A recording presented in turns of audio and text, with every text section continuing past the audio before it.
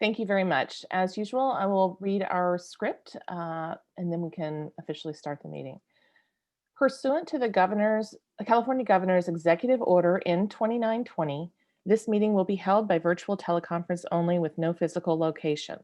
Spoken comments via a computer will be accepted through the Zoom teleconference meeting. To address the commission, go to zoom.us/join. Meeting ID is 996-8860-1674. When you wish to speak on an agenda item, click on Raise Hand. When called, please limit your remarks to the time allotted. Spoken public comments using a smartphone will also be accepted through the Zoom mobile application. To offer comments using a regular phone, call 1-669-900-6833 and enter meeting ID 996-8860-1674. When you wish to speak on an agenda item, hit *9 on your phone so we know that you wish to speak. All right. Mr. Nguyen, would you like to take roll? Yes, but before we do the roll call, I just want to very briefly go over, excuse me, I just want to very briefly go over the procedural rules for public comments because we are expecting a high volume of speakers tonight. Each member of the public will be allowed up to 5 minutes to speak. The chair may reduce the allowed time to 3 minutes to accommodate a larger number of speakers. Spokespersons who are representing a group of 5 or more people will be allowed up to 10 minutes to speak. Please email a list of your group members to planning.commission@cityofpaloalto.org. So far, I have received 2 groups and they're being headed by Leela and Jeff. And lastly, if you are donating your time to a spokesperson, please lower your hand because we will only be calling on the spokesperson to speak. Great, thank you. Okay, and with that, I'll begin the roll call. Chair Templeton. Present. Vice Chair Rupava. Present. Commissioner Olczak. Present. Commissioner Heckman.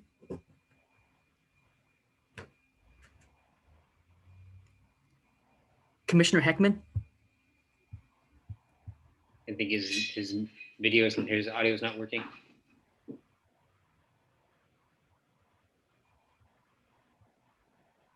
Okay, I think last time he had some computer problems as well. Let me see. He was here. It looks like he's going to try and restart. So maybe you can come back to him last in the roll call order. Would that work? Yes. Commissioner Lowing. Present. Commissioner Riggs. Present. Commissioner Suma. Present. Okay, we have 6 present. All right, and let's see if Commissioner Heckman has rejoined us. Commissioner Heckman. It looks like he just left the meeting, so he may have restarted again. Okay. When you notice him come in, we can officially enter it into the record, or should we wait? Yeah, sure. I'll keep an eye on the list. Okay. Appreciate that. Okay. So, do we have oral communications on items that are not on the agenda? We do have 12 hands raised, and I just want to remind everyone that oral communication is for items not on the agenda. So if you're here to speak on Castalia, please lower your hand, and then you may raise your hand again later when we actually get to the item. And I do see the hand raise are quickly disappearing. Okay, so it looks like we have 2 oral communications. So can we please get the speaker timer up?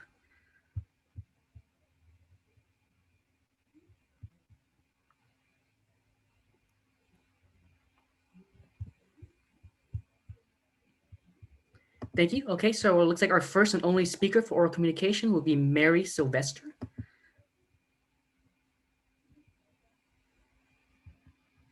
Good evening, commissioners. My name is Mary Sylvester. I'm a 43-year resident of Palo Alto, living on Melville Avenue, half a block from Castalia School.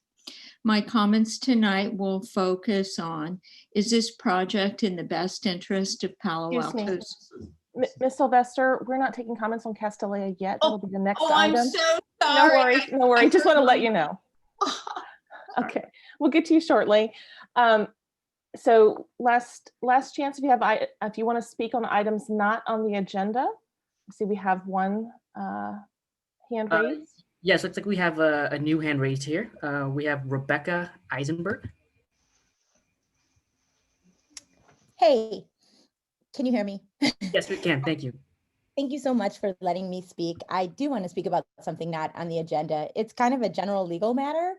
It's been a little frustrating to me and possibly to some other people about the procedures in which these types of meetings are run, where it can be kind of frustrating if you represent the point of view of the community at large, the way that, or a member of that community, that sometimes the way these meetings are run is that, for example, the applicant will get a chance to speak, and then the community will get a chance to speak, and then the commission will get a chance to ask questions, and then the applicant gets to wrap up, and then the commission makes a decision.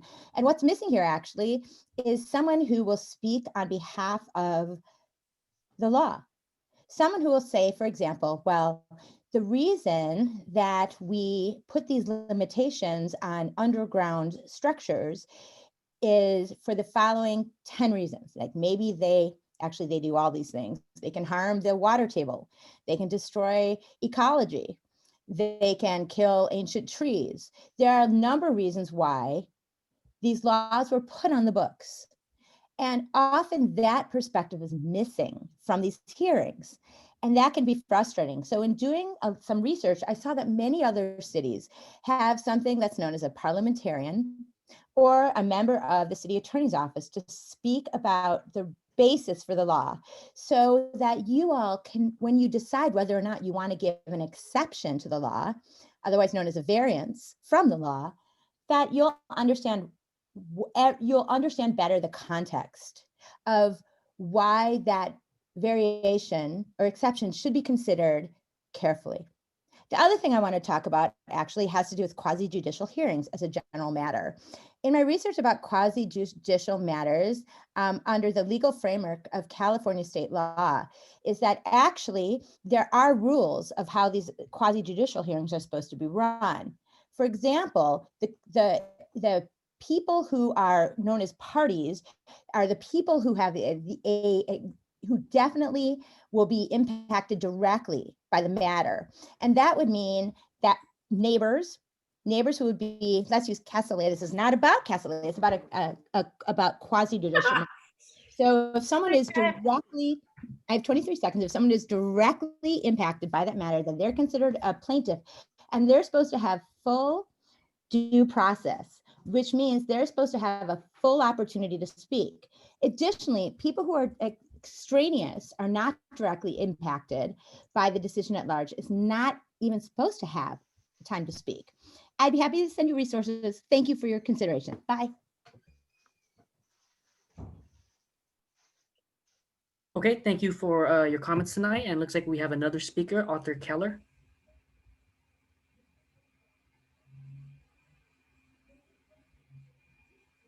Yes, I'd like to donate my time to the advocates of this. Okay, thank you. But right now we're on oral communication, which is for items not on the agenda. Does anyone here have any other comments on items not on the agenda?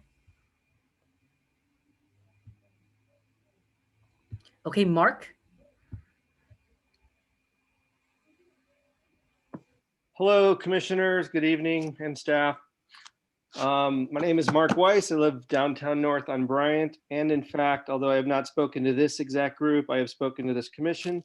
I was an applicant once or twice for this commission. I guess my applications are a matter of public record. And in fact, as of 2009, I ran for city council. So I have been following local policy for a while. And I want to comment because at least a couple of you were affected or spoke. the discussion of a handbook for commissioners. I found the entire conversation very troubling, and I just don't understand where it came from. And on some level, it was it seemed to have like a squashing effect on dissent or public input.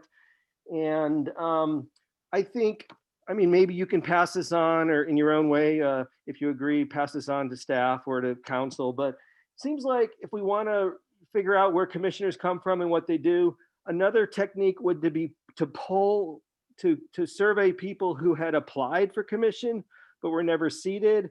If that's too many people to talk to, you could talk to people who applied for commissions, got votes but weren't seated. It seems like if there's a question of composition where commissioners come from, which is part of the issue, I believe, and not just deportment or how they function, it seems like the technique that framed this staff report was sort of like speaking to the choir. The people that were polling were giving them the answers they already knew.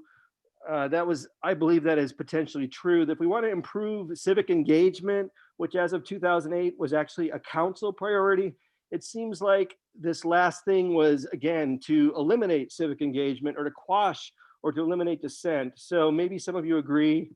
As we go forward, trying to get, all our neighbors leaning in and listening in, and hopefully participating, at least voting, writing letters, speaking 3 minutes at a time, or doing what you find people are doing in terms of the tremendous commitment you each have made. I think we could do a little bit better getting civic engagement. And I'm afraid this handbook thing, even though they backed off a lot of the most offensive parts, I think it's pushing us in the wrong direction. So anyways, looks like an interesting meeting. Thank you for your service. Wear a mask and vote. Thank you. Bye. Thank you, Mark, for joining us tonight. And Chair Templeton, that concludes oral communications. Thank you very much, Mr. Nguyen.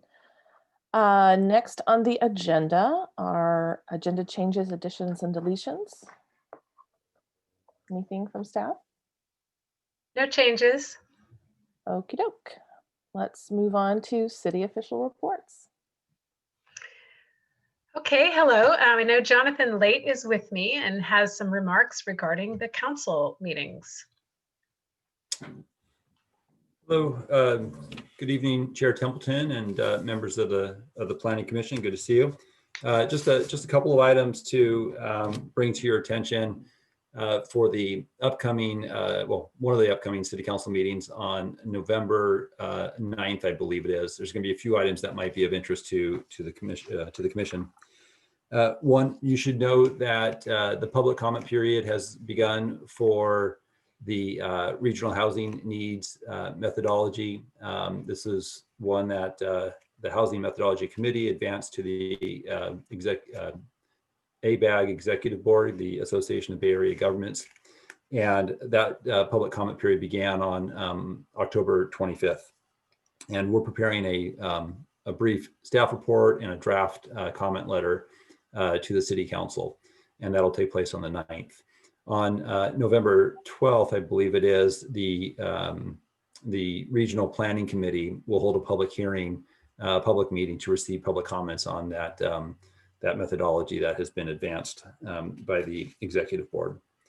Also for the City Council, there's two other items to note. One is there will be an update on the city's effort to, one of many efforts to respond to COVID and the community and economic recovery strategies that have been discussed at City Council, including the Uplift Local program, and then also some other areas that are tied to the Planning Commission's interest, including expanding the definition of retail. There's some dialogue and some direction that is anticipated with respect to parking regulations and also the retail preservation ordinance. So those are some among some of the issues that will be discussed on that item on the 9th. And then lastly, on the transportation side, our Office of Transportation is going to bring forward a discussion about the California Avenue parking policy to expand the eligibility for city garage parking permits. Also look at modifications to the Evergreen Park Mayfield RPP to reduce the number of employee parking permits that are issued for that district, and consideration of a possible limited term or limited applicability in lieu parking program along California Avenue to address some of the challenges that we have about new uses being able to establish in these areas. So that's a fair amount of items that are forthcoming for the City Council, and we wanted to make sure that the Planning Commission was aware of those items. So Amy, I think you had some other updates as far as next meetings for the Commission. I had a question, Carrie. Chair Thompson. Yes, go ahead. For Director Late. So I know our arena numbers for the region were doubled. Do you know what our arena numbers are for Palo Alto? That was the first point that you raised, or can you even, is it appropriate for you to tell us now, or I was just curious since you raised it? Yeah, sure. Happy to share that with you. So we don't know what the official number is yet because it still has to go through a process, but and that process is in part based on how sort of a related effort with Plan Bay Area is proceeding. But right now we understand that the estimate goes up to 10,000, about 10,000 new housing units for Palo Alto. What were we at last year, or for the prior cycle, for the prior arena cycle? Right. For our current RENA cycle, the RENA number that we had was 1,988. Okay. Okay. Thank you. Okay. Sorry for interrupting. I just want to note that Commissioner Heckman is now with us. Okay, Amy? Yes. So Amy French, Chief Planning Official. I'm going to just give a quick update on the upcoming Planning Commission meetings. We have 2 more in the year 2020. And the next meeting is on November 18th. It's a special meeting falling between the 2 regular meetings, which are both on holidays. So we are looking at a parking in lieu study session for November 18th. There could be a continuance to go to that date as a possibility as well. We have objective standards, but I believe those are looking like they're going sometime in December or possibly January. We're working with the ARB on those. These are, related to housing policy. So we are implementing ordinance changes and coming forward with those. And then on the 9th of December, we're looking at the North Ventura project coming forward, as well as a text amendment. The chapter is 1870. So those are updates as far as upcoming Planning and Transportation Commission meeting agendas. Great, thank you. Anything else from the city reports, or do we have anything? We don't have anyone from transportation here tonight, right? We do. They're here in support of the next item. All right. Oh, there's Philip. Okay. Hi. Yeah. So yeah, thanks. John covered most of our items. The only ones I would add to that, what Director Late covered earlier, is that we've reinitiated our RPP parking enforcement in the RPP districts, although we're currently only doing soft enforcement. So that means just providing warnings, because although we've gotten, the word out in our social media and sending, mailers out and other things, we want to make sure that nobody gets a ticket that is not prepared for it. So we've extended the time that we're going to continue doing soft enforcement to make sure everybody's up to speed before we start actually issuing citations. And yeah, as Director Late mentioned, we'll be presenting on November 9th the California Avenue, the new garage, on what we intend to set up as policies there for how we'll deal with permit parking in the garage. And one other item that we'll have on that agenda that was heard by the PTC is the Crescent Park neighborhood traffic calming program that we that this group supported. All right, thank you everybody for the updates. We're really glad you're you're all here. We have new faces or not necessarily frequently seen faces here. So it's really exciting to talk to you all. Okay, so let's I had move my hand on. up for a while. I'm sorry, even before Giselle. Oh, I didn't see So, your hand up, Billy. Thank Commissioner Riggs. So please go ahead. Yeah, and Billy's fine. A couple things. It was actually, I had my hand up on the agenda deletions, additions, but it'll all flow together. Maybe in reverse order because we're a couple of responses. So Philip, definitely seeing enforcement roll out in a patchwork across the region. So just one idea, just to make sure we're particularly matching when we go to hard, hard versus soft enforcement, it might be good to match what other regional cities are doing, because I think it's not very transparent to consumers, where and when things are being enforced. And Caltrans is not enforcing until 2021 on HOV lanes, for example. I mean, and that's Caltrans/CHP. So just maybe important to note in terms of how we're thinking about enforcement.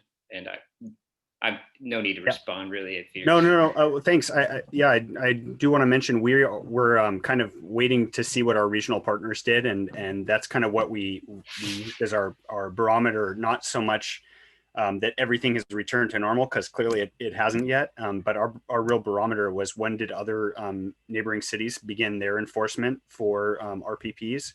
But I will note that we're not starting our enforcement yet in the commercial zones, in the commercial districts, and in the garages. So we're still going to continue to monitor the parking impacts in those areas before we start that enforcement. So I can definitely see how that might be confusing, but it's really just the RPPs that are being enforced. And that's really why we're trying to get out the message and make sure, as we continue this message, that we let people know that we're still not enforcing in the commercial zones and in the garages and lots, the city-owned garages and lots, only in the RPP districts. Good. Philip, that's great. It's really good for the public to hear. So thanks for that. And maybe I can just move on. Appreciate you chiming in there. The one thing I wanted to add to Jonathan and Amy's update is on the RENA piece, Denmark's had an interesting thought piece in the Cal APA NorCal newsletter, just about, and it might be good for if as you're interfacing, particularly with MTC, to think about for cities like Palo Alto and Mountain View, Sunnyvale, et cetera. But particularly it was thinking about smaller cities in the region and how PDAs are not exactly, and this idea of a high capacity rail are not clearly defined by MTC. And I think we've talked about that a couple times. And so Denmark's being Berkeley former planning director was just saying that, pushing MTC on this is really important. So I just wanted to maybe flag that for you guys to look at. And I do think that should be maybe part of, I just put it out there that as potential part of the discussion. No need for a response there either, but I thought it was a really interesting piece.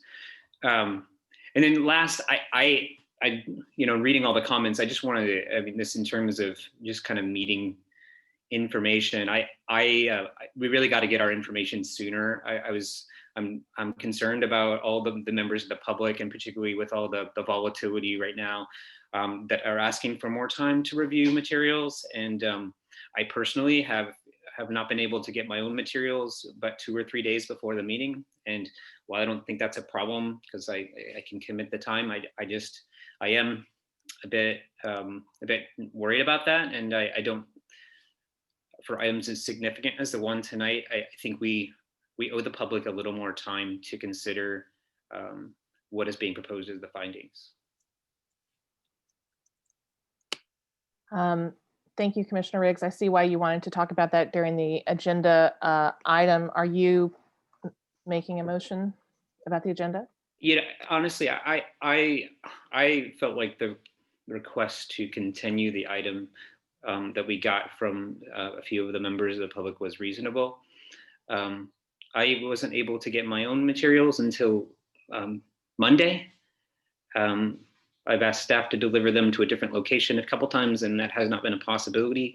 So I can totally sympathize with some of the comments that have come in, but I would just want to put that on record. I don't know that there is consensus to continue this item to a future date without having a hearing.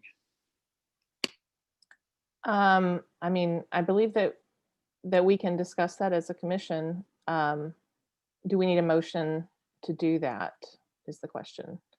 Well, I'm happy to hear other commissioners' thoughts on it if you want to hear that before trying to make a change. Commissioner Riggs, is that what you're asking for, input from other commissioners? Sure, I'd like, maybe that'd be great, Chair Templeton, if we could just maybe have some thoughts from other commissioners. But I do think this is a substantive enough item, and we have enough members of the public here that I want to make sure that we're not doing a disservice in terms of giving them an opportunity to consider it fully. Okay, other commissioners, please raise your hand if you'd like to speak to this topic about the agenda. Chair Templeton, is my microphone working? It's barely working. I can hear you, but it's very low volume.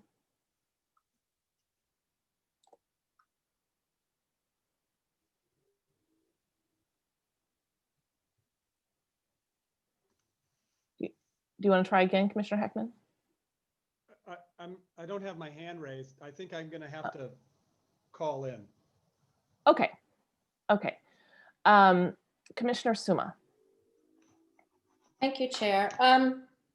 Well, I share Commissioner Riggs' concerns, although I felt at our last meeting it was more acute with submissions the night before, significant ones, and the day of.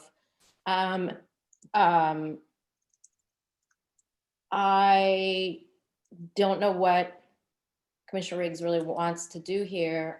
I do think it would be appropriate for the city attorney to weigh in. But I can share his concerns, although I know a lot of people have carved out this time this evening to be here. So, and members of the public particularly. So I'm not sure what to do, though.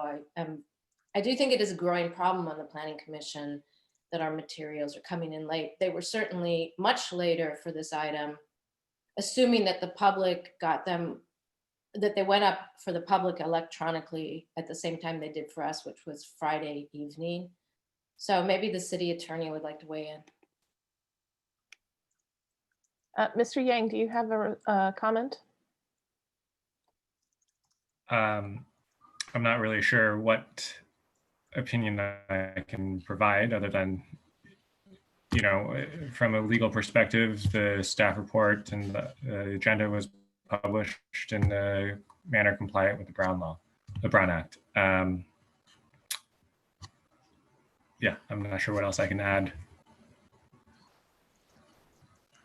I think maybe what Commissioner, if I can just put it in the form of a question. I mean, Albert, I know these meetings are tough for you, so I appreciate your service. Is it in with the realm of the feasible to offer the public more time to review these documents, given, I would say, the quite extenuating circumstances people have had? And again, I referenced the letter we got on the 26th from the attorney of some of the neighbors that explained some of the situation. We know that the East Bay has not had power at large components of this week, and I think that that's truly extreme. You know, we live in extraordinary times, and I just think that we need to exercise fairness. I think in terms of the way I would do it is there anything would preclude us from continuing the item to our next meeting, or taking some comments tonight and continuing any discussion of the commission until a further date, and allowing continued public comment in a subsequent meeting. Thanks for clarifying the issue there. And no, there's nothing that would prevent the commission from continuing this item either now, before opening the hearing, or after the hearing has been opened and there's been some discussion. So Commissioner Chair Templeton, I just basically winged two options that I think are reasonable. one of which was to continue the item in totality, or one to open the hearing and keep the hearing for a fixed period of time and keep the hearing open until a continued period that would allow for a more robust look at what's being proposed by the public. Thank you so much, Commissioner Riggs. I see a few other hands up. So we've heard a couple of proposals. We'll go to Commissioner Suma, Alcheck, and then Lowing. Sorry, I already spoke. All right, thank you so much, Commissioner Suma. Commissioner Alcheck.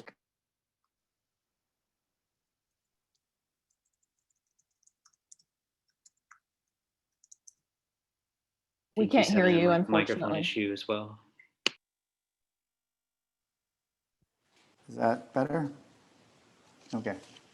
I know I've made this point before in our discussions regarding this item. This process has been very, very long. And love it or hate it, the release of the packet has not differed from the schedule of release, I think, for nearly every packet that we've had in the past couple of years. So, I mean, I was the chair of this commission 4 years ago. I remember suggesting at that time, wouldn't it be great if the packet came out? Like, wouldn't it be great if we canceled our next meeting, but we pretended like we didn't? You issued the packet out the Friday before, so that was 2 weeks before, right? We had this conversation. That has not been, possible. And what I would suggest is that I'm equally concerned that, well, I'll say two things. Number one, I appreciate all the work that goes into these packets. This was scheduled to take place, I think, 2 weeks ago, and it got delayed. And I understand, and my guess is, because I wasn't really informed about it, but my guess is that because they just had so much left to put into the packet. And I am aware of the letter from the attorney in the East Bay, but I also was impressed with a lot of the comments we received that were highly detailed about conditions of approval that came in from public comment. So clearly the public has worked hard over the last 5 or 6 days, and probably earlier, to develop some of their thoughts on these items. And I would say that I'm equally concerned about the idea that we would postpone this discussion based on what is a real pattern, right, in our PTC process, which is that packets really do come out basically at the last legal opportunity for them to come out. And so what makes this issue, this applicant, unique, that we would essentially treat that consistent practice differently? We've had lots of very controversial issues that affect the city in general, that we've had issues that affect neighborhoods specifically. I guess what I'm trying to say is, if we are going to continue operating as we have, with meeting the legal requirements of publication, my preference is that we continue to hear the agenda item as planned. And I would encourage the chair and the vice chair maybe to entertain a discussion about, I don't know, working with staff to come up with maybe proposed earlier date of publication. If as a commission we feel like that's important, if we need it to be 2 more days. I certainly have had nowhere to go and spent most of the last 5 days reviewing this material, but I appreciate that it's a lot. And I hope that we have the opportunity to continue discussing it tonight. Thank you, Commissioner Alcheck. Commissioner Lowing? Of the two options that Commissioner Riggs proposes, I think the latter makes more sense. The first comments I was going to make tonight were comments that you two already made, which is that, you know, three days with a hard packet is not enough for me. That means also the public is under more duress because they have to get up to speed on this thing. So we can't change that date, but it was particularly sort of, I think, in everyone's face, because that's exactly what happened on this issue the last time. We had very short notice and then didn't even have any public comment at all on stuff that hit the desks that day. So given all that history, and given that we have 66 attendees, many of whom want to speak, I think that the second approach would be better, which is to take anyone that wants to speak on this tonight, but tell them that if they don't want to, or if there are more at the next meeting, that they could chat either in a group, just as Chair Templeman has laid out. So I think we should go ahead with public comment, see if it takes an hour or 3 hours, and then at that point we can decide to move it to the next meeting or continue discussion of it. Thank you, Commissioner Lowing. Commissioner Riggs, I see your hand is up, followed by Commissioner Suma. Yeah, in the interest of time and just moving us on, because I don't want, my intention was not to take a lot of time with my concern, and I know that we have a lot to do, and I don't want, and I'm sure the public is like frustrated with this process discussion. Sorry folks, we have to do this. I'm gonna make a motion that we open, that our procedure, we would decide that we will open public comment for a fixed period of time as dictated by the chair. We leave public comment open, continued public comment to hypothetically our next meeting, at which point we will close the public hearing when public comment has concluded. That would be in the spirit of what Commissioner Lowing proposed and some of the concerns that have been expressed. Is my motion clear enough? It is. Let me just check in with Mr. Yang. Mr. Yang, can we make this motion now, or do we need to have a continuance or a structure motion after we've opened the item? You could make that motion now about how you want to structure your meeting. Okay, great. And just to add a little bit of clarity to what Commissioner Riggs suggested, I think you would be opening the public hearing and the applicant would be speaking first. And then there would be an opportunity for, if you would like, Commissioner questions and then public comment. Then you could continue at that time and leave the public comment period open. The public hearing would not be closed until the applicant's rebuttal had come in, and then you close the public hearing before the commission discussion. Okay. Thank you, Mr. Yang. I will confirm that was my intention. So thank you for the clarification. And I would say, I apologize, Chair Templeton. I just want to, my intention also is not to obstruct or to change the format that has been dictated by the city, that we would structure things with 3-minute comment periods that can be combined to 10-minute 5-person sessions. So it was not to alter anything that has been pre-decided, but just to allow for a continuance of that public comment across to a later date, to allow people to a little more time to absorb what's been presented before them. Great. Is there a second? I see Commissioner Suma. Great. I'll second. Any other discussion? I see Commissioner Suma's hand is up. Commissioner Alczak? Yeah, just, I guess, process question. Is there any reason we couldn't discuss this or decide this after we take public comment? It sounds to me like the motion is take public comment and proceed on the agendized item.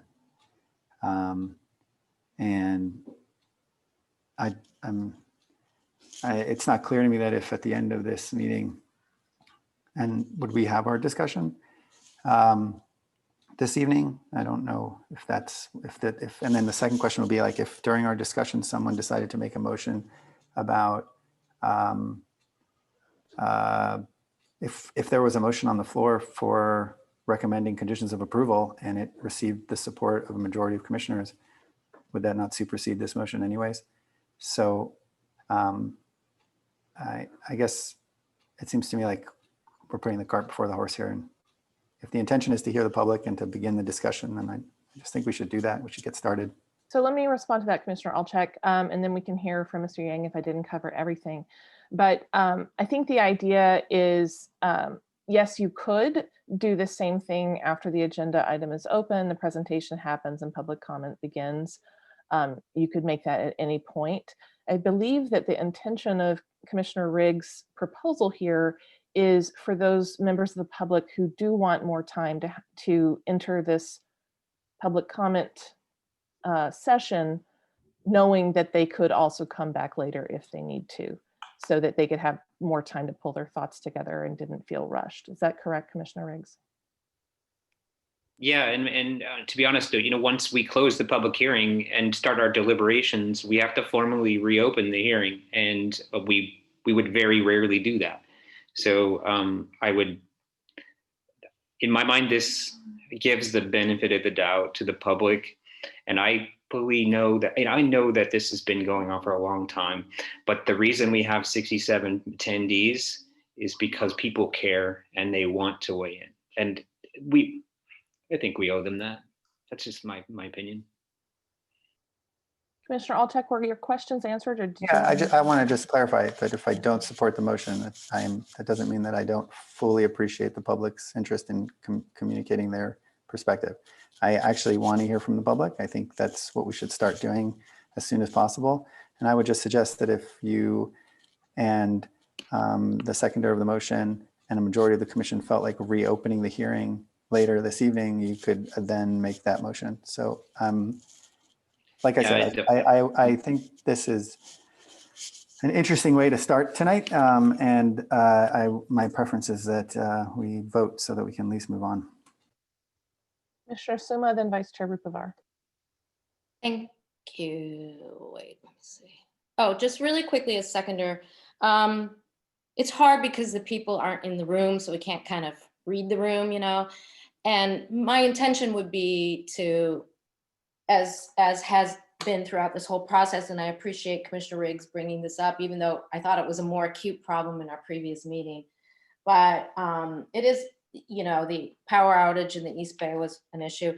And I'm hoping that this serves the public here very well. And the fact that we're leaving the public hearing open makes me feel like everybody's going to get a chance to speak to this. And it's kind of personally hard for me because I do a lot of preparation. And so I'd like to talk about it now after I've done all this preparation too, but I think our real job is to serve the public and the public process on all sides of this issue. Thanks. All right, thank you, Commissioner Summa. Vice Chair Rupavar. Yeah, I agree with everyone's sentiments here. And the wanting to hear from the public. For me, I just want to speak to this. I do feel that this motion is a bit premature. Like, I want to hear from the public first and read the room and get people's sentiments before I entertain such a motion. Again, it just feels premature to me. And then in the future, I would encourage commissioners, if they have these sorts of concerns, to maybe raise them with us beforehand. So, we could have addressed it rather than now at a public forum, try to scramble. I just don't get why this is being brought up now last minute, when this could have been brought up before. So that's my only comment. Thank you, Vice Chair Rupavar. I would like to speak to this as well. Director Late, go ahead. Well, thank you. I wanted to wait till Commissioner spoke, but thank you. I'm happy to go. I was going to make some introductory remarks when the item was called, acknowledging what Commissioner Riggs has brought forth in this discussion. We weren't explicit about it in the staff report, but I think it's something that commissioners are certainly well aware of, the ability to continue items to future hearing dates. And so one of the things that we wanted to sort of acknowledge was we did drop about 150 pages on the Planning Commission on Friday to review, and that's not counting the 75 pages of public comments that were packaged and also sent to the commission. So we do recognize that there's a lot of information out there. And so as you're having this conversation, there was something that staff was also thinking about is, do we follow the model that we did last time? At a minimum, hear the staff presentation to report out on the direction that we received from the Planning Commission, and listen to an applicant presentation, and then begin to hear public comments again. And then with, reserving then that option on how you want to proceed. If the motion passes, I just have one clarifying point. And as we hear the public comments, is it the intent then to offer those who choose to speak today another opportunity to speak again when the item gets continued, or if you speak today, we'll maintain that list, and then how would the commission? I'm just trying to get a sense for, are we going to replay this twice potentially, or are we going to ask people to choose one night or the other to speak to? My intent is the same hearing. It's the same public hearing. So it's a one shot. That's one correct. Shot to speak of it. Yeah, Okay, and I would also want to emphasize that what this does is it puts a time constraint on the evening. And if you remember, I specified that Chair Templeton could dictate the time period by which we would close the meeting as well. Okay, thank you. Thank you. Thank you. I anticipated, based on the previous amount of public input, that we might be interested in continuing this. It wasn't planning it during the item number 1, but I think it's actually really good that we're talking about it and setting that expectation very clearly up front, especially to the point that Director Late just made, so that people know they either speak tonight or at the continued hearing, but probably not both, because we would want to be able to get through and make sure everyone had a chance to be heard. So I'm supportive of this motion. I think it's very important that we have the time on a issue this complex and visible, right? This is one that we've got a lot of members of the community who are passionate about. So I think it's important that we take the time to hear everybody and also give the opportunity for the public to parse it. It definitely is a very dense material. So I'm inclined to support this. All right, any other comments? Vice Chair Rupivar, Commissioner Alchek. Sorry, I guess my hand was up from before. And so, yeah, I mean, I think it's premature. I was anticipating we would do this. It's just shocking that it's coming up now instead of at, end, but.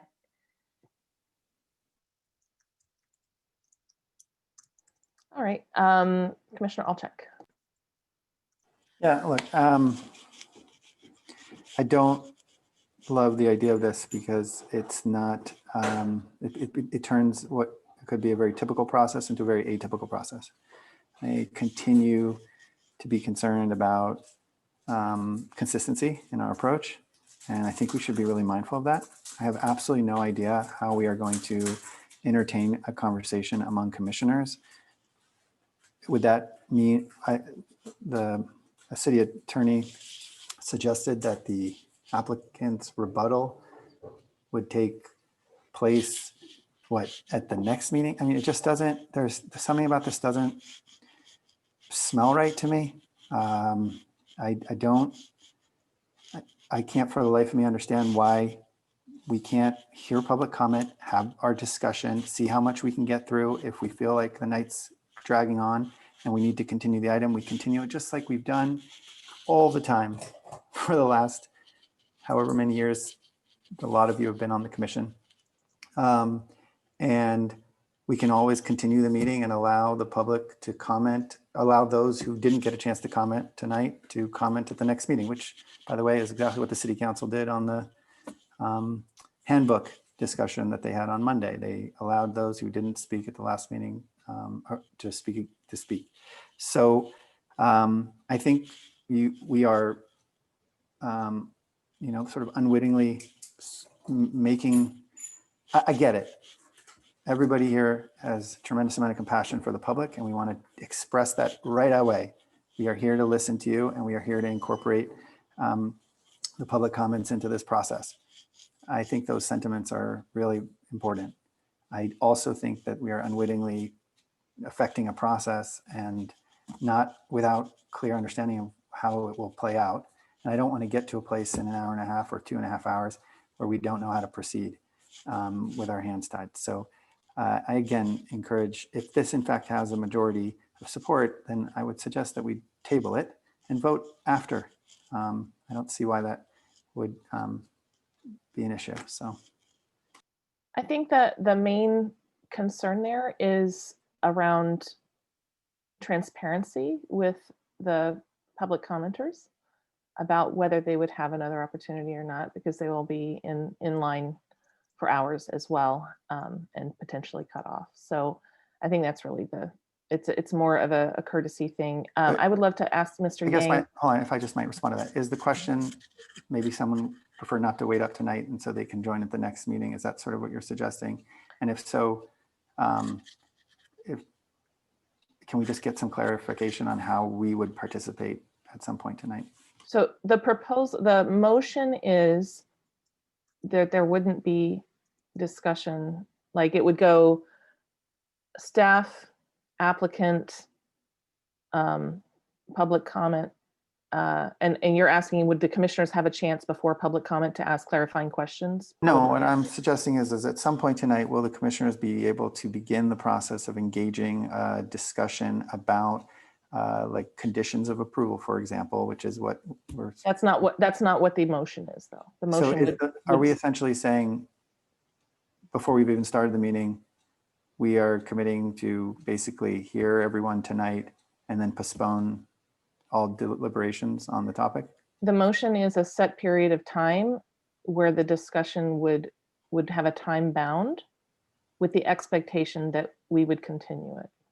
I believe that's the motion. That discussion though includes us. Do we have, are we going to discuss after the public? I don't think you're being very clear. Commissioner Riggs, can you clarify the motion? I think that I actually jump in for just a moment. Okay, thank you. I think it's because we're in this kind of introductory stage of the meeting before we even opened item number 2.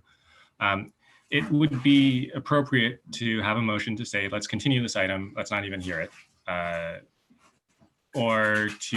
that would be an agenda change, right? Or to say, let's limit the time of this item to X amount of time, at which point we'll have to have some sort of motion either to continue it or to approve or deny it. We'll have to finish our consideration of the item at X time.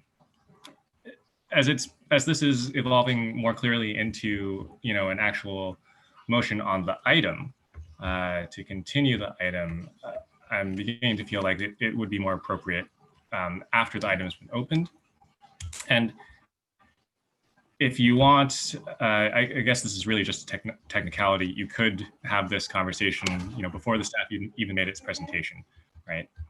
So perhaps that's just the way we should think about how this discussion is happening. Is we're in item number 2, but before the staff presentation, we're having a conversation about,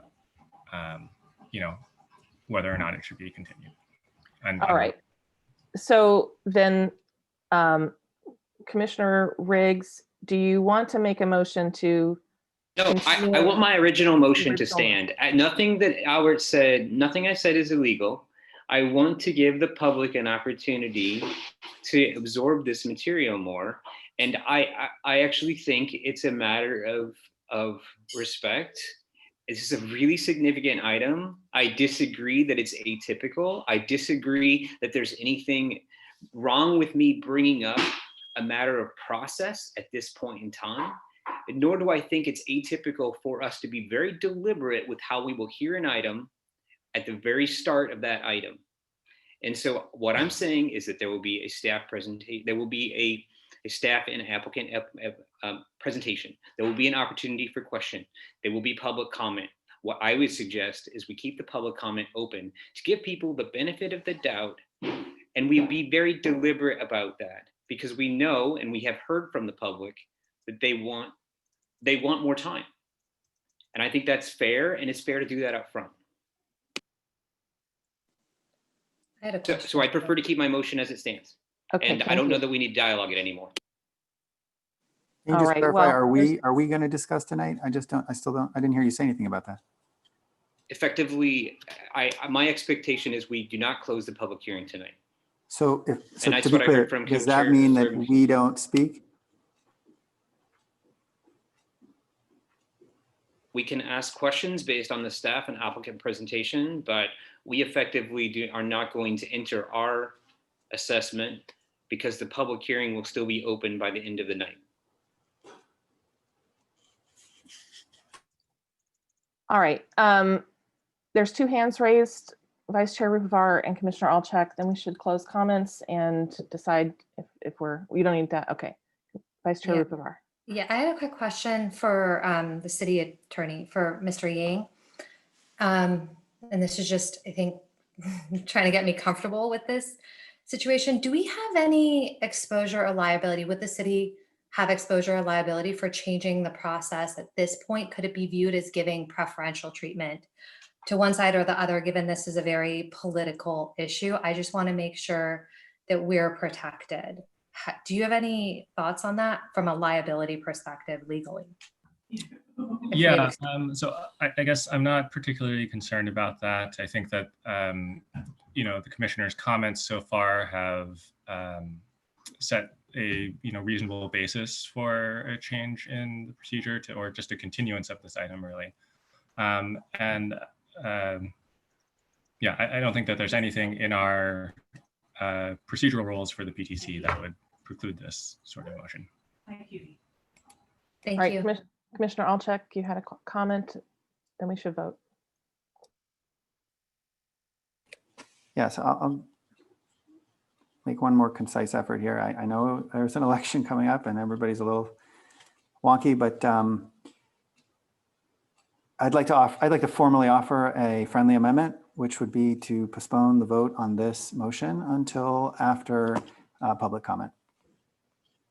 And to just see if there's opportunity then to determine whether or not we want to continue this item.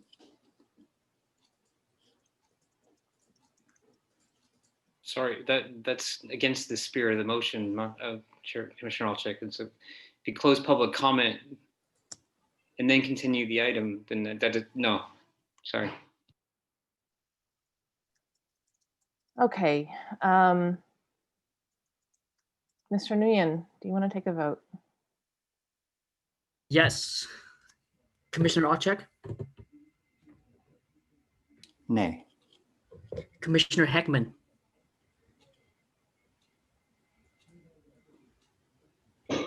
He needs to be elevated to panelist, please. His username is phone number ending in 1785. Okay, 1785. Okay.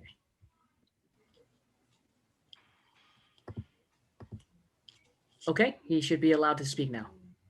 And I believe you have to press *6 in order to unmute yourself on your phone.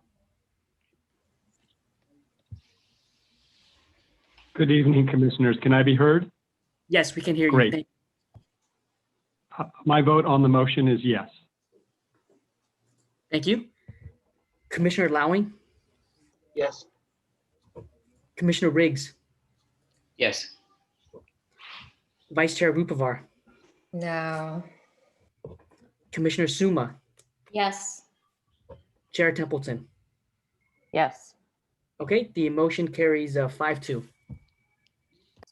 Thank you. All right, so I think we can close item number 1 and we can open item number 2. That is the Castalia School Project quasi-judicial hearing. Do we have any recusals or any comments about this from commissioners before we begin?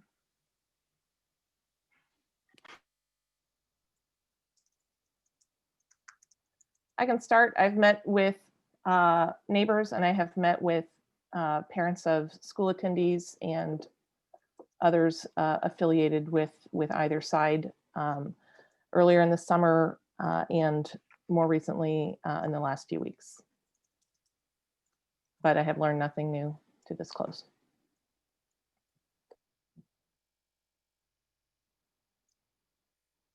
Commissioner Suma, followed by Lowing and Vice Chair Rupavar. Thank you. I have also had sort of casual conversations with a handful of people, but I did not learn anything new, mostly neighbors. Thank you. Commissioner Lowing. Yes, I've had discussions with neighbors and residents in individual groups, as well as one group meeting from sort of all sides of the issue, and I don't have anything to disclose on that. Thank you very much. Vice Chair Rupavar.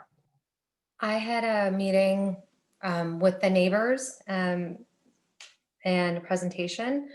Castalia reached out to me to have a meeting. I did not meet with them, only neighbors, but I have nothing more to disclose. I didn't learn anything new.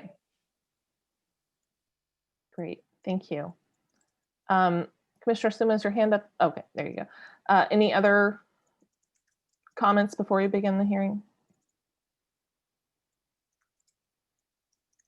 Okay. I think it's over to Director Late. Great. I actually made my comments on the earlier item, so I will send it over to Amy. I'll just note that after Amy's presentation, we're technically reopening the public hearing because you've closed it before, and we'll be reopening it to hear public comments. So that's embedded in our discussion here this evening. So with that, Amy. Hold on, before we start, I just want to note that it is 7 o'clock. Why don't we, we'll plan to check back in on the continuance at 10. Is that okay, commissioners?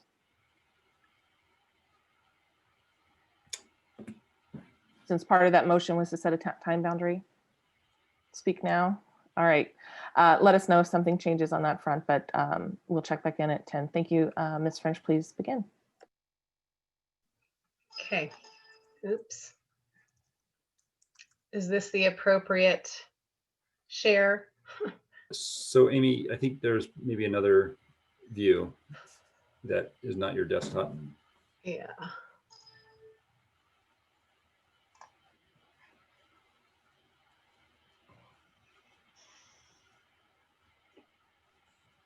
Okay. And maybe another one still. This is the one Display that, setting.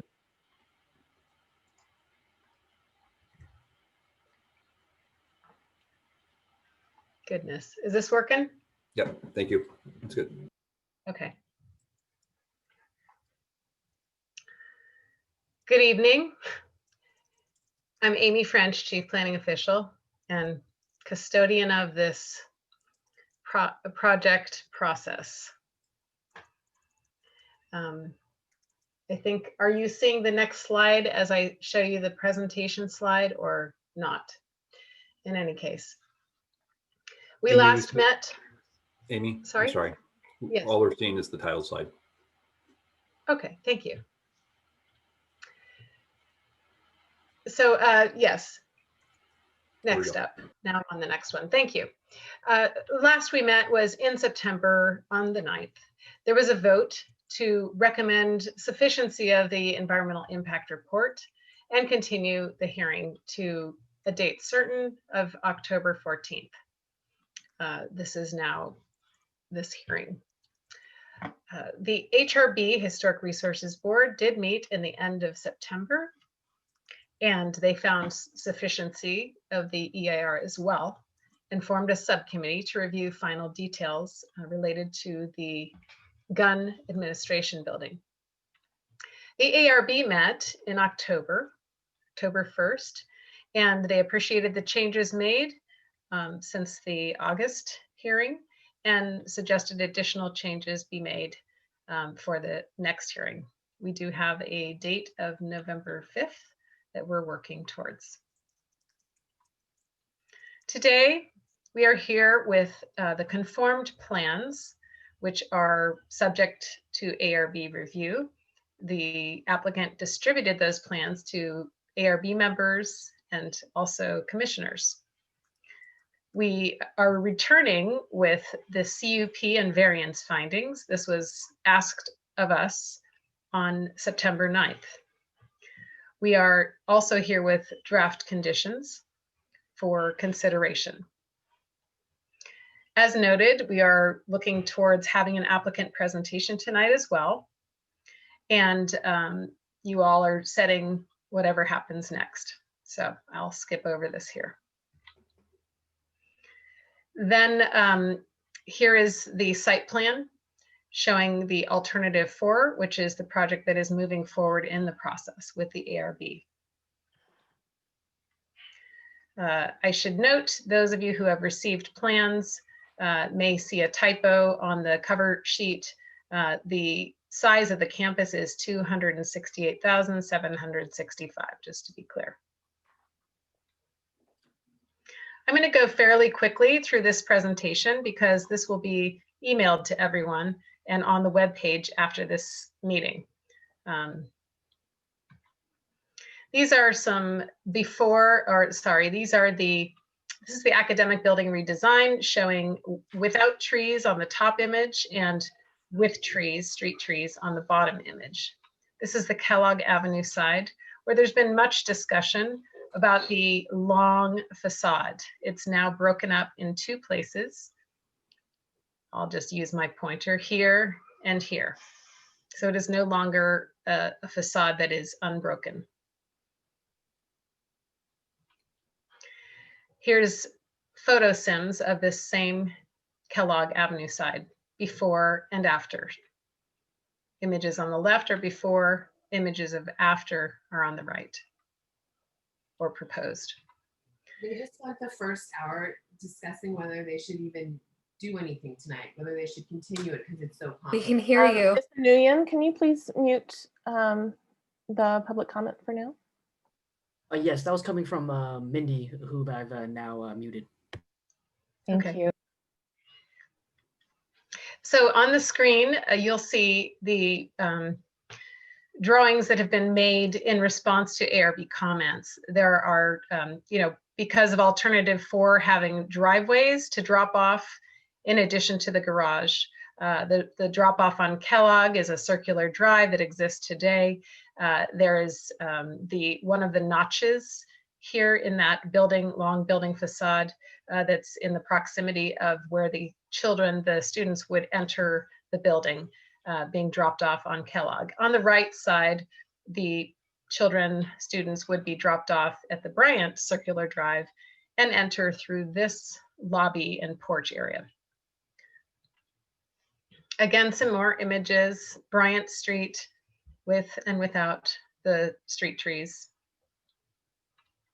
and Emerson Street with and without the street trees. More images showing photo sims. So you have the draft variance and CUP findings in your packet pages of the staff report, pages 25 through 29. I'm going to gloss through these slides because they're in your packet. We have special circumstances relating to the variance, and strict application would be an issue. Strict application of the floor area ratio standard, given that there is already exceedance of floor area on the campus. There are 3 more findings related to the variance, again, in your packet. There are CUP findings as well in your packet. This is finding 1. There are facts that relate to finding 1. Then there are CUP findings related to proposal, including the parking, which they're proposing to meet the parking spaces, which the current site does not for the number of students, classrooms. There are things about the proposal that improve the sustainability with a new building, landscaping around the frontage of the campus and throughout, and traffic and the TDM program. There are CUP findings that relate to the conditions and the mitigation measures that are associated with this project. And so those have been designed towards mitigating and concern and care for the result of the project.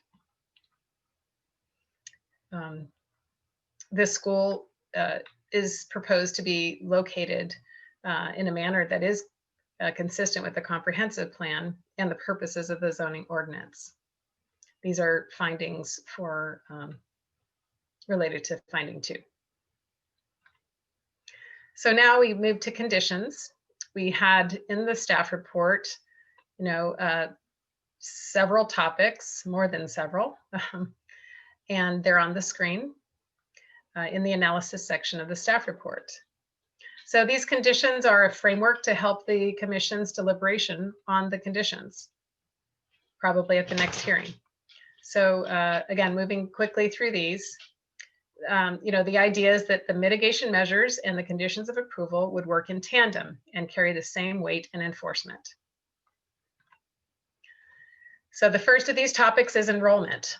The project includes these features: a 540 student cap, maintaining the existing 426 students until after the garage is built, at which point at a rate of 25 to 27 students a year and up to 490 students, followed by construction of the academic building with increases up to 540 student cap at a rate of 25 to 27 students per year.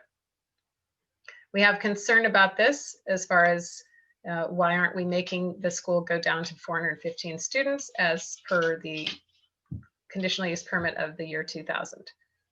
We also have concerns about increasing enrollment before construction completes. Again, we have about 4 conditions here related to enrollment, and they require ongoing compliance. They have a process to suspend enrollment increases. There are violations, and we will consider any changes the Planning Commission suggests as far as enrollment ceiling and timing, phased increases when those increases begin. So in all of this, the TDM program is a major factor. So the special events, the school's application says 90 events. There's a breakdown of those. This has caused concern with the residents in the neighborhood, though the school has taken measures to reduce impacts, and the school and the city have disagreed on what this existing CUP says about events. The EIR considered these events and the impacts and proposed the mitigation measure 4A. There's a number of items in that mitigation measure related to events.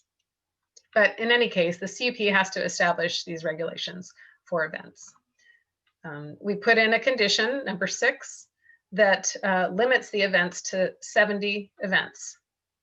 And this is a 20% reduction from the 90 in the application. You can read in the report what that condition entails.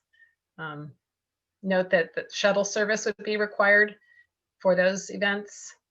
And the bullet at the bottom is about the fact that the school notes that 74 events would be more in line with their academic programming and social interests. So the PTC consideration is here on the page, bullets about that. Then we have operations and community engagement. We have restrictions. We have some carryovers from the prior CUP. We have various conditions about various neighborhood concerns, lighting, noise, hours of operation, summer school, use of fields, etc. We have monitoring enforcement, and this involves several conditions about recovering staff time to enforce and monitor the CUP. And it relates to traffic mitigation measure 7A and mitigation measure for the events 4A. There's oversight about school communications with the neighborhood and some other things. Then there's the temporary campus, and that has been requested and is in the condition number 11 to require removal of that campus. There's some specifics about that in the staff report. Again, Planning and Transportation Commission may have some thoughts on that, which we'll hear eventually. And that's because that's one of the CUP components. There's a lot here that we may not be going over a lot tonight. So just the high level summary, there's a TDM program. It builds upon the existing TDM program and the environmental impact report mitigation measures. There's performance metrics and targets and tracking devices in the form of driveway vehicle counting devices. There's tracking of average daily trips and AM peak trips. And then there's reporting items. I'll move to that slide. We have compliance and reporting. So I'll just hit the high points here.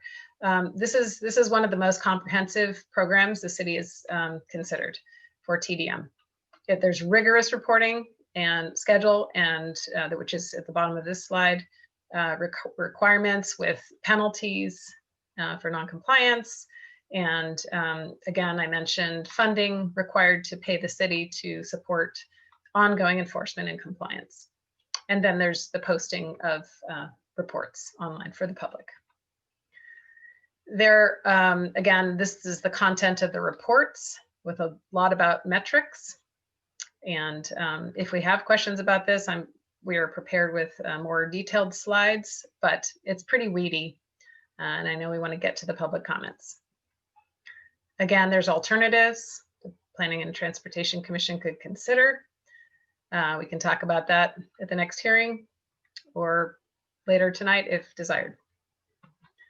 Then there's construction. There is the suggestion that we stay enforcement of this average daily trip and AM peak trip performance metrics, again, using the driveway counters, et cetera, during the construction period. It's going to be a challenging set of metrics to follow during construction. But then, of course, we would still collect the data and resume once construction is complete after 3 years per the application. So again, the architectural review conditions were not included in the packet for the Planning and Transportation Commission. Those go to the ARB and involve construction logistics, demolition, public works, utilities, public art, urban forestry conditions. As noted, the mitigation monitoring and reporting program, which was attached to the report, has a number of construction related mitigation measures. They're on the screen. The last topic is pool noise. There are mitigation measures, and then there's a condition of approval that addresses pool noise. The next hearings are, well, there's this hearing. So the next available date for the Planning and Transportation Commission is November 18th. As noted, the ARB will take up the revisions as shown in the conformed set on November 5th. So that concludes my presentation.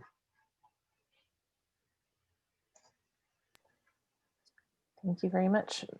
Ms. French, are we expecting applicant presentation at this time, or? I believe that was part of your motion.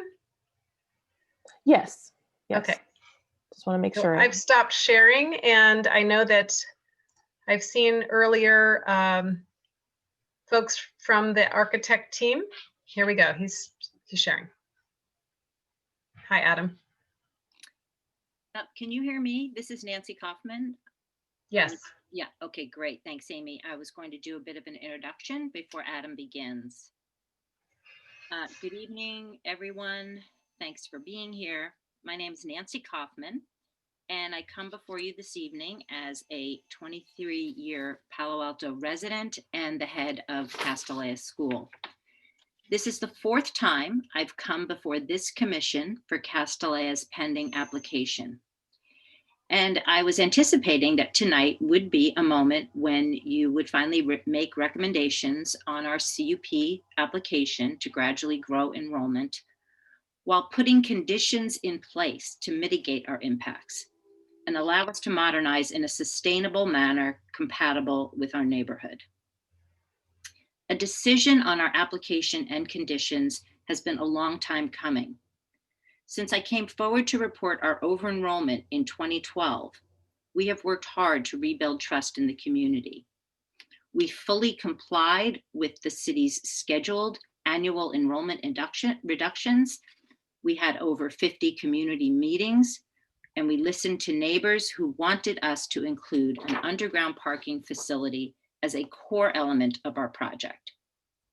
Also, based on the findings of the draft EIR, we adjusted our proposal to include a less impactful project alternative, which reduced the size of our parking facility to the greatest extent possible, saving homes and trees. Actions speak louder than words, and I'm keenly aware that trust is not quickly reestablished. As such, we have gone above and beyond the requirements of our current CUP by reducing events each year and by decreasing traffic by 31% as a way to prove our ability to succeed with trip reduction. And yet, despite these efforts, I know that trust is not enough. Going forward, we will be under an ever-present microscope, including electronic monitoring to ensure we comply with stringent trip thresholds and to ensure compliance by a third party. The conditions require that we pay our share of a new city employee who will be tasked with ensuring Castellea's compliance. We will also pay our fair share to address the citywide traffic impacts existing at Kingsley and Alma. This evening, I respectfully request that we focus on facts and not impressions or narratives that have filtered into this dialogue and have taken hold over these past 8 years. You have a significant amount of data to inform your decision, as well as the recommendations from your staff to approve our CUP and variance. The recommendations are based on your code and on the findings from the EIR. These documents, as well as the multitude of studies in the record, should control your decision. And while we acknowledge that some Palo Altans take issue with aspects of our project, we are humbled by hundreds of community members who support our endeavor. These supporters understand how our project comes without significant impacts, is aesthetically compatible, and will be constructed in a sustainable way. Further, our supporters know the level of scrutiny the project has received by objective third parties. They appreciate the robust analysis, and they understand the strict conditions we will be required to adhere to, or consequences will be inevitable. Finally, I want to reiterate something that often is overlooked in the conversation. Our site plan was driven by two important factors: neighborhood input and findings from the EIR. Working from one of the finest environmental impact reports the city has ever seen, as stated at your last meeting, we can now move out of the realm of speculation into one of proven conclusions. Project alternative number 4 has no significant impacts. The FEIR supports a gradual increase in enrollment that will not result in more traffic, and the FEIR and the comprehensive plan both support underground parking, all of which bring a project with a softer and quieter footprint for the neighborhood in an environmentally sustainable way. These positive results have been achieved through incorporating community feedback into our site plan and compromising on our original goals. To name only 2 examples, we had proposed a 10% reduction in events, and city staff has recommended a 22% decrease from our application request. It is noteworthy that these events are essential activities common at any school: parent-teacher conferences, dance recitals, student project showcases. In addition, we will need to work incredibly hard to achieve the traffic requirements. We are ready for the challenge because we want a proposal with no new traffic and no significant impacts. Now, we want to move forward in a spirit of cooperation, fully complying with these conditions of approval. Thank you for your contributions to this valuable and positive process. We look forward to your decision to vote on the merits of our project so that we may have clarity and direction going forward. Thank you very much. And with that, I will turn it over to Adam. Thank you, Adam. Thank you, Nancy. This is Adam Woltag, design partner at WRNS Studio. And we're going to go ahead and get started here on the presentation. Let's see. So we're going to cover a few things here: site planning, perimeter edges, some of the latest in landscape, and some of the latest design modifications in response to the ARB comments we've been receiving. So this slide illustrates our proposed site plan, and you all should have this in your latest packet, but this does incorporate some of the latest thinking and comments from the ARB. But as a refresher, I think it's important to note that the proposed buildings shown in green are sited over the existing building footprints hatched in orange, and that the circle, which we all know holds a deep historical meaning for Castellea, has been reduced in size and moved in plan to account for the proposed campus teaching spaces and addresses a safe and efficient bus drop-off in the interior of the campus. It's also important to note that the 2 maintenance buildings that sit on the southern property line along Emerson are being removed, increasing that setback to almost 80 feet. This slide illustrates the key proposed edge conditions located along the perimeter of the campus, like auto access, landscape, and fence design. As this slide illustrates the 5 campus fence conditions, each responding directly to their specific contexts. They range from the more traditional brick and metal fencing along the Embarcadero and public gateways to wood fences that feel more residential in scale and feel along Emerson. Take, for example, fence type 5 located along the Emerson edge of the depressed pool, seen here in the section and 3D cutaway. This wall setback is over 30 feet from the curb behind a landscape buffer zone. Now, this wall is doing a number of different types of things. Key to it is actually supporting a PV canopy to help us get to our net zero energy target, and also detail to help increase acoustic performance at this sensitive part of the campus. Now let's take a look at the garage entrance at the corner of Bryant and Embarcadero. This is the before slide, and this is the proposed slide. And here are the views of the existing condition along Emerson where the garage exits. And this is the proposed exit access. This slide, which we've shared with you before, does illustrate the comprehensive circulation plan that we have worked on with our consultants and accounts for the various modes and ways of getting to and from campus in a safe and efficient way. If you have any questions, our consultants are here to answer those.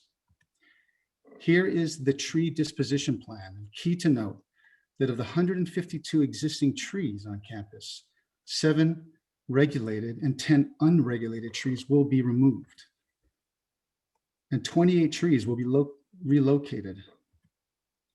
Now, based on the revised and reduced below-grade garage footprint, our arborist has approved our approach that will preserve the existing trees along the south edge of the playing field.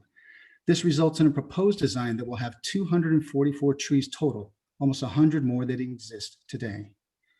And this can be seen here in the proposed landscape plan that also illustrates our internal and perimeter landscape design that is focused on amplifying and sustaining the existing landscape character of the area, and a design that works to passively slow the flow of stormwater across the site and ensure the health of the existing and proposed trees. As seen here in an enlarged planting plan at the corner of Kellogg and Bryant Streets that illustrate the richness and variety of the native plant species. Now, turning to architecture, we wanted to share with you briefly some of the latest developments in response to comments from the ARB. Key among them was the Kellogg Street elevation. Our team has revised the building massing and envelope design to help add breaks and relief to the building and provide more texture and material richness to the building's facades.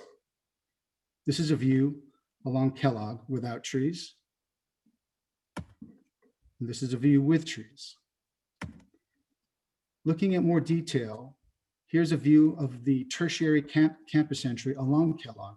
Note the break in massing and the eave line, the added glazed tile you see there in green, and the board and batten wood siding. And at the second floor, recessed landscape terrace at the corner of Emerson. And seen here, the Emerson elevation without trees, and here with the proposed and existing trees. Time check, the applicant team has 5 minutes left.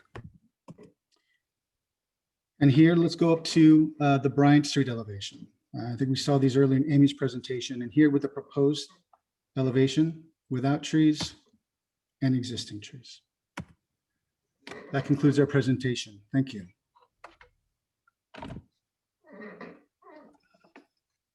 Thank you very much. Okay, so we are now going to do clarification questions and comments with the commissioners. I ask you to please hold on to your discussion until after we've heard public comment. But if you have questions now for the presenters, either staff or the applicant, please raise your hand.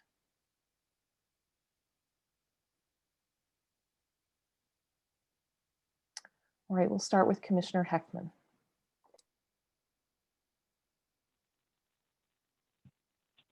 I had a question for staff. Ms. French, if you can pull up slide number 25 from your PowerPoint, which related to condition number 11.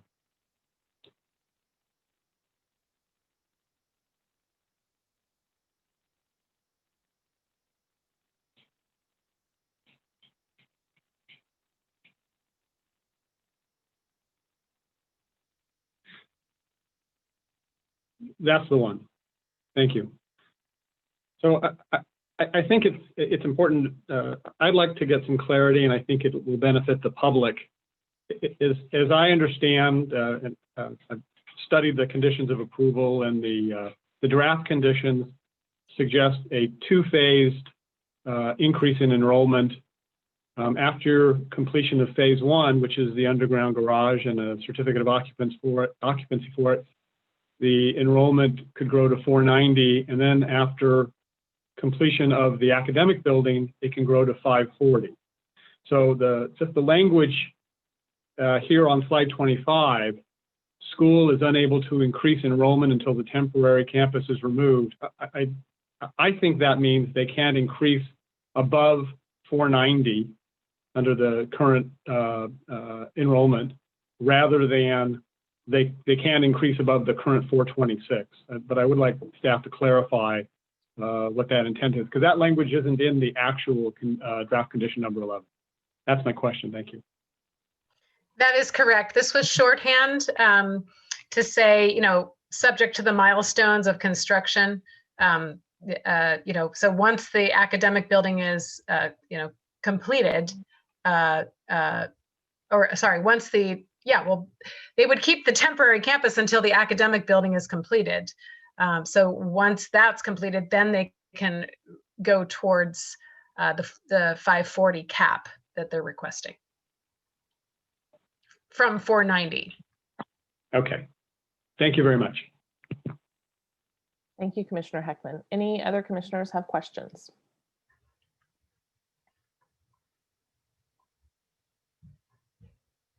Commissioner Suma. Hi, thank you. I was wondering if Ms. French could go back to, I think it might have been the second slide about the variance. I'm interested in the square footage that we're approving in the variance. And maybe you could just go over that for us. Sure. So the variance request is to demolish and replace square footage into the academic building. But at a slightly less gross floor area. So it goes from an FAR of 0.42 to 1 to a from a 0.43 to 1 down to a 0.42 to 1. So because of that removal, there's removal of square footage on the second floor of the academic building that was shown in the earlier slides. Okay, and then it is the current allowed square footage on the site, the number that we heard before, which was 81 and some change K. Is that correct? It's 81,000 and something. I don't remember the exact number. Is that right, or did I? So the current number on the site is more than 81. What's happening is they're leaving 30,000 and change. It's existing area that would remain is 31,725. So that remains, plus they're going to, after they remove the 80 some odd thousand and put it back at a lesser amount, the total would be 113,000, whereas the existing gross floor area on site is 116,000 and change. Does that The make sense? existing is 116 and they're making it a little smaller to 113. Yes. So my question is I guess maybe, and this is probably, I'm just curious about when and how it went from 81 to 116. That's my only question. And maybe you don't know that right now. I do. Okay. Yeah, so the 81 is what they're putting back after they demolish the 83 or whatever, right? So that's why it's going down by 2,000 square feet for gross floor area. We've been talking about 80 some thousand, and that was always about what they're demolishing and putting back that's subject to the variance. The other parts of the buildings that are on site, the historic buildings, and the gem, those constitute the buildings that are remaining. Those constitute gross floor area as well. Those added together make that FAR, that's a 0.43 going down to a 0.42.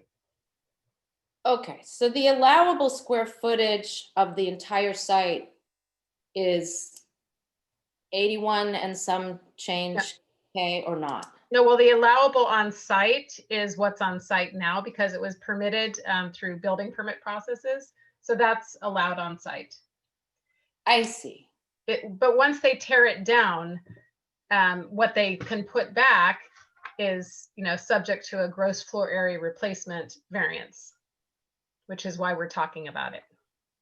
Okay, so they had past permits that allowed the site to go over the allowable square footage, and we're allowing them to keep that, is what one aspect of the variance. Am I understanding that correctly? Yeah, so the past permits that were issued were, before there was a gross floor area and a floor area ratio in this zone, in residential zones.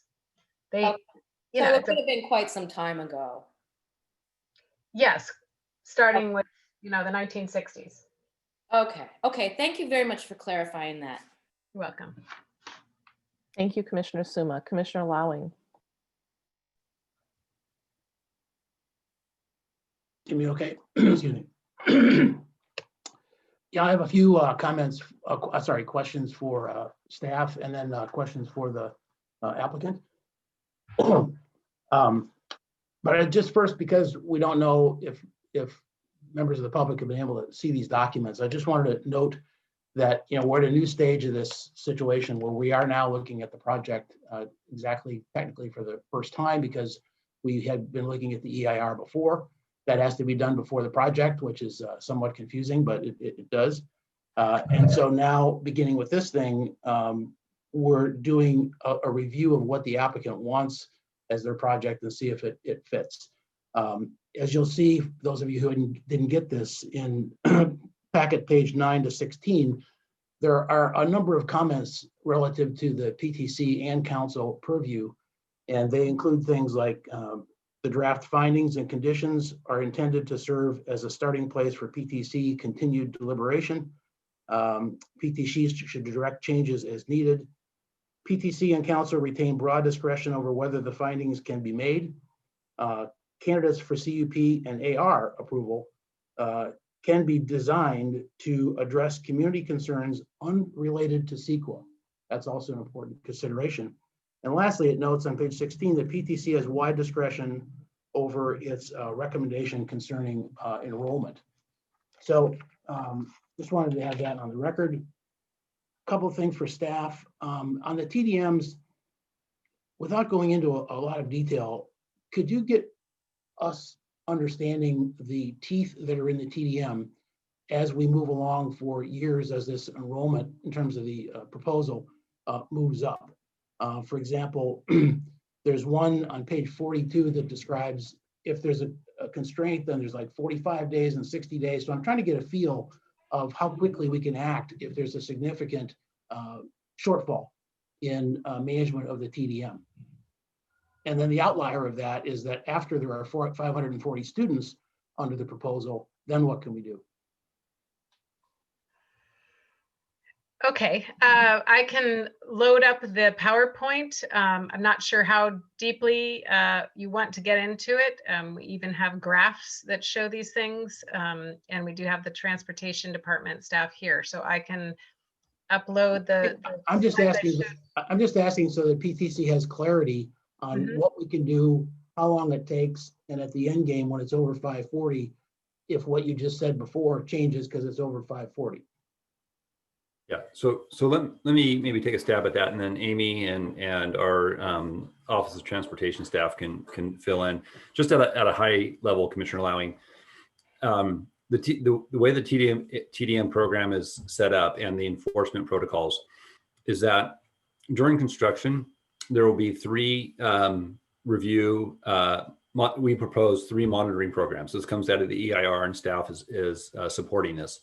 So 3 times during the academic year, we will be evaluating the school's compliance with two key metrics, one dealing with average daily trips to the site, and the second one is dealing with AM peaks trips to the site. So in those two, for those 2 metrics, that'll be measured over those reporting periods. If there are, if we find after looking at that data that there are violations of those counts, what we would do then, the way it's set up is automatically there's introduction of new TDM measures that are more aggressive to further reduce the trip generation to the site. If there are, Amy might have to correct me on this, but I think it's if there are 3 or more consecutive violations of that ADT, average daily trip, or AM peak, it immediately goes down. The immediate consequence, in addition to fines or more TDM measures, is that the enrollment then begins to decrease. I think it's by a half dozen or so students.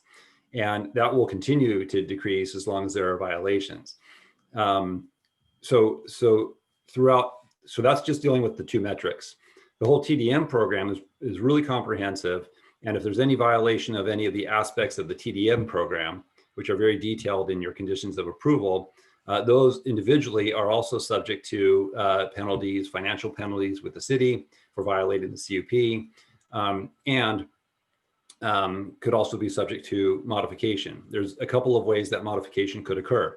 One is at a staff level, where we see there might be some reasons to adjust the TDM program Another way, if it becomes more significant, is that we would schedule hearings before the Planning Commission and Planning and Transportation Commission, and you would consider this at a public hearing and make a recommendation as to possible changes to the TDM program.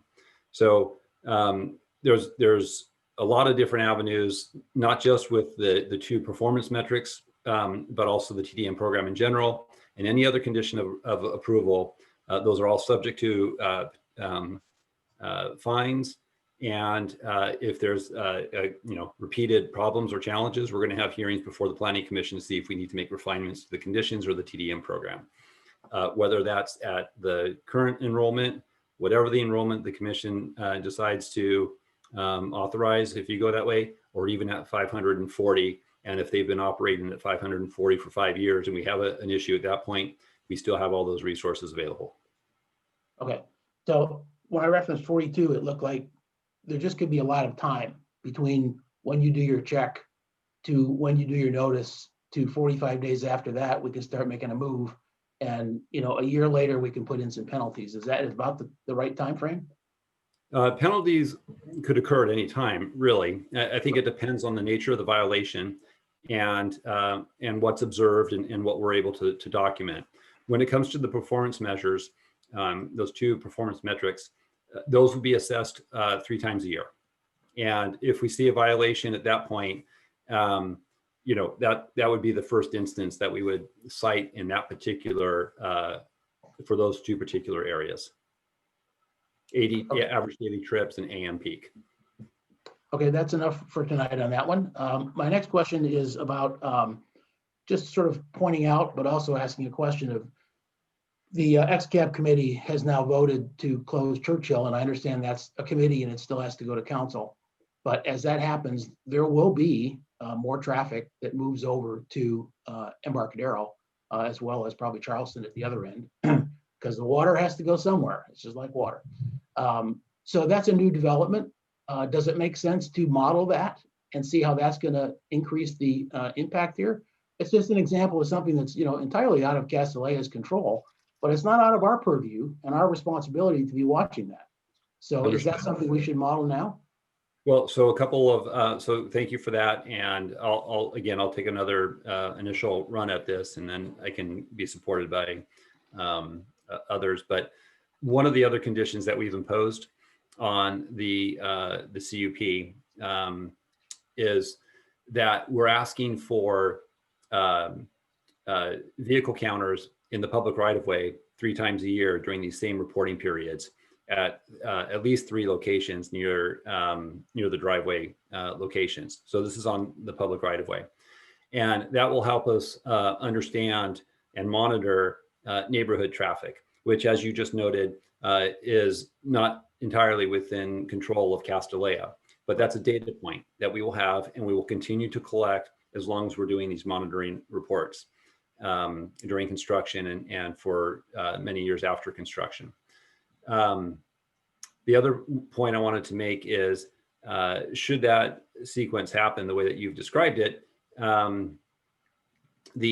the way that ADT and AM peak is being measured is through the driveway counters that are on their property. So if there is an increase in the public roadway that's not attributable to Castellea, they would not get penalized for that. Or we're measuring performances when they cross the property line and they trip the permanent counters at their driveway entrances and exits. So not to put words in your mouth, but it sounds like cars carrying students coming to school on Embarcadero would not be penalized, but they would be adding to the congestion. Well, I guess what I'm saying is the trips that are coming to the school and crossing the property line through the driveways are going to get counted and measured against this, the vehicle counters. Trips that are not doing that would not get counted, and that's not, and therefore, well, they just won't get counted. And one of our conditions that we also have is that Castellea shall utilize its on-campus parking lot, drop-off locations, and all these other areas to funnel all of their traffic to the school.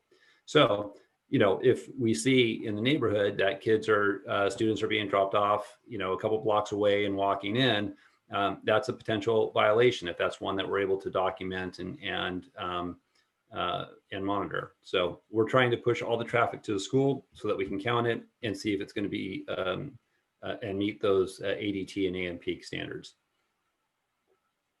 Can I If I could interject just, there, Ed, if you don't mind? Go ahead. Yeah, I mean, this was a question. Pardon me if I'm, you know, I- but I actually had this question as well, and it was more directed. I think I'd like to understand Philip's methods there, because I think the leakage portion is quite significant around some of these schools in terms of neighborhood drop-offs. So it would be good to understand the methods by which we understand, like how we count the non-campus drop-off trips, because it will happen. It happens at every school in Palo Alto. And Philip, I just would like to understand the methods that you're going to use to count those. thanks. Great question. I think before I jump into that, let me just quickly, mention to Commissioner Lowing's question that while the XCAP, it seems they're likely to be selecting the closure at the Churchill. They're working on their final report yet now, and it's still not finalized. But also just want to note that council has not made a decision as of yet. So we do not have, as of yet, a selected alternative. We have a community group, the advisory panel that is looking very likely that their recommendation will be a Churchill closure. But I also want to note that that's also still a ways off on the path of, It is, and I noted that it hadn't even been to council yet. My point is, these are some of the collateral issues that we have to take into account that Castellet is not responsible for, but we sure are. So we got to make sure we know what's happening that's causing congestion. So. Right, and I think to Commissioner Riggs' question regarding the methodology, it's a little bit of just trying to try and make sure we're actually monitoring everything, but to the extent possible within our legal constraints. So we can't exactly just set up cameras all over and film and start invading everyone's privacy to do this. But we figured what we would do is we would set up counters throughout the neighborhood in areas in order to assess how traffic changes over time. And then once, if we determine that there's been a significant change in that neighborhood, then that would clue us into something has changed in the schools. And hopefully, Sylvia can chime in if she has anything to add to that. But yeah, we need an ADT base pre-COVID, but I mean, that's a complicated question. So anyway, so I think we'll probably be forming our baseline as we go along with this. But I think it's really to help us to better understand. We're just counting driveways, the entrance and the exits, and that alone does not tell us the full story. So that's our hope, is to capture more than one point of data.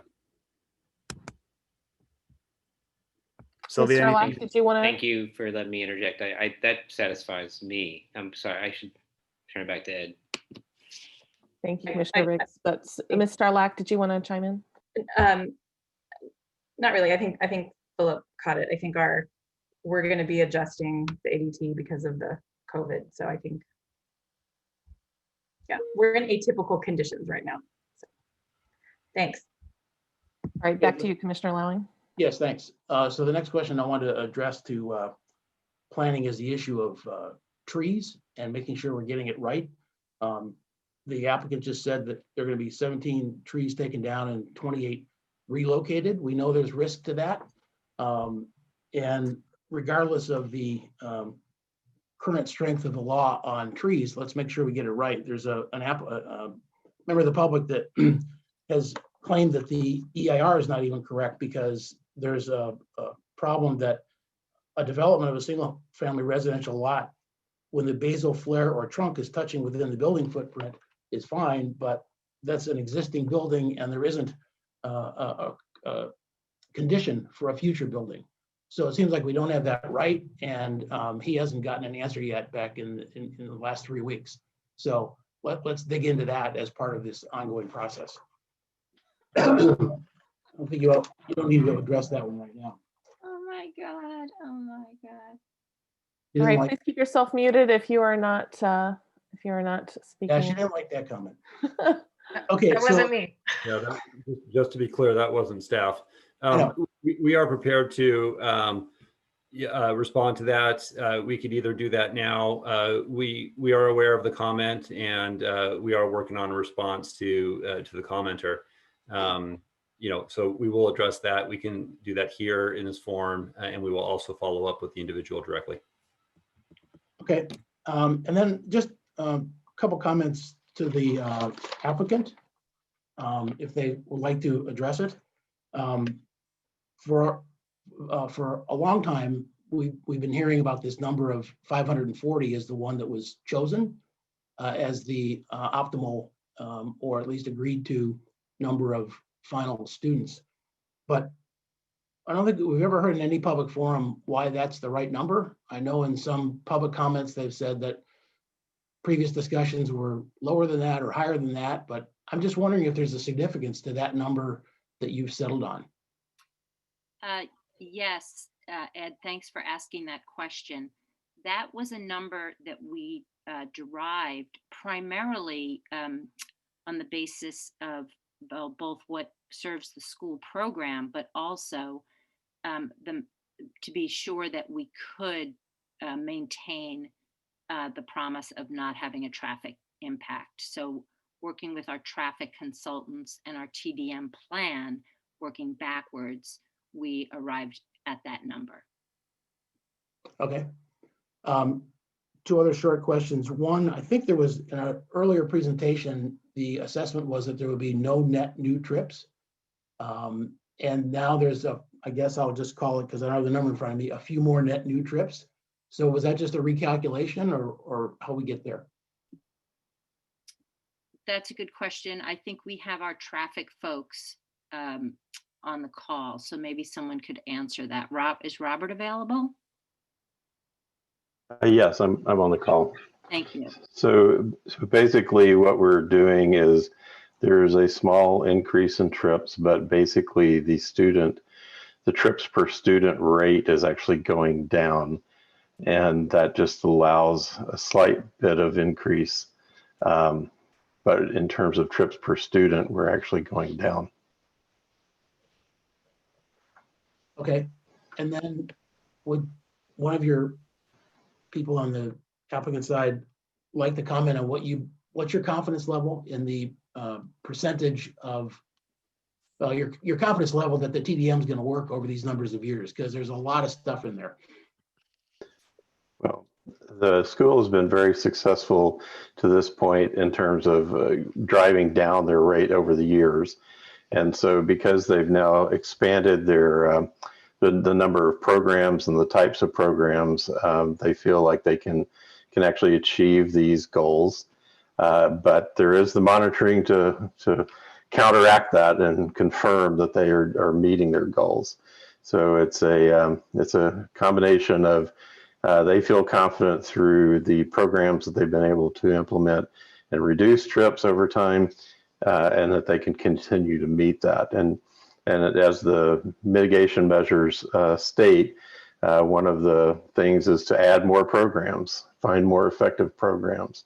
And that's basically how most TDM programs are operated, is that you start at a point and you start finding new ways to reduce trips. So because of past performance, they feel confident they can then meet these goals and will meet those goals. If I could just add on top of that, I think it's important to stress a couple of things. First of all, we have completely changed the culture at our school. I mean, we have children starting in 6th grade taking the train to Castillejo. We moved from sending one van to the train station. We're now up to 3 or 4, all electric, by the way. We do not allow our employees to arrive at work in a single occupancy vehicle more than twice a week. And we monitor that very closely. And so, I mean, I don't know another employer in Palo Alto who has such stringent requirements of employees. So, and we've reduced our trips by 31%. So we have demonstrated a huge commitment. And I will tell you that that commitment is rooted not so much in the desire to rebuild the campus, but for sure in the desire to increase the enrollment to make this education more accessible to more girls. So there is a real community understanding of the connection between how well we do on our traffic and how many girls can actually end up coming to Castellea. Thank you. Okay, thanks. That's all, Chair Jumpton. Thank you. Thank you very much, Commissioner Lowing. Vice Chair Rupavar. I have two quick questions. So in terms of teeth and the penalties that we can impose, we can ask for a stay in any increases of the enrollment cap and also ask for a reduction. Is that a reduction like it's going to be, you know, if they're at 450 and you're in violation, we're going to drop you down to 430 and then you can go back up?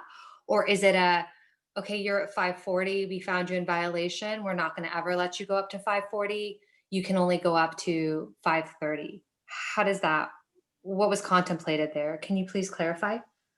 Yeah, so when it comes to, so first of all, I'll say that if it ever came to pass where we needed to have public hearings before the Planning Commission because of violations or problems with the expanded enrollment, the commission could use its discretion to decide how that would be increased or decreased over time at that moment.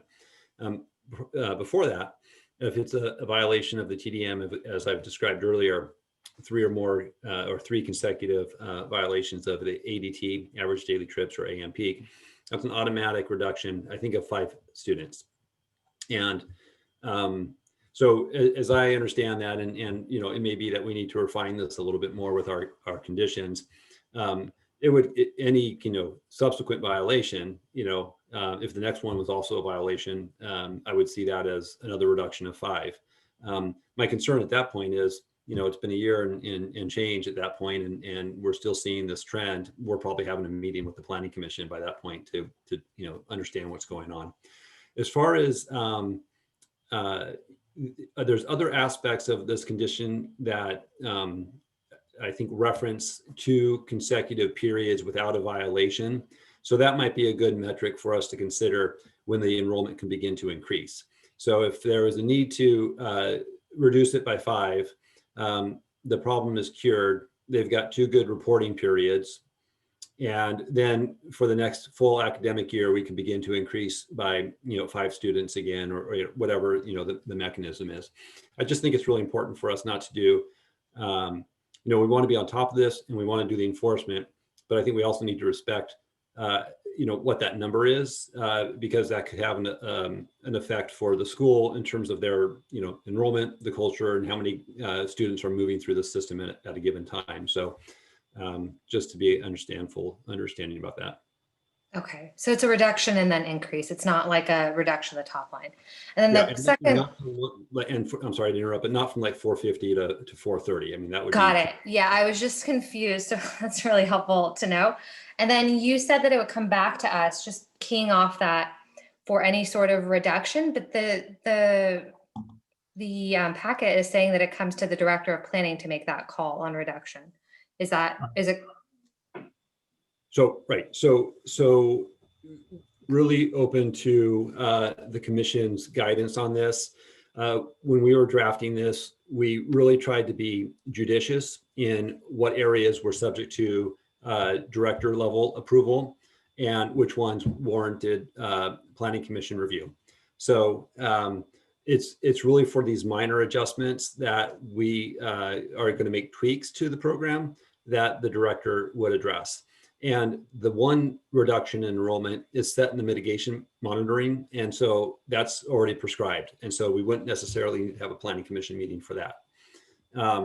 As I said, if there's repeated violations or concerns with other aspects of it, we're getting a lot of, you know, complaints about a particular issue, and we're observing that. We're going to schedule a hearing before the planning commission to just, you know, vet out the issues. Okay. Yeah, I don't don't have an issue with it coming to the director. I just wanted to understand how it works. Giselle, can I just ask one thing there, which is like, You interrupt them. Jonathan, yeah, I know. It's just that What you do. Can you hold on? You're third in line. I'll hold it. Okay. There's just there's a flow of the conversation. Okay, so my other question is super quick, and then we can move on. Director Late, probably addressed to you. The traffic counts are tied to the current 426 enrollment, right? They're not tied to the 415 it should be, the daily traffic counts that are permitted? There, so as included in the conditions in the TDM program, it's based off the 426 now, correct? And Okay. we flagged in the staff report an option for the commission, because we know that there's some concern in the community about the increase in enrollment. And so one of the options that was presented to the commission was, allow them to keep the 426 enrollment where they are today, but treat the traffic generation as if it were at 415. And so that would result in some additional trip reduction needed for those additional 11 students. Got it. What are we talking about? Like 50, 40? What's the trip reduction? The rough math? Am I putting you on the spot? Somewhere Yeah. between, what, 25 and 35 25. trips, maybe more. Okay, so we're talking about like 25, 35, something like Maybe, that maybe total. north of 30, but that's really, we can get you a more precise number. Okay, thank you. That's all I had. Commissioner Olczak, followed by Commissioner Riggs. Okay, good evening. Thank you, staff, for the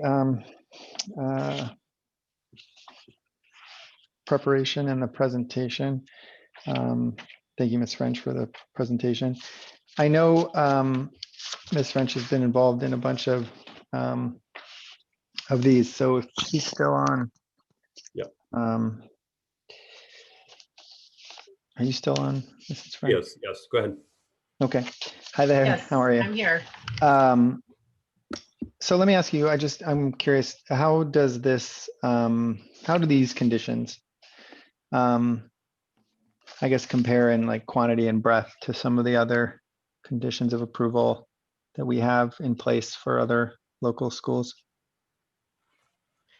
They're more extensive than other local private schools. I should say that the existing conditional use permit for Castellea School has a lot of conditions as well, the one from 2000. And, of course, we looked at those conditions as we prepared these conditions to ensure that we didn't throw, the baby out with the bathwater, really. So, but yeah, we do have some other schools with conditions, but they're much less extensive.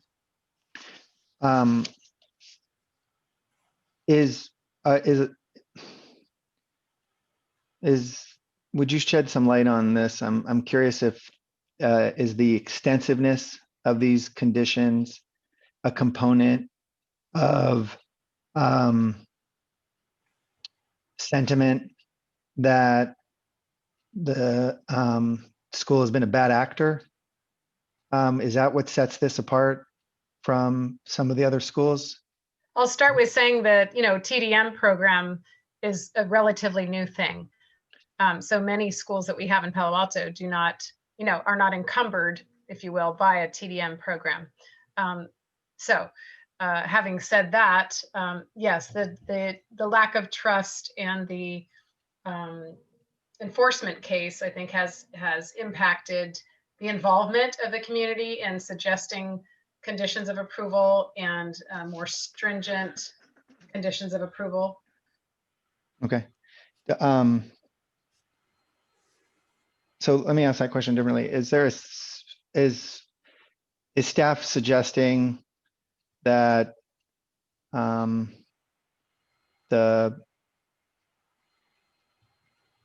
fines, if you will, that were imposed on the school are not necessarily sufficient enough, and that there should be some conditions of approval that address that I guess trust issue that you referenced?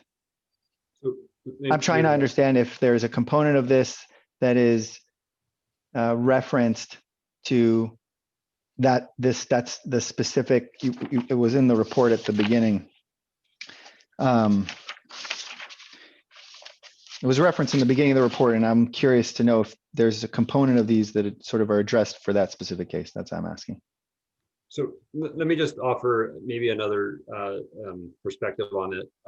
I think what the conditions that we have presented in this report really reflect a lot of listening to the public and trying to capture the issues that make the operation presently and its proposed expansion problematic. And in doing so, we've looked at a number, as we noted at the last public hearing, we looked at a number of conditions, not only within Palo Alto, but throughout the, the peninsula area, with the intent to really begin to craft a set of conditions that effectively monitored the operations at the school. And I think what we are building upon here is a couple of things. One is many members of the Planning and Transportation Commission participated in the First Baptist Church process, where we crafted a series of conditions, some of which are reflected in this conditional use permit, to really begin to capture these neighborhood issues. I don't know that while Castellet did have a number of conditions imposed through the prior CUP, I don't know that on balance we've been as written our conditions as carefully as we probably have on this one, and that was intentional. And it's not just for Castellet, but for, as I said, First Baptist Church and other cases that will be coming forward. One of the challenges that we have in the community, and the commission knows this very well, is that our enforcement efforts are sometimes not matching the expectations of the community. And part of that certainly, more recently is related to our staffing levels. And so one of the things that we see in this set of conditions, which is a little bit unique, but I think also now the standard going forward, is pushing that responsibility, or at least the financial portion of that, the financial burden of that, to the applicant. And so you may have noticed in the conditional use permit that there are deposits that are required of the applicant to help support the code enforcement efforts that would be necessary to do annual performance reviews, which is not something that we typically do because of our depleted staff resources in code enforcement, but it's something that we would be doing with this project, and likely for future discretionary applications that require CUP. So yes, it's more robust, but it's more robust to, I think, to match the level of the project, and where I think we needed to up our game a little bit from a municipal side on our enforcement and regulatory side of the work that we do. So that's how I would answer your question. Okay, another question for Ms. French. How do city staffers, let me go to the page, hold on. Apologize. How do city staffers come up with the number of events, the number of student performances or showcases or athletic competitions or celebrations that the high school students should be permitted to have? How do you come up with that number? I'm citing the 70 that you have in your packet. So I'll take that. I know you directed it to Ms. French, but I was involved in those conversations, so I think it's probably appropriate for me to, answer that. Quite frankly, it's through dialogue. We've talked with the applicant, and we expressed what we understood to be the concerns of the community, particularly the evening events, the events on the weekends, how these are disruptive. And we asked them to take a really hard look at how many of these events could be done either off campus or reduced in quantity. And to their credit, they've been reducing the number of events at the school for a number of years now, down from 100+ events that used to be there to 93, I think, that were recorded for the current year, not all of those, of course, were implemented because of the pandemic. And when they took a closer look at those numbers at our request, they found out that there's some events that they don't need to do on campus. Maybe some of these alumni requests or donor events don't necessarily need to be on campus. And so we've responded to what they identified as a reduction, upwards of 20%. Now, they gave us that number, and we did our own sort of assessment and tried to do a reality check to it, and it seemed appropriate for the number of events that they're doing, the size of those events, when those events are occurring. It seemed like we could strike a balance between what was being proposed with our conditions. And so we believe it's very much in line with what they could achieve. It's probably not exactly where they want it to be. And as Ms. French noted, and it's in the staff report, applicant would actually like it to be at least +4 to the 70 that we've identified. So that's a planning commission discussion. How does the number compare to the last CUP you did for a local school, the conditions of approval? Well, I don't know I don't have the information about another local school, but I can tell you relative. So hold on, let me stop you right there. Hold on, before you go on, let me just make this comment. Would you be willing to produce for our following meeting the conditions of approval for the last 3 or 4? I know Amy French has been involved in them because she's had such a long tenure here. Would it be possible for staff to make public the conditions of approval for the last 3 or 4 schools so that we might compare the number? I hear you when you say that you attempted to figure out what was appropriate. I'm concerned that there might be inconsistency between one school and the next. And I'd like to create a process where when we deliberate on this, we can establish consistency in the way that we sort of administer conditions. And so I know I mentioned this at the last meeting, but maybe if I make sort of a formal request here, would that be possible? Those are public records, so of course we can make those available. Yeah, maybe you guys could sort of collate them and send them our way digitally. Sure. And then was there any effort to find out what a school like Walter Hayes, also on Embarcadero, or Palo Alto High School, for example, how many events they have on their campuses? Was there did anybody reach out to just find out how many football games they have after 6 p.m. in a given calendar year to determine appropriateness of our conditions? So again, I don't have information on the public schools, but I will acknowledge that the public school, neighborhood schools are different, and they're regulated differently in our municipal code. So we don't have that information. I'm only asking. I'm only asking if just to understand if that was even taken into consideration. If the answer is no, then that works. Well, it was to some degree, and you'll see that there's a acknowledgement in the conditions of approval and an understanding of the synergy between Castanea and Paoli in particular, where sometimes those 2 schools need to share each other's campus resources. And so we've carved out those opportunities in the conditions of approval so that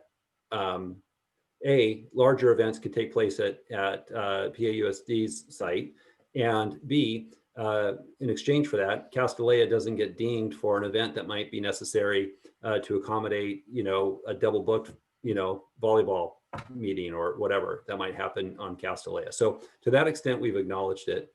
But again, on the topic of appropriateness, we take a first cut at it. It's really up to the Planning Commission to decide whether we got that right or wrong. And I hear what you're saying. You need a little bit more data from these other schools to help you make that informed decision. And we can give that to you. That's not a problem. Yeah, no, I hear what you're saying. It's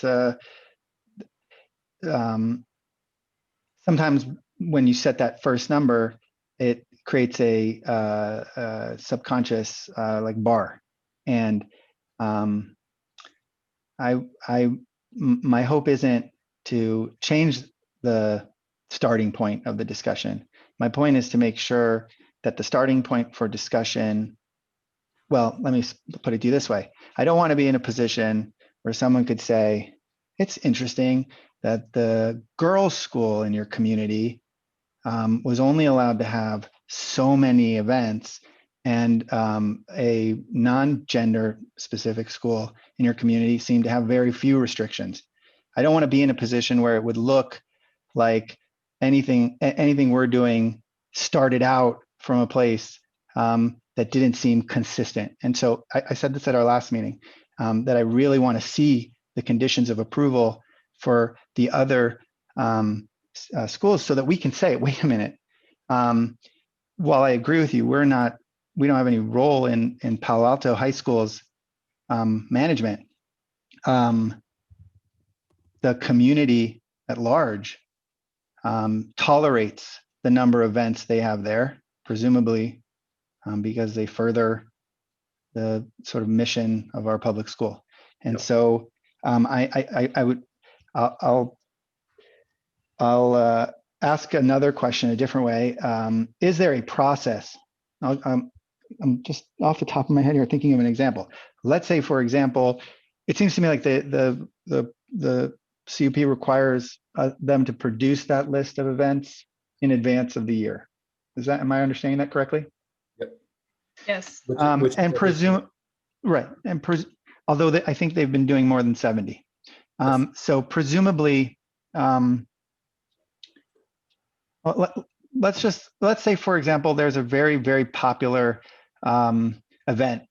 I don't know, their spring play, and they want to do another night because they've been oversold, and students from the local high school want to see it too. Is there a process? Did staff consider a process where they could request an additional event, or is it take it early? I'm just curious to understand if there is if that was part of any discussions on the staff side. Yes, I have two responses for you. One, yes. Nothing about the conditions, and this is stipulated in our conditions, prevents them from applying for a temporary use permit, which is a standard that applies in our code to properties. A. B, based on what I know of the operation at Castellea, I'd be really surprised if it ever came down to that. They have such a handle on the events. They've got a person that is responsible for these events, and this is something that I think is part of a new development with the school. Nancy can correct me if I'm wrong, but they have an event. I don't know what the term is, and I don't mean to use the wrong term, but a coordinator who really tracks each one of these events. Things just don't pop up in the event schedule. They're scripted, they're planned out for the year, and that kind of fluctuation, if it does happen, it's because a venue closed and they needed to go, do something else. I mean, that would be kind of a situation where the time or the date might change. Look, I hear you. But I'll tell you something. When I was a senior in high school, we didn't have a men's volleyball team. In December of that year, the year I graduated, we decided to form one. And we had a scrappy team of 7. If we couldn't have played a home game all year because we hadn't figured out in time to do that the previous year, it would have been a bummer. So I agree with you. I understand that there's some significant institutional effort to figure this out. I'm just curious if staff would, do you think it would be reasonable to consider a system for which there could be a condition of approval that allowed some flexibility in that number? Again, it's a temporary use permit. If there was an unplanned event that needed to take place, there's a provision that would allow for that application to be submitted, a request. Okay. Okay.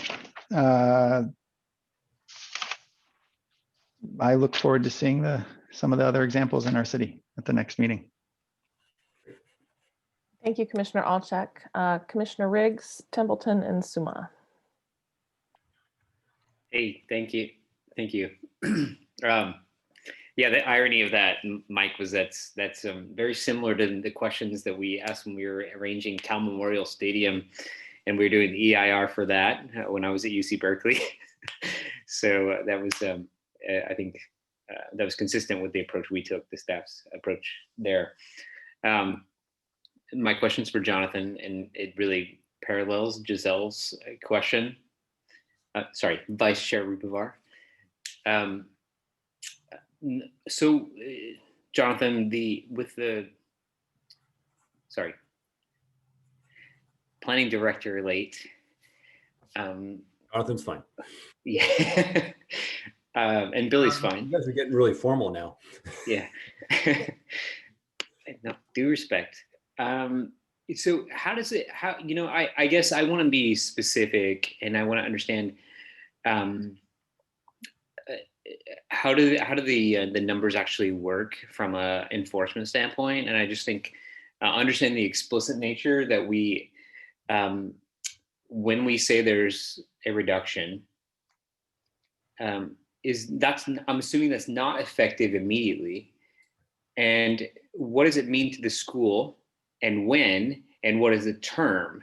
Because I'm imagining and when you think about education, you just can't kick someone out immediately. And does that mean just the entry class gets smaller? And what is the term of that entry class? And if it's not been thought of, where's that codified in terms of what it actually means in terms of when you reduce the enrollment by X, it means Y?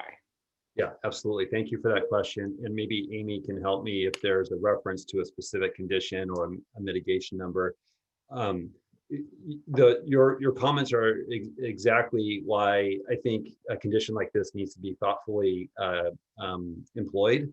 And you're right. Once something's set for the academic year, and in our conversations and understanding of how that admissions program works, is that letters go out in roughly mid-March, and so decisions need to be made before then, which is why you see the March 1 deadline in a lot of our conditions. Because if we don't have a decision at the city level before March 1, then any action that's taken place after that would apply to the next academic year, not the upcoming one, but the following one.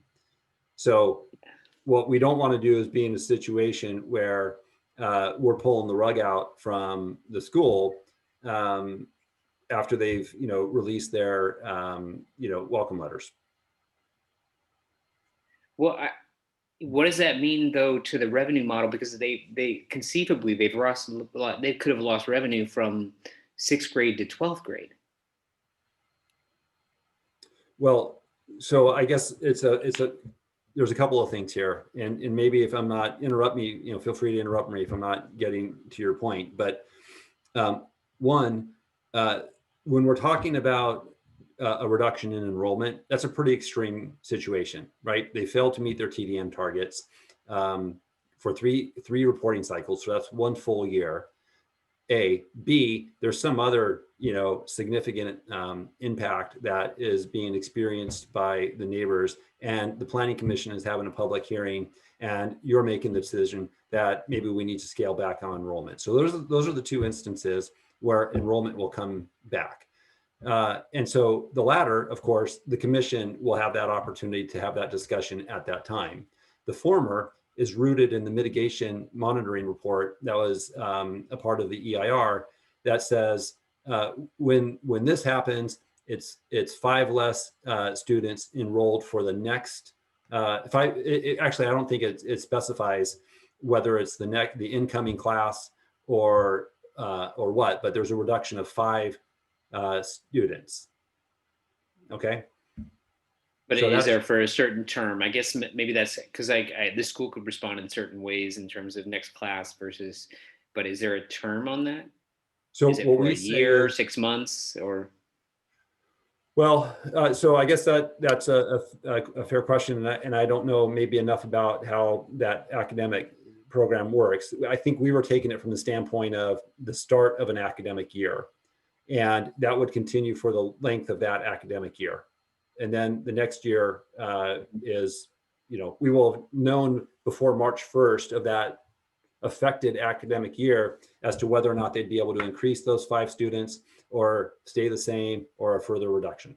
But Amy, I'm sorry, I'm super, and we're mansplaining over top of you. I'm so sorry. But is that written anywhere? Mansplain away. I was just combing through mitigation measures, and I do have Catherine Watt on, that she says chat if we need anything from her, but I'm looking through mitigation measures wording right now. I don't have it at my fingertips. Okay, well, you know what? I think I have the information I need in terms of questions, and it sounds like this is something that when we come back to commission dialogue, we want to dialogue. Okay, so I'm looking at mitigation measure 7A, right?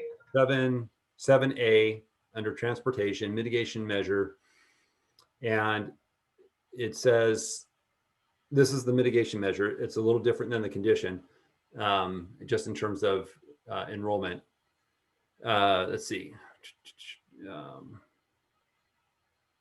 Yeah, it's just what I said. So 3 consecutive reports showing an average daily AM peak of X. Yes. Shall result in a enrollment by at least 5 students or more as determined by necessary by the in the next admission cycle. Yep. So that's embedded in table 1 of maybe attachment C. It's packet page 128. Yeah, I found it. Thank you, and I think that's enough information for the Q&A portion here. Thank you, Commissioner Riggs. I'll go next, and then we'll get to Commissioner Suma, who has for her second round. One of the questions I asked a lot about at our previous meeting was about the underground parking facility, and I have heard about some other houses and structures in the neighborhood that have underground parking, and I've also heard from you, Ms. French, that used to be allowed and it wasn't allowed. And then we had comment tonight to try and understand the history a little bit better before we move forward. Can you tell us why that previously allowed underground parking changed? Like, what's the historical context? Sure. When I actually started working here in 1998, that was the new code of 1998 at the time, that added a section 1812.060 item D that added that prohibition of basement garages for single family homes. And the reason was because it was a safety concern. We have small single family homes with, driveways, and people are backing out of the driveways. If they're backing up a ramp and backing onto the sidewalk, that gets quite a bit more hazardous. So it was really ramps versus pedestrians back then, from what I hear. And that is why we have the 1998 code that prohibits it for single family homes. Okay, and that safety concern doesn't apply in this situation because it's going through? Yeah, I have a slide I can show if you'd like to see the illustration of where the ramps are versus, the sidewalks. The ramps are pretty far back. I mean, really the ramps end, the exit ramp, I can show you with a picture if you'd like to see that. Yes. Okay, let me do that then. Sorry, to shift. Okay, am I sharing? Let's see. Yes. It might not be in the right mode, but let me see if I can. Okay. So hopefully this shows it. There we go. On the screen, I'm showing the below grade garage that's proposed. And you can see where those arrows are. You can see that's the tail end of the ramp on the right. You enter the parking lot on Bryant and drive through a parking lot for quite some distance before diving down on that circular down ramp. So that is nowhere near the street right of way, causing any kind of friction with pedestrians on the sidewalk. And then on the left side, near Emerson, You can see where that red arrow is. That's where the ramp, is starting. It does end though fairly far back. It's a one-way, and people are heading out. They're driving, with eyes wide open on their windshields as they approach the driveway exit there on Emerson. So it's not backing out backwards onto a street, and there is some amount of rampage, and I'm sure the applicant could tell you, where that, where it starts to level off. Yeah, this is sufficient for my question. Thank you very much. Okay. The other thing about the underground parking in the packet, you mentioned that there's one example in an R1 zone, and that there are a few examples in other zones. What are the other zones, and why did you find that would be helpful? Well, certainly there are other instances of parking garage. I mean, I think of the Pasteur garage over at the Stanford Hospital that is, a beautiful field, and there's a garage underneath. That's an example that happened in my time here. Okay, so it was about the surface use was kind of. Yeah, and of course that's not relevant because it's not, the R1. I understand that it's not perfectly relevant. It's just that it's not the first time a garage goes under nothing, Okay, I just want to make sure I understood what you were getting at. Thank you. And then a couple of other quick ones. So the weekend events, I noticed they start at 9, or the proposal starts at 9. That would, in my mind, I'm thinking about swim meets. They always start really early. Would that mean that we wouldn't be doing, we wouldn't be allowing swim meets, or that, like, how is that all okay with everybody? I'm wondering where the 9 a.m. came from, and if anyone has concerns about things that would be included or excluded based on the timeframes. Like, was that developed in coordination with the applicant? Well, perhaps the applicant could respond to their thoughts about the staff report. Okay. Right, and I also don't know from your question if you're directing it to your fellow colleagues, which of course you can have. No, staff or the applicant, either one. Yeah, so I will say that through our dialogue with the applicant team on the issue of events, that was our understanding. Now, if we've gotten that wrong, we would want to hear from the applicant when they, but it didn't come up in their presentation, and I don't believe there's been any letter to that effect. So I think this reflects their understanding. And I'll just say that these events, these athletic competitions, are considered special events as defined in the mitigation monitoring program and as conditioned in the CUP, which is different than how it's currently being addressed under the current CUP that is there now. Athletic competitions are excluded from. Oh, it's not one of the 70? No, it is. In the proposal, it's not under the current set of rules that apply to Castalia today. So we've folded in these athletic competitions to be considered a special event, and therefore subject to the special event restrictions. Okay. Does the applicant have? I didn't see it in your presentation. Did you have any comments about the timing or want to provide input? Sure, Carrie, this is Nancy. We primarily, the events that we have on the weekends are for admissions. So those would be events that students are coming to see the school who couldn't miss the school day in order to do that. So I mean, and then there are a few other things like our robotics team might be doing some building on the weekends. I don't believe we have any athletic events on the weekends. Okay, thank you for providing that input. And then just one more question to staff, just to make sure I understand, why are the penalties tied to enrollment versus cash penalties or other kinds of penalties? Thank you for that. They are. Each violation, as noted in one of the conditions toward the end, where we have that section on enforcement, Any violation of these conditions of approval, which again includes the mitigation monitoring program, the TDM plan, the conditions of approval, each one of those violations would be considered a violation in our municipal code and subject to fee penalties. Okay. So it's a combo kind of thing. Yep. Okay, thank you. Those are my questions. Commissioner Suma has her hand up next. Two quick questions about events. And one is, I just wanted to confirm that the current CUP allows the five major events and several others. That's the language currently, right? Well, definitely the five major events. And then there's a category of events between, I think, 50 and 100 that are regulated precisely in the current CUP.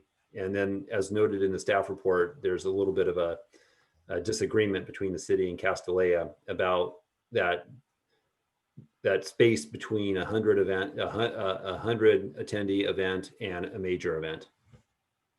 Okay, so I was wrong when I said the current CUP says 5 major events, and that's their big deal. Correct. And That several part's others. It does not say and several others. I don't have the precise reading of the current CUP, but I That's know okay. that there was. That's okay. I would just that's what I was remembering. And the other quick question is, and maybe this is not an issue because maybe the school doesn't do this, but would they be allowed to rent the school out to outside? No. No. Okay. And I thought I read something about that and then I couldn't find it. So it's in there someplace. In one of the conditions. Okay. Thank you very much. All right, commissioners, any other questions? I think I'd like to propose we take a 10-minute break and then come back for public comment, but I want to make sure we get through our questions first. All right. Visually raise your hand if you're cool with a 10-minute break right now. All right. So it is 8:42. Let's come back at 8:50 if we can, so that we can start exactly at 8:52. Should be enough time to have a little break and get some refresh on your water. And then we will take public comment. So to note to the public before we take our break, our plan is to have 3 minutes per person. If you need to have a group, you can have 10 minutes with a group of 5. You can contact planning.commission@cityofpaloalto.org, and we'll be able to see the grouping. And only one person, the speaker, needs to raise their hand for those. So if you can get yourselves organized and do raise your hands, then we'll know what we're heading into by the time we get back from the break. I appreciate that, everybody. Thank you.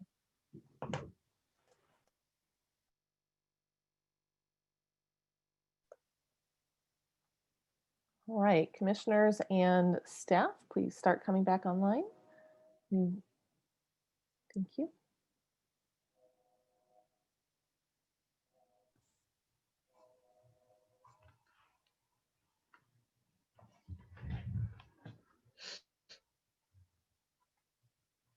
Even Bart's joining us. Yay.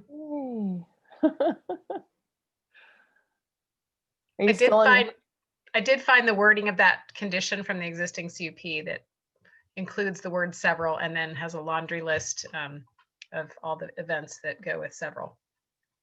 Thank you so much. All right, let's see. Almost everybody is back. Commissioner Rupavar, if you are back, please briefly turn on your camera so we can see you. And then with Ms. French, I think we have everybody. She's here. Okay. So to the members of the public who are commenting, thank you all for raising your hands. I see we have quite a few more.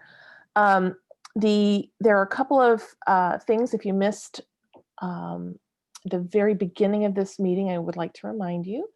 So we're planning to have public comment for individuals for 3 minutes, and groups of 5 or more can request 10 minutes for one speaker. and only the speaker needs to raise their hand, but the list of people in that group should be emailed to planning.commission@cityofpaloalto.org. Also, we anticipated earlier in the meeting that we will likely need to continue this item. And so we're going to do a status check at 10 p.m. and check in and see how many more people remain who want to speak tonight. And then whenever this is continued, the people who spoke tonight will have said their piece, and then will not need to speak again because the item is still the same item. So you get to choose tonight or the next time. We're hoping to get as much feedback and public comment in tonight as possible. So I do encourage you to keep your hands raised and participate. You're already here and you waited this long. And we do want to hear from you. So those are some thoughts to share before we get started. Mr. Nguyen, are you back? Yes, I'm here. Okay, shall we begin public comment? Yes, can we please get the speaker timer and the speaker list up?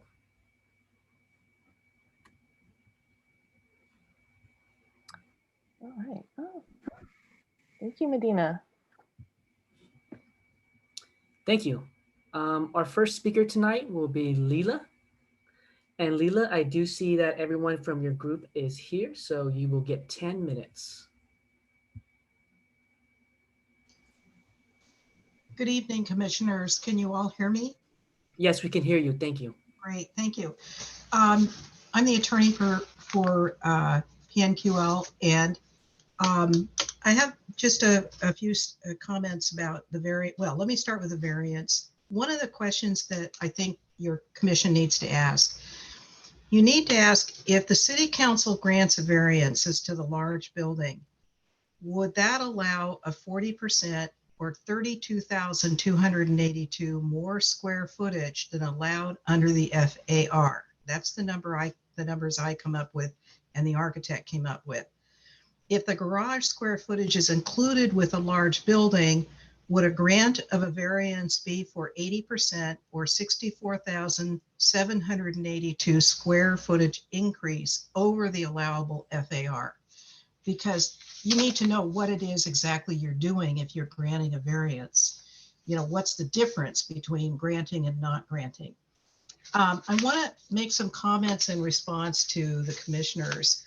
And I want to start with Commissioner Rupabar, who used two words, which I think were really very appropriate. One was shocking. I think she meant that in terms of why we're here at the last minute working on a CUP. I want you to know that I have been asking for quite a long time for the draft CUP conditions, because as a land use attorney with almost 30 years experience, I work on these all the time. And I really felt I could make a contribution. And I even have the email where I indicated to Ms. French that I was concerned about just what's happening tonight happening. And I don't blame Ms. French, because her answer was there was an awful lot of other things she had to do, and I understand that. The other thing that came up was she used the word political. And I think that's really important, because I don't know, but you know, is this process getting politicized? Is that why we're pushing to hurry up and get done with it? You know, why, if it is politicized, I'm really sorry to see that, because these use permit conditions are really important.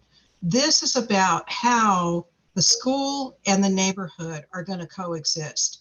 And coexist doesn't mean coming back to the city constantly with complaints and problems for the city to use its expensive process on solving. In my letter, I pointed out a lot of the deficiencies with the use permit conditions that are being suggested. And, you know, you can read that, but, you know, just one example that came up tonight, the events. One thing that Commissioner Alcheck has commented on several times, and I totally agree with him, there's something wrong with micromanaging the school. That's not really the idea. The idea is to control the impacts on the neighborhood. So for example, I gave you a copy of the Head Royce use permit here. And it's a good example of what happens when, in this case, a planner didn't really pay very much attention to the conditions and ended up with conditions that look like these. They were done at the last minute. They ended up being very ineffective. It created a ton of administrative work, could have ended up in court, but she learned from that. And so the conditions that are now in that CUP that you have a copy of are good formatting suggestion for you of what can be done. But I do agree, the way these are drafted, for example, the events, the attendees don't matter. The attendees aren't the ones who are bothering the neighbors. What's bothering the neighbors are all the cars that are coming in. So trying to control the attendees, why?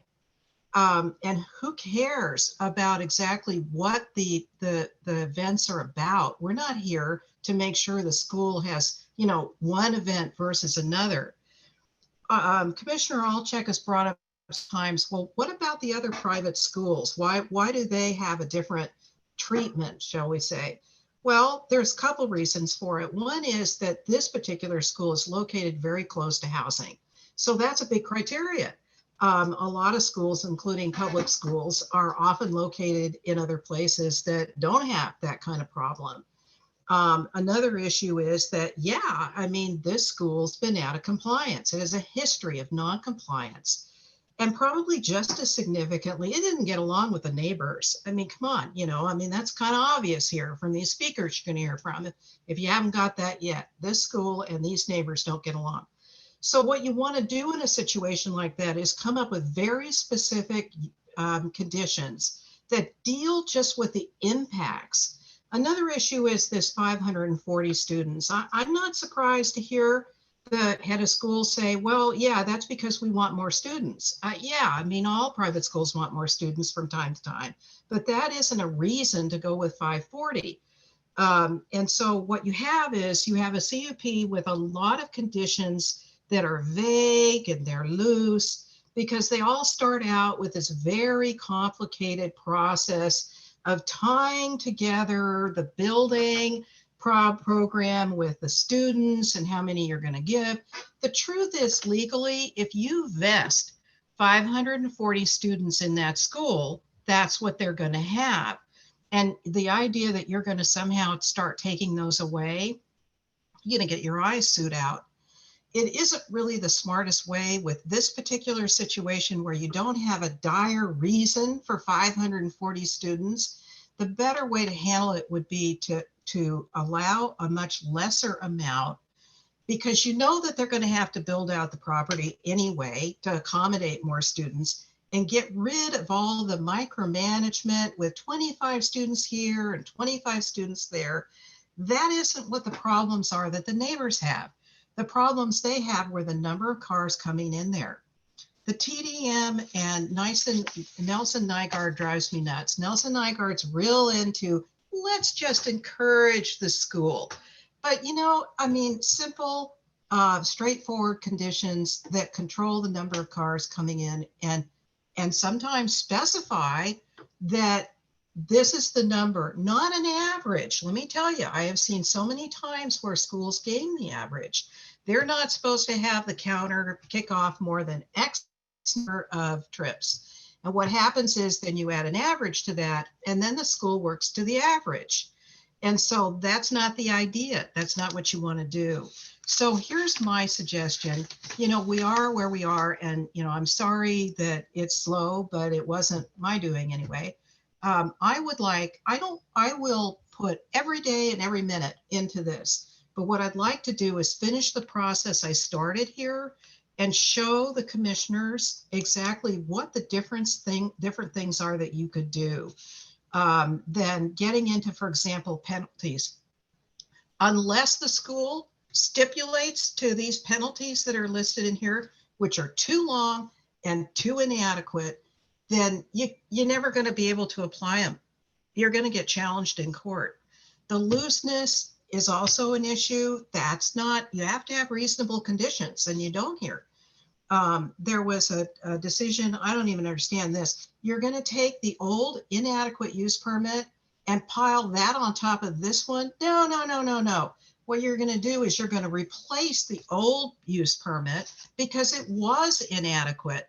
And now you're going to replace it with a new one that is tight and that is specific and everybody can understand it. So what I'm asking for, I've already told you everything I can about the variance issue, okay? What I want is I want enough time to be able to go through this. I would like Amy to be available so I could ask her questions. And I want to give you a document that really shows what your options are of what you could do with this to solve the problem, the major problem here of the school and the neighborhood coexisting. And that's how you're going to get to trust. That's how you're going to get to trust. It's because you've got a really solid use permit.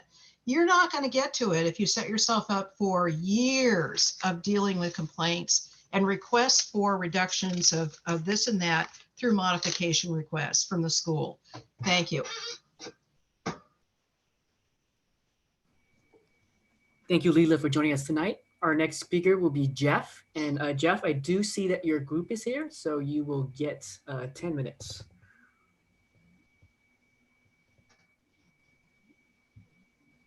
Before I begin, I have a procedural question for the chair, and that is, did I understand correctly that if we don't speak tonight, we will have an option to speak at the next round of No, it's this? either or. Either or. If we don't speak tonight, we then can speak at the next session. Is that right? You're already speaking, sir, so I think you should go for it. All right, I will go ahead, but I'm sorry, I thought the motion was to allow people more time to look at it before they spoke. Yes, The document. yes. So if you want to have more time don't speak tonight, you can have another whatever until the 18th to review the packet. So are you saying you need more time? Yes, I would appreciate, and I thank the commission for that, granting that. So I will take advantage of that. Thank you.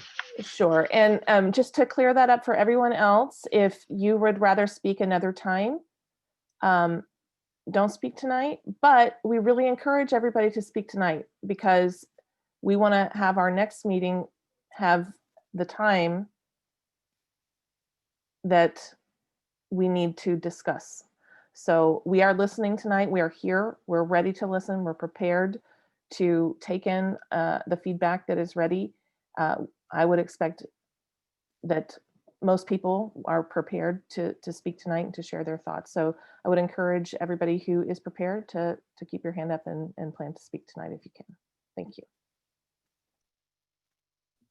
Okay, next on the list will be Cindy Chan.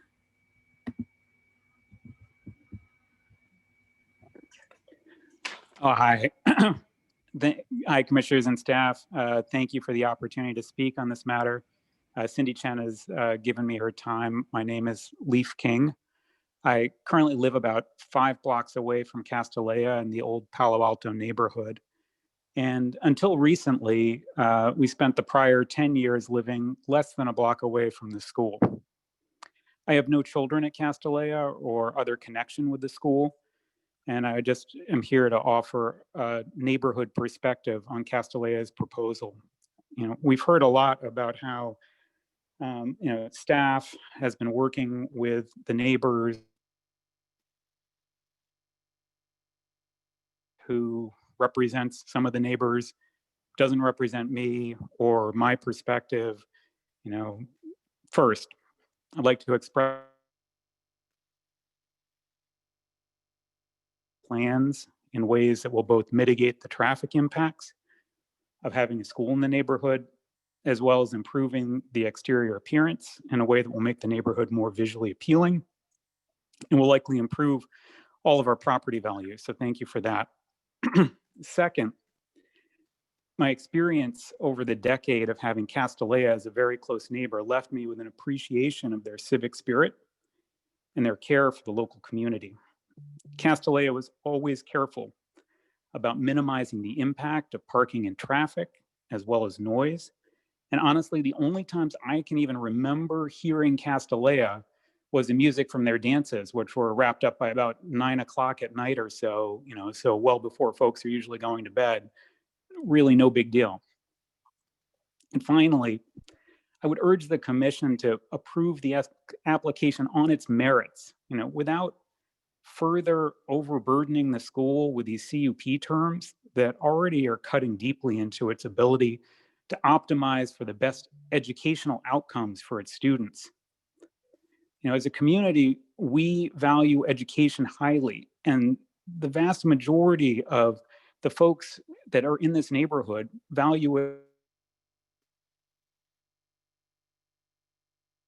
that have been raised against this application. Thank you. I give you back the rest of my time. Thank you. Our next speaker will be Nancy. Hi, thank you for your time. My name is Nancy Tuck. I live on Melville, less than a block from Castellea, and the proposed exit of the underground parking structure. I'm a strong supporter of the school, the proposed upgrades, and the enrollment increase. Castellea has to be given the right to modernize. My neighbors who are fighting this project tooth and nail so that they don't have to endure the construction should not be given an audience. The Castellea proposal is being held to a level of scrutiny unlike anything imposed on public schools or the community center, which most certainly exist amidst residential neighborhoods. I bought my home in Palo Alto 9 years ago on this block because of the outstanding educational opportunities, and I embrace the vibrant nature of the community. Regarding the attorney's comments, your statements are not accurate. Some neighbors developed an issue with the school, not all, and it didn't always exist. When I moved here 9 years ago with a Castellea 7th grader, we met all these neighbors and were told what a wonderful school we were joining. There was not a complaint uttered, nothing about traffic, nothing about events, nothing about parking. I want to share my input about the concerns expressed on traffic, events, and overall trust. Regarding traffic, we have many traffic factors that affect my block and the nearby streets. Palo Alto High School, downtown employees, access to 101 on Embarcadero, and Stanford, to name the biggest. Castellea is not a traffic game changer. Their traffic management measures have cut daily trips to the neighborhood by 30%, and that has been evident. Traffic monitors ensure orderly flow and behavior. Parents, students, and employees are thoughtful about how they commute, and the school culture embraces reducing impacts on the neighborhood. I am not negatively impacted at all by the traffic that you hear so much about from the opponents. That is because it isn't an issue in this neighborhood, and I am not concerned about the proposed garage, particularly now that they've added the distributive drop-off and pickup plan. And to stymie Castellea because of a potential closure of Churchill is backwards. The closure of Churchill should take into consideration the community around it, which not only includes Castellea, but the much larger and closer Palo Alto High School. About events, yes, there is a big event at the beginning of the year and a couple more at the end of the year, normal for a school. Castellea is extremely conscientious about these and makes every effort to minimize the impact or inconvenience to the neighbors. When I hear events described as onerous or steadily disruptive, I honestly can't relate at all. The school advises us about upcoming events, visitors come and go quietly, and paid traffic monitors help with even the fairly small events. Finally, about trust. Nancy Kaufman has been accessible, open, and communicative for the past 9 years. There has been no valid issue regarding trust under her reign. I have to ask myself, exactly what is it that the neighbors don't want here? It's my neighborhood too, and I find Castellea to be a truly excellent neighbor. Contrast to Attorney Monk. I look forward to coexisting with this remarkable institution for many years to come. Thank you. Thank you, Nancy, for your comments. Our next speaker will be, and I apologize if I mispronounce your name, Vania. Yes, you've got it. It's Vania. Can you hear me? Yes, we can hear you. Thank you. Okay, so sorry. Thank you, Commissioners, for the opportunity to speak. My name is Vania Fang. I live directly across the street from Castellea on Kellogg Street, and I support Castellea's plan to modernize campus and increase enrollment in the high school. In tonight's presentation, I see the renderings show gentle materials, lower roof lines, a settled entryway, and so many new and mature trees. The different setbacks break the building up into natural sections to mirror the neighborhood and scale more gracefully than the current building. We like this improvement, and we appreciate all the effort Castanlia has put in to respond to neighbors' feedback. When school was in session before COVID-19 induced SIP, pickup and drop-off happened directly outside our home, and we have not had any problem at all with traffic from Castanlia. If anything, we experienced much more school-related traffic with the nearby Palo Alto High School, and we are receptive to that fact because that is part of living in this neighborhood. We bought our house in this area knowing we're close to schools. While I know public schools go through a different traffic regulation process, if any process at all, I just want to point out that to residents in this neighborhood, Castanlia deserves to be thought of just like another neighborhood school. That said, we really appreciate that in the proposal, Castanlia would not be permitted to increase enrollment if car trips to campus exceed the city cap, which means that traffic will not impact us as the upper school enrolls more students. Our concerned neighbors can rest assured that they too will not be affected. It is also reassuring to know that the school has committed to hosting fewer events in mitigation number 4A. In the past, I must say we've never been bothered by any sound coming from Castanlia events, and we do not find Castanlia events disruptive at all. But we are grateful that Castanlia has committed to a limit to calm concerns about the future. We feel lucky to live in such a beautiful neighborhood, and we look forward to it becoming more beautiful with the updated Castanlia building. Thank you for your time and attention to this important project for the city of Palo Alto. Thank you for your comments. Our next speaker will be Jim.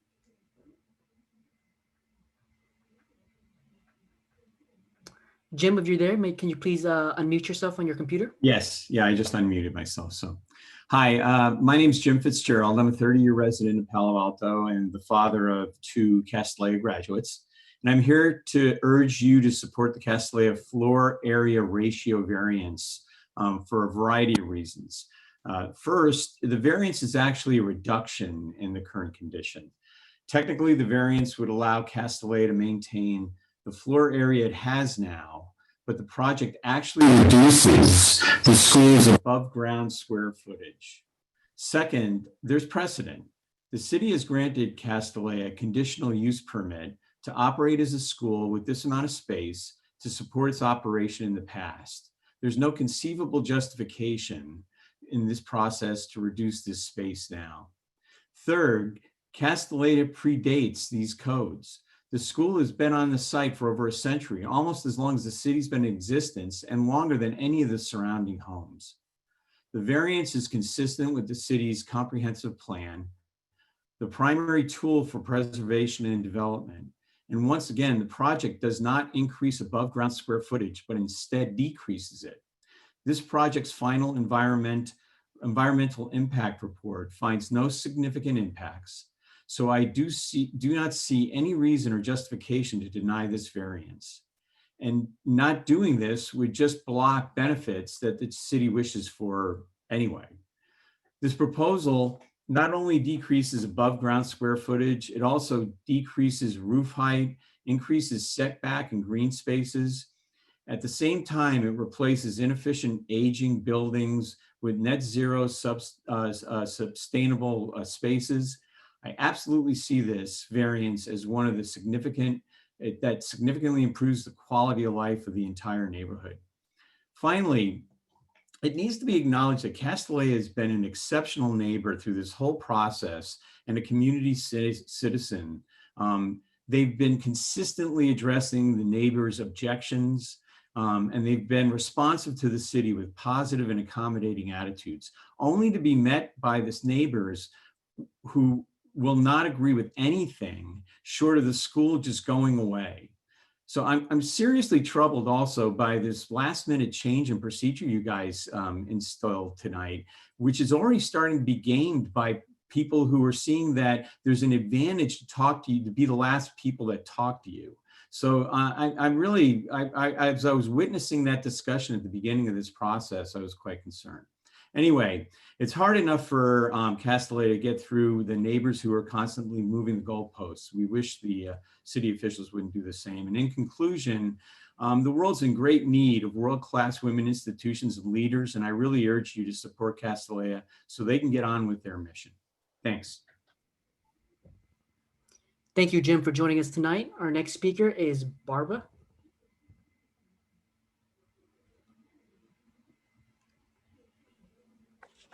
Good evening, commissioners. Can you hear me? Yes, we can hear you. Thank you. Great. My name is Barbara Hazlett. I've lived near Castellet, just across Embarcadero, for over 40 years. It is a privilege to speak in support of Castellet and another century, let me repeat that, another century of educating young women to become leaders. Castellet is a treasure, and as a Palo Alto voter who strongly supports protecting neighborhoods, I feel that schools, churches, libraries, and community centers are critical civic elements that enhance the appeal of residential neighborhoods. Schools serve the public good and should not be driven away from the students they serve. There's a vocal residentialist movement in our city, which I am a part of and I support, and I want to make clear that residentialists support Castellet's proposal. I am tired of all the comments about neighbors' concerns. I am a neighbor, and my only concern is that this application is approved. Once again, I want to state that I'm in favor of an approach that protects our town's neighborhoods. I know that supporting excellent schools supports healthy neighborhoods. I support the school, and in doing so, I want to preserve the Embarcadero corridor and the vitality of my neighborhood. However, I want to conclude by saying I'm absolutely appalled by the commission's process this evening. Mr. Riggs threw a grenade with a capital G into the agenda. Thank you to Commissioners Alchek and Ropovar for bringing some modicum of sanity to the discussion. The complaint about not having enough time for the commission and public to review the information is absurd. As your legal counsel clearly stated this evening, all information comports with legal regulations and were timely. This issue has been on the docket for 8 years. Let me repeat, 8 years. Stop the delays, stop the continuances. Please stop the extraordinary punitive overreach. Thank you. Thank you for your comments. Our next speaker is Glow.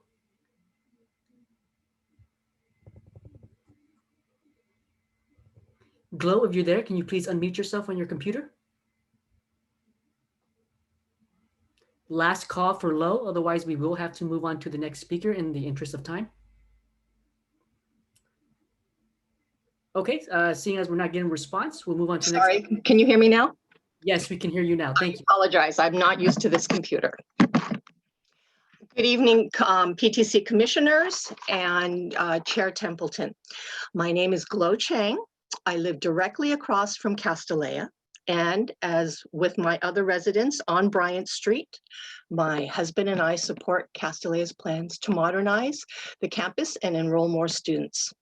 You're hearing that events and traffics are a burden, and I want to speak to you from my own experience to dispel those myths. Our home is across the street from the school's driveway on Bryant, and we are not negatively impacted.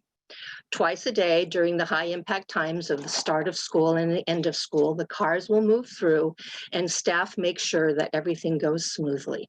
They also help me come in and out of my driveway if I need it. As far as events, I never notice any of them at all. I have heard through tonight's reports that the school hosts 90 events or so per year, and I do not notice them at all. Between the Castellet community's effort to minimize impacts and the paid traffic monitors, Castellet has succeeded in running a school without disrupting our residential neighborhood. Regarding any noise, this is a school after all. It should not be silent. At least there are no Friday night football games. Nevertheless, schools should be allowed to promote activities to further the social, emotional, and academic growth of its students, and they should be done in modern buildings and a beautiful environment. I am aware that construction will take time, and I don't look forward to that, but I don't feel it means that we should derail this important project. Castellea is an excellent neighbor, and their success in minimizing impacts from traffic and events allows me to trust that their process will be faster and more thoughtful than most of the single-family homes we see going up in Palo Alto. I hope you realize that the opponents you hear from this evening do not speak for everyone who lives adjacent to the school. We moved here 24 years ago after my daughter was accepted into Castellea so that we could avoid commuting from Cupertino. Our property value has never suffered by being a neighbor, and the school has been an incredible neighbor. Thank you very much for your time. Thank you, Glo, for your comments. Our next speaker is Roger. This is Roger McCarthy. Can you hear me? Yes, we can hear you. Thank you. Okay, my name is Roger McCarthy, and I live a few blocks from Castellea School up Waverly Street. I have no connection to Castellea, past or present. I have never set foot in the place. However, my concern is from more of a national and social level. I strongly feel it is time to approve this project. What can possibly be learned in more delay? This has been going on for years. It is, in fact, it is well beyond time. If these poor Castellea people weren't so dedicated, none of whom I've ever met, they would have given up a long time ago. The fact is, Silicon Valley is dominated by men, from entry-level positions to the highest leadership roles. I have worked my entire career in the tech industry in this valley. I have been the CEO and chairman of a publicly listed company in the Bay Area, and I know this to be true.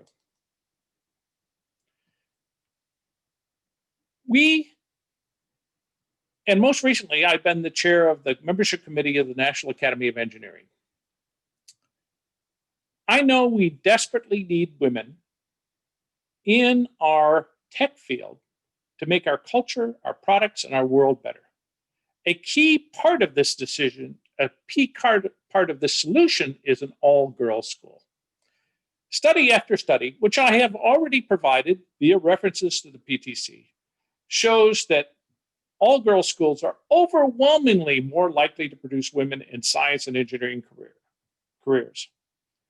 And incredibly, we have one of the best all-girls schools in the nation, and my understanding is the only non-secretarian one in California, right down my street.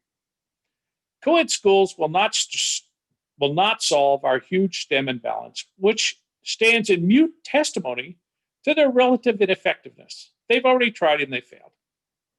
And our huge gender imbalance is not going to improve without change. I'm sorry, that's the deal. And what Palo Alto is doing now is not enough. We need to allow Castellea to admit more girls to the school. We need more Castelleas because we can't sit back and wait for change. We have to make changes that actively promote change. We certainly can't wait for the red states to do it. You have a chance to make a difference here. The world needs girls and young women to see themselves as computer programmers, scientists, and engineers. We are facing steep challenges.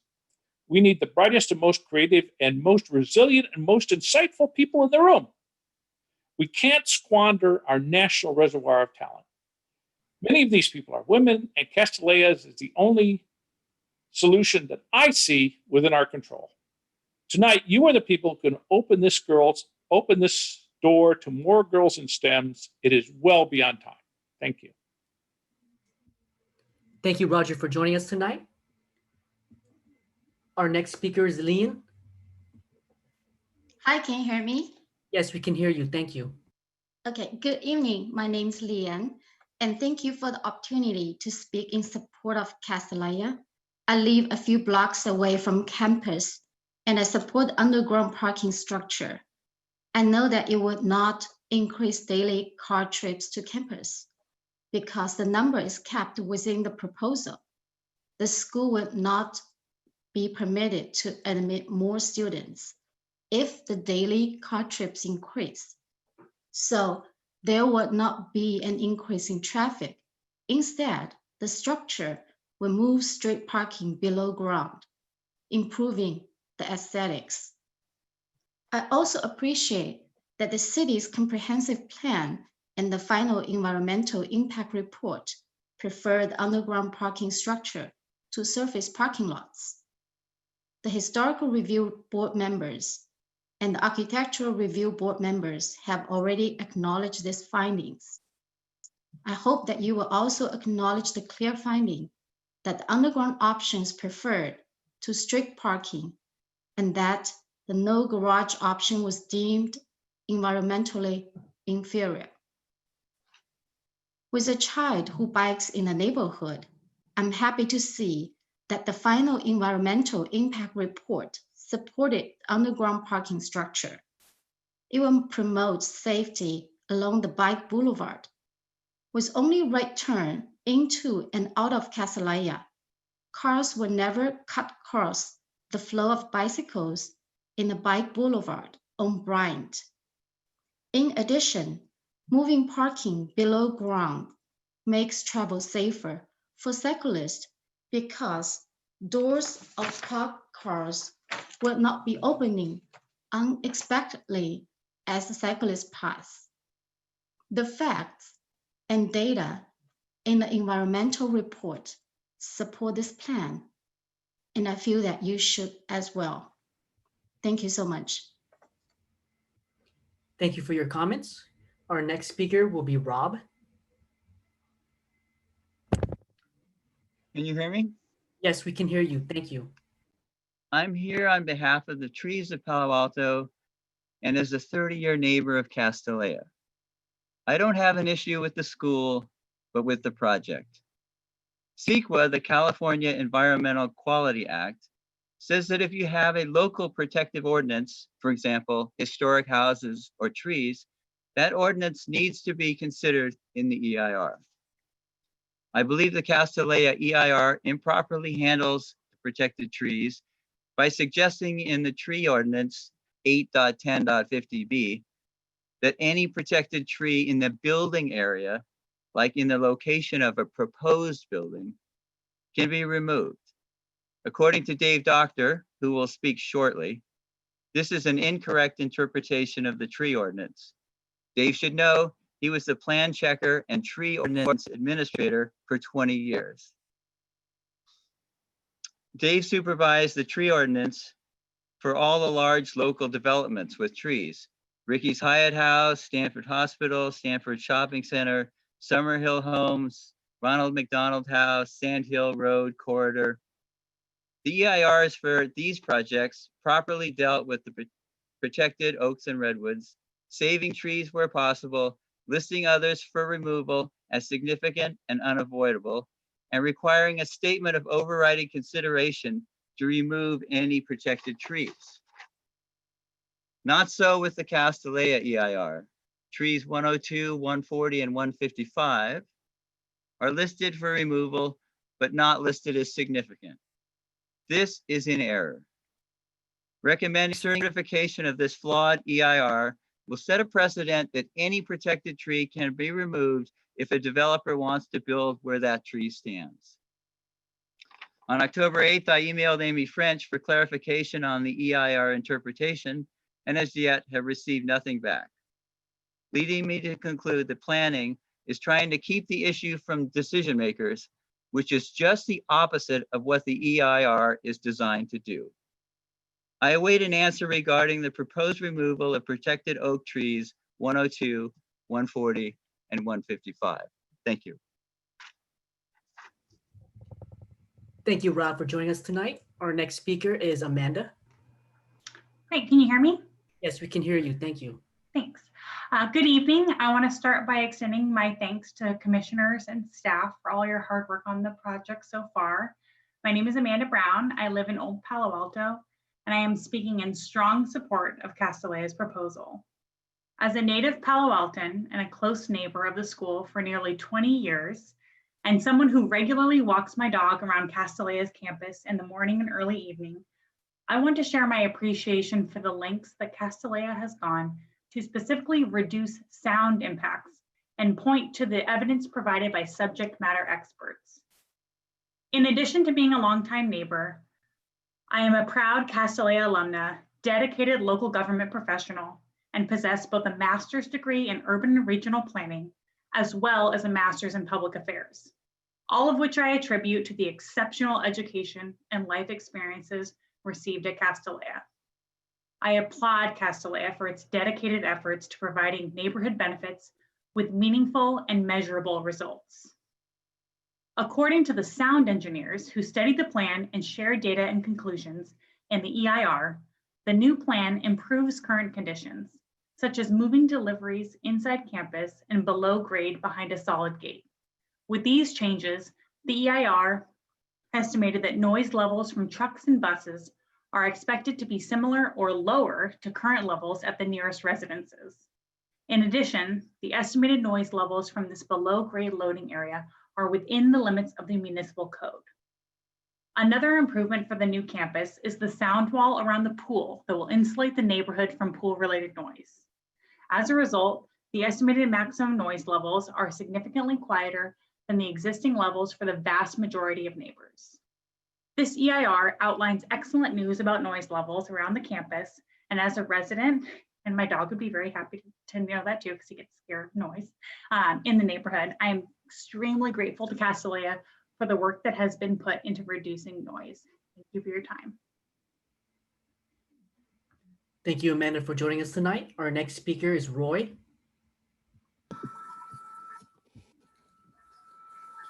Hi, my name is Roy Maidan. I've lived in downtown North for 25 years, and I'm here tonight to speak in support of Castellea's plan, and specifically the underground parking component of the plan. The final environmental impact report and the Palo Alto Comprehensive Plan both found the underground parking to be superior to surface lots. So that ought to be a very clear statement about the benefits of the underground parking structure.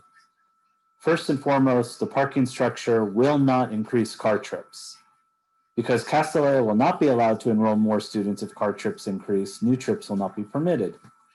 The garage has no relation to the number of trips that will be permitted. It simply moves cars below grade. Visually, I think the opposing voices believe and want others to believe that it is something that it absolutely is not. This is not an industrial garage. The entrance and exit are single lanes set back from the street behind gentle landscaping. The garage is simply a means to remove cars from neighborhood streets, a request that was made by neighbors themselves early on. And the distributed drop-off proposed by the school results in no traffic impact around the school. It's compliant with city code for a school to have underground parking. Congregation Col Emmett on Manuela has already been granted permission for underground parking in an R1 neighborhood in Palo Alto. So there's obviously very recent precedent established.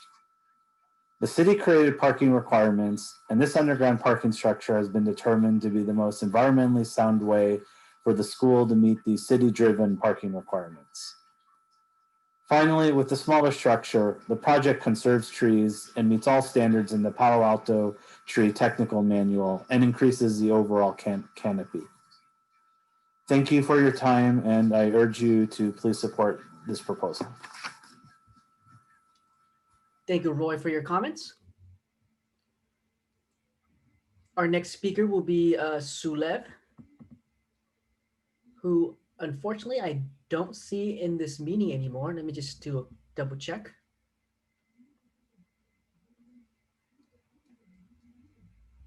Yeah, it looks like this user is no longer in this meeting. So we'll move on to the next speaker, who is Kathleen.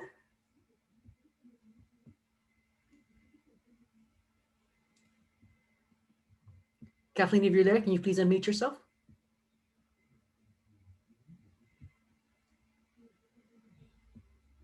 Kathleen, this is a last call for you to unmute yourself to speak.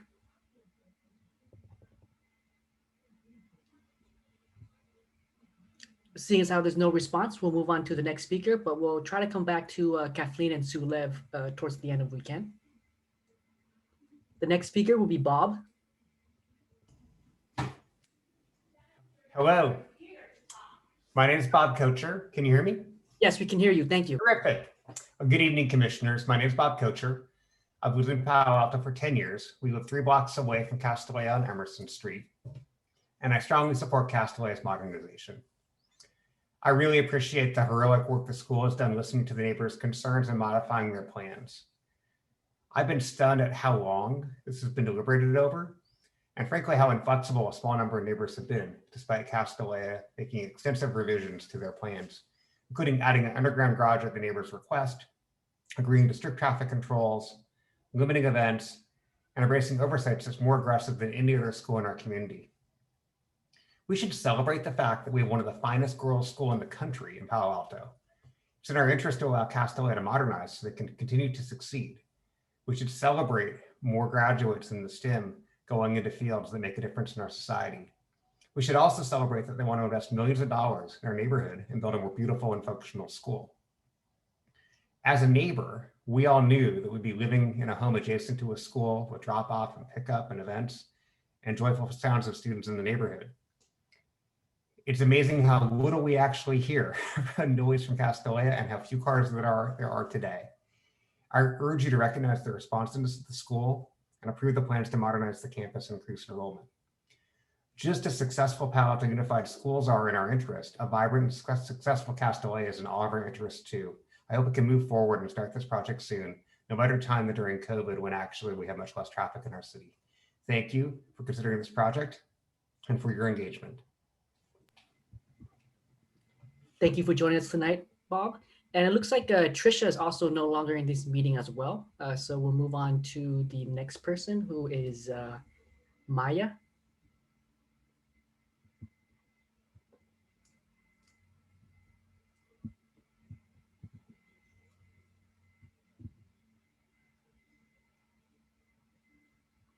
Maya, if you're there, can you please unmute yourself? Yes, I lowered my hand. I'd like to reserve the opportunity to speak for the next meeting. I understand that we cannot speak at both. Yes, thank you. Our next speaker will be Nelson. Hi, my name is Nelson Ng. And I have been living across from Castellea since 1996. So it's for about 24 years. From the beginning, we have been living very in harmony with the school without any complaint. And then in 2016, I found out that the proposal of the first proposal of the garage was directly directed to my front of my house. That's the time that when me and my wife starting to try to learn about the process, to try to talk to the school. Why is this happening? And while the school is still selling the project as they have been working with the neighbors for years to come up with this project. So I just want all the supporters to hear about that, because the school, which we should hold them in high regards of telling the truth, and it has not been. The other thing is that when there's something that not make sense, we owe it to ourselves to ask questions. The school continue to say that the garage is the most important part of the project, and that's the first thing it do. And then at the same time, in the same breath, saying that there will be no new net traffic coming to the neighborhood. How does that happen? Why do you need a garage when there's no net new traffic, when all these supporters who claim that they have been living in the neighborhood has not been having any negative impact by the traffic? So why do we need to build a garage? The other thing is that, as a number of people talked about how stringent, the staff has talked about how stringent the TDM is, the goal is, and that there's penalty associated with it. At the same time, yes, the reduction of enrollment can be possible if that the goal is not met.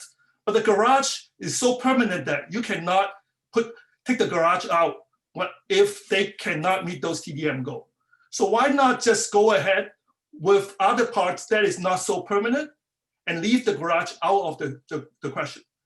The other thing is that about how stringent the event is, the CUP, 2000 CUP says specifically 5 major events and several events. Now we have to thank Castellea for lowering it from hundreds of events to 90. or the staff proposing 70? Does that really make sense? 7 times, 9 times, or 13 times the number of events that is allowed? Several does not mean several hundred. Several plus 5 maybe mean 10, definitely less than 20. So I just hope the commission will really think about this. And also, this is setting precedents for Please conclude your remarks. Your time is up. Thank you. Thank you, Nelson, for your comments. Our next speaker will be Jason. Thank you. My name is Jason Stinson. I live a few blocks away from Castellea and directly across from the athletic fields at Paoli. When we bought our home 18 years ago, we obviously understood we'd be living next to a school. Soon after we moved in, Paoli installed lights around the football field in order to enable night games, which increased Friday night traffic, and it bled significant light directly into our living room. Additionally, the 3 acres of baseball, softball fields that are located directly across from our house were permanently closed to the public and now only serve approximately 30 Palo Alto softball and baseball student athletes, as well as their staff. Note this is an area that's roughly half the size of the entire Castellea campus that was closed to the public without any notice. In both of these cases, the football field lights and the baseball softball field closure, the surrounding community did not mount a massive campaign with signs and letters to the editor and letters to the planning commission to block the plans of the school. They basically supported the enrichment and education of the Paoli students. In fact, my family and I, are very appreciative of the quality and the opportunity that Paoli offers to the Palo Alto community. And we believe that living close to the school adds to the value of our home while enriching our lives. Despite the fact that Paoli, with over 2,100 students, is a busy campus, we do not suffer under the burden of their events. We made our decision to purchase a home across the street from a school, and we're baffled by those who made a similar choice and yet have expressed concerns about the number of events at Castellea, a school with 4 times fewer students and significantly less activity. Within the conditions of approval, Castellea is being asked to reduce the events by 22%. That seems like a lot. The term event applies to everything from parent-teacher conferences to end of the semester presentations to PTA meetings. These are essential activities that the school needs to function.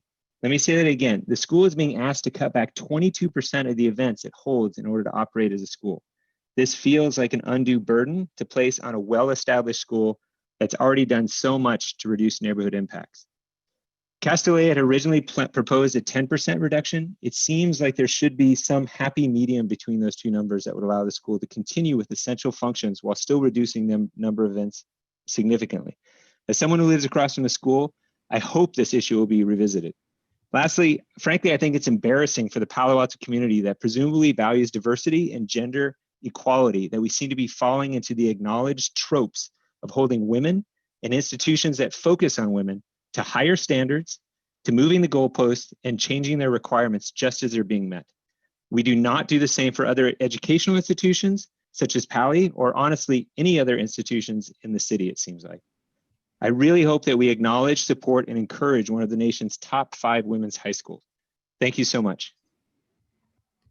Thank you, Jason, for joining us tonight. Gloria is no longer in this meeting room with us, so we will move on to the next speaker, who is Barbara. Hi, Barbara, if you're there, can you please unmute yourself on your computer? Good evening.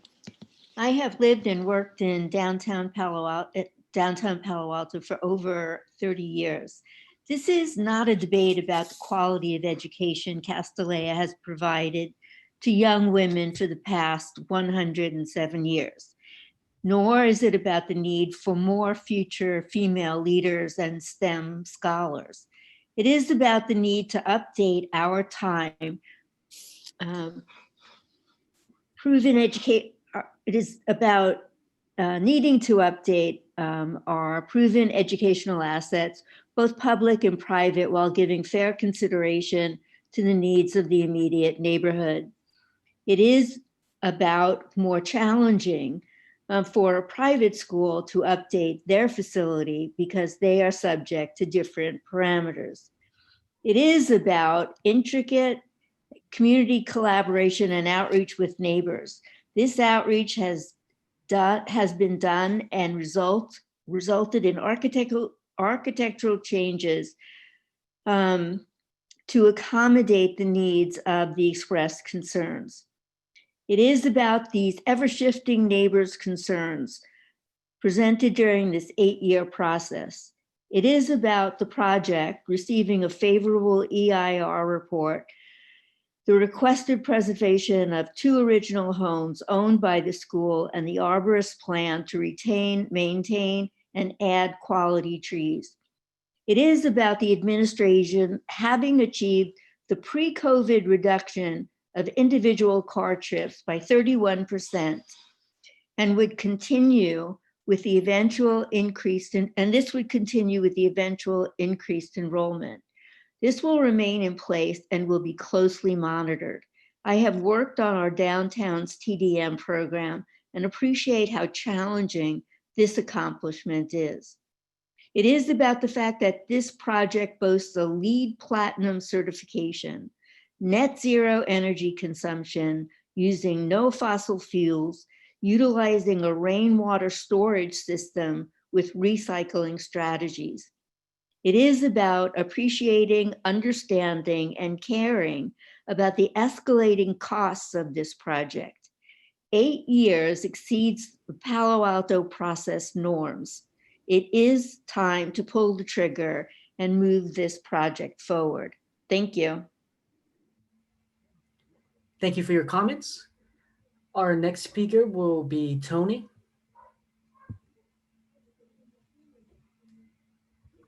Hello, can you hear me?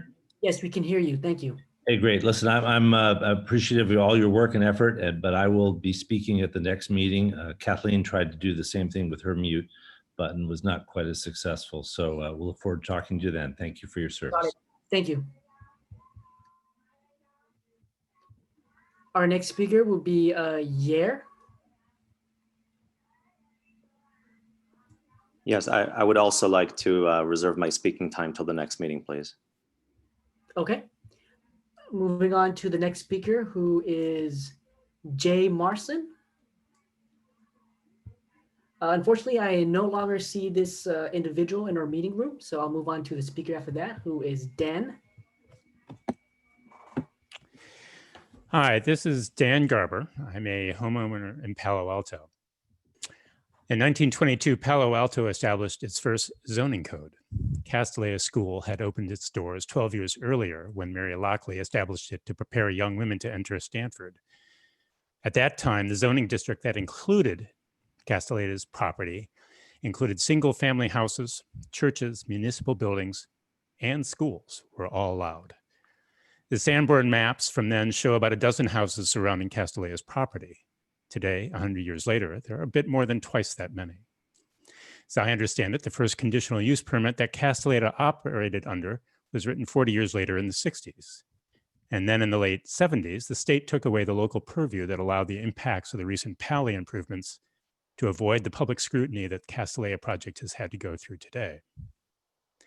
I raise this history not to overlook the physical impacts that these institutions have on us, but rather to emphasize that the value of these institutions have to our community, which is often marginalized in our zealousness to argue the pros and cons of what their proposed impacts on us may be.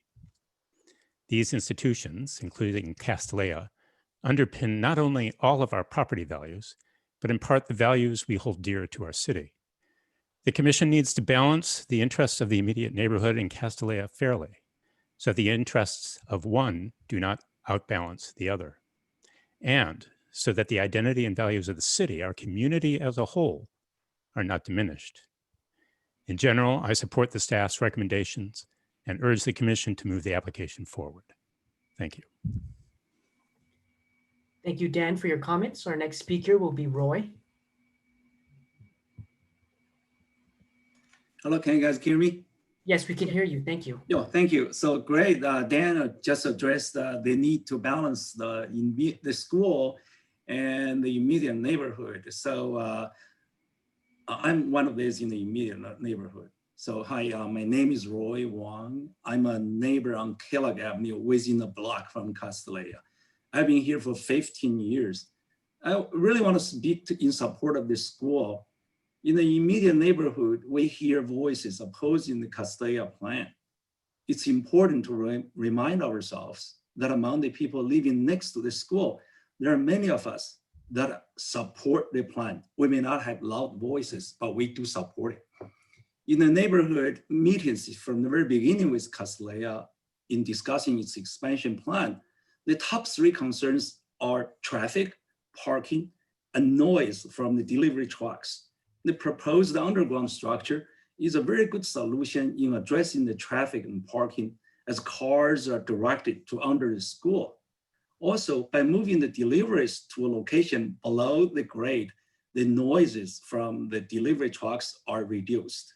So we as neighbors in the immediate neighborhood should benefit from this massive investment by the school. And this was actually mentioned by the neighbors in the very first few meetings. The initial design of the underground garage caused some new concerns. For example, the exit would be facing one of the houses, like my dear neighbor Kimberly and Nelson, as Nelson just spoke. I talked to them and passed their concerns to Nancy Kaufman, head of the school. Castalia heard the messages from several channels and made adjustment to the design. Such an action demonstrates that the school is working with the neighbors in very good faith. In addition to listening and addressing our concerns, Castalia has put measures in place to reduce traffic demand. I have observed in the reduction of traffic over the years.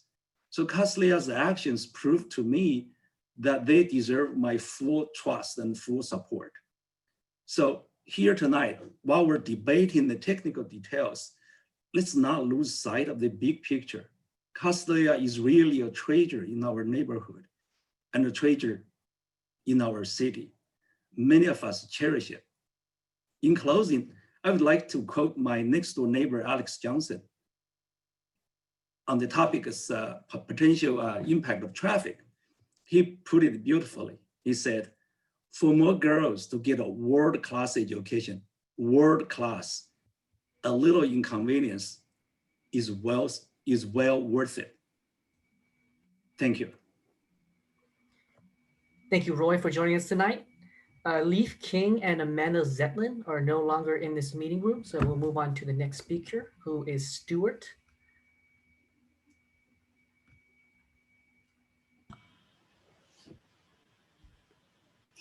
Thanks for the opportunity to speak. I'm Stuart Raphael, and I'm a resident of Palo Alto. And I urge you to support Castalia's application, which increases the enrollment in the high school by 100 students over 4 years. The terms of the new conditional use permit caps car trips.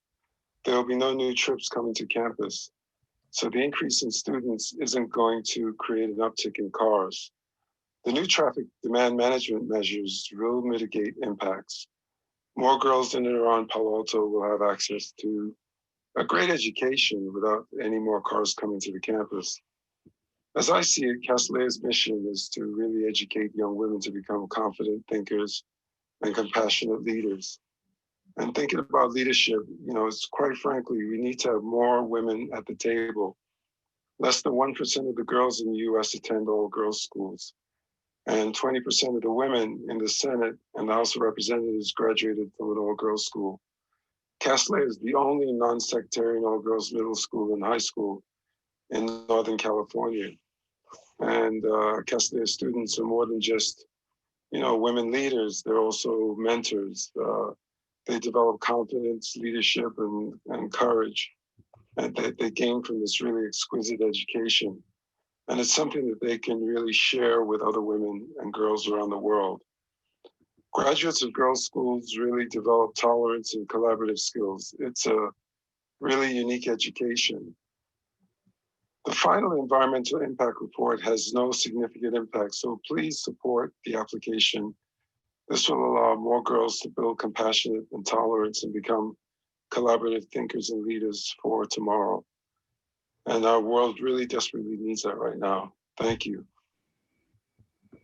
Thank you, Stuart, for your comments. Our next speaker will be Bill. Hi, thanks everybody. Good evening, commissioners and fellow residents of Palo Alto And I do want to thank the commission for allowing a very civil debate on what's a very difficult topic. Regarding Castellea, let's be really clear here. This is not a referendum on women's education, right? We all believe and understand the importance of women's education and education for everybody, right? Education is important. This is also not a referendum on the quality of education that Castellea provides. Castellea is a fine school for women. And as we are blessed in Palo Alto, a number of fine schools for women, such as Pali and Gunn and Sacred Heart Prep and Menlo School and Pinewood. The only issue on the table is traffic.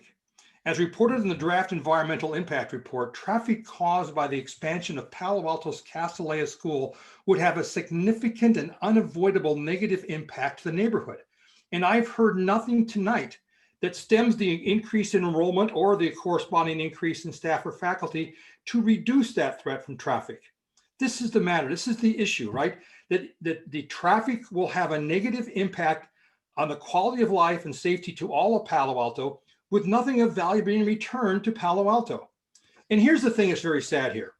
Castellea has the wealth and resources to explore other expansion options. For example, look at what Harker and Pinewood did to expand by creating second campuses. And I'm sure that nearby cities would cherish the opportunity to have a bustling Castellea campus in our neighborhood. But one last observation here. We see lots of signs in neighborhoods supporting Castellea the school. That's good. We see lots of signs in the neighborhood supporting women's education. That's good, but not a single sign supporting Castellea's unwelcome expansion and the impact on traffic. Thank you. Thank you for your comments. Our next speaker will be Carolyn.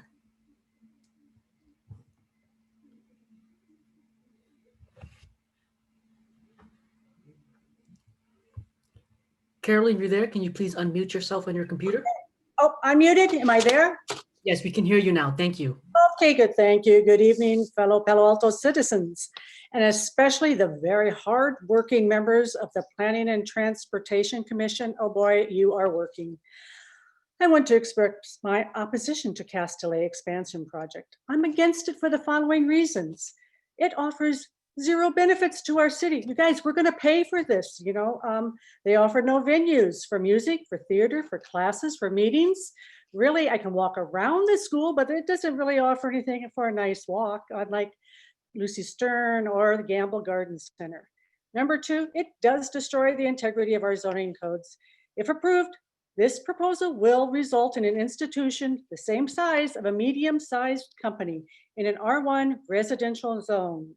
This should not allow the existence of a medium-sized company. By the way, looking to invest in Palo Alto, I'd say buyers beware.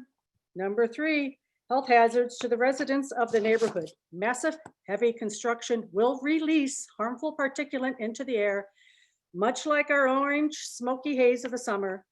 Dangerous traffic, sound pollution before, during, and after construction will create horrendous living conditions. We will pay with our physical and psychological health.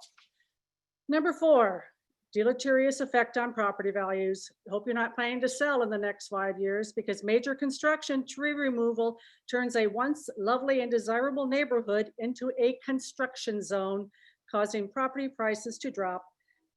I am guessing this could make the city vulnerable to lawsuits for compensatory property damages. Number five, expensive and major infrastructure damage. Heavy construction equipment traveling on our streets will result in severe damage to the infrastructure, and the repairs will be paid for by the city. That's us. This behemoth of a project should not be in a neighborhood. Perhaps, Mr. Olchek, you could welcome this project in your Duveneck St. Francis neighborhood. Or Mr. Heckman, how about it for Crescent Park?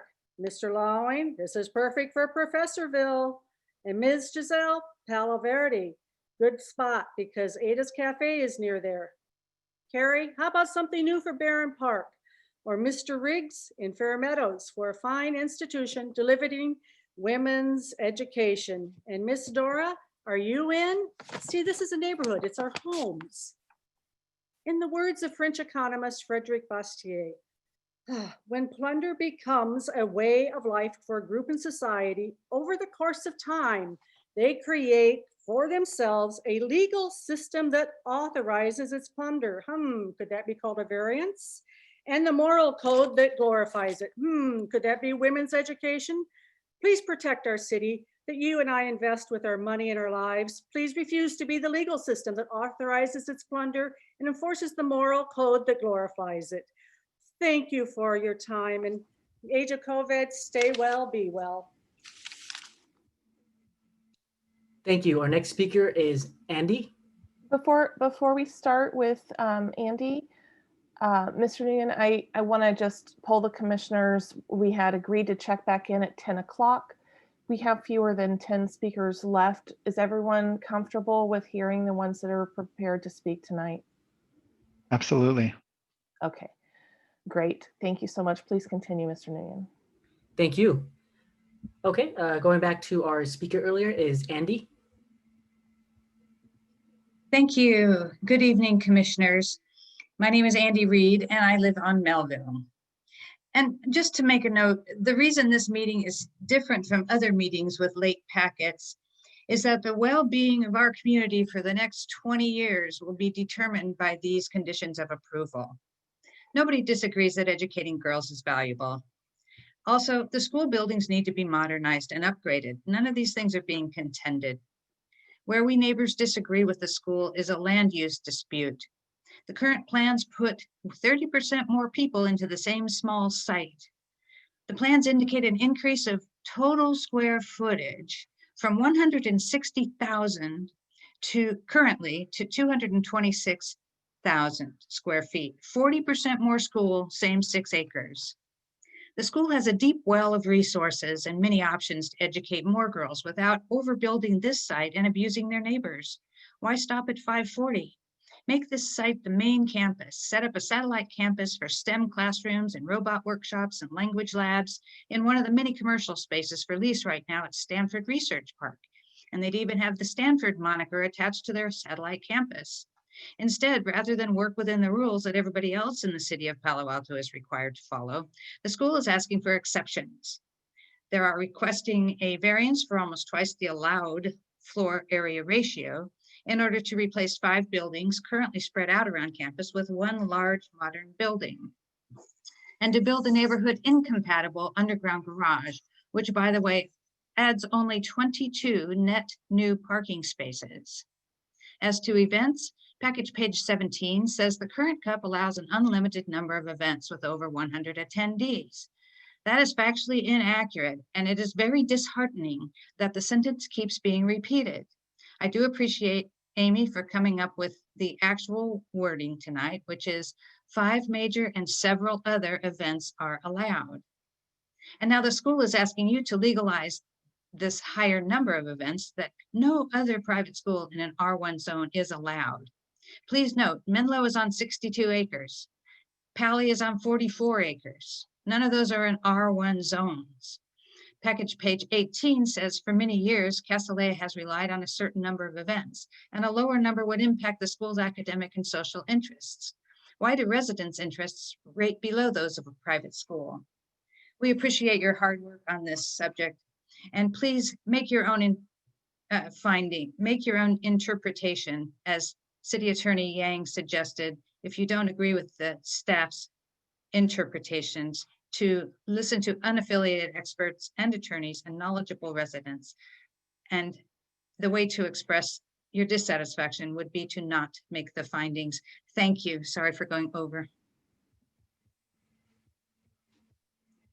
Thank you for your comments.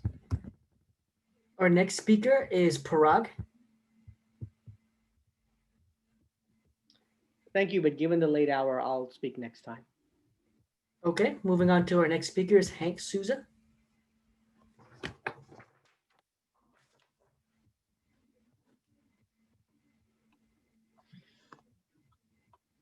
Good evening, commissioners. Something on the history of the neighbors with the school.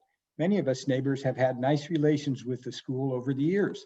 Some enrolled their kids in Cassie's summer camp, while some of us used the tennis courts. I attended middle school dances when I was a 7th grade boy. Most of us opposed to the size and scope of the school's proposal want the school to stay, but with a modest enrollment increase and shuttling in place of any garage. If enrollment is increased 8% to 448, the neighborhood can live with that because we have in the past. At that level, the current 86 at-grade parking spaces are enough to accommodate a good amount of daily staff. The school might even be able to squeeze in a few more car parking spots. The school, at an enrollment of 448, can continue to remain a top-flight education provider, configure the new buildings around the current at-grade parking areas, and recommend the same enrollment increase as Castellea got when the current CUP was approved in 2000. True, the school violated the current CUP's enrollment cap, but let them commit to abiding by the city's rules with an additional 8% enrollment. There would be some conditions in the new CUP, such as a commitment to shuttling in virtually all the students and limiting the number of events. My next point is about city staff trying to change the designation of the proposed underground parking garage to a basement. When I went back through the school's project alternative submitted to the city in April 2020, out of the 23 pages, 8 pages show the drawing of the underground garage.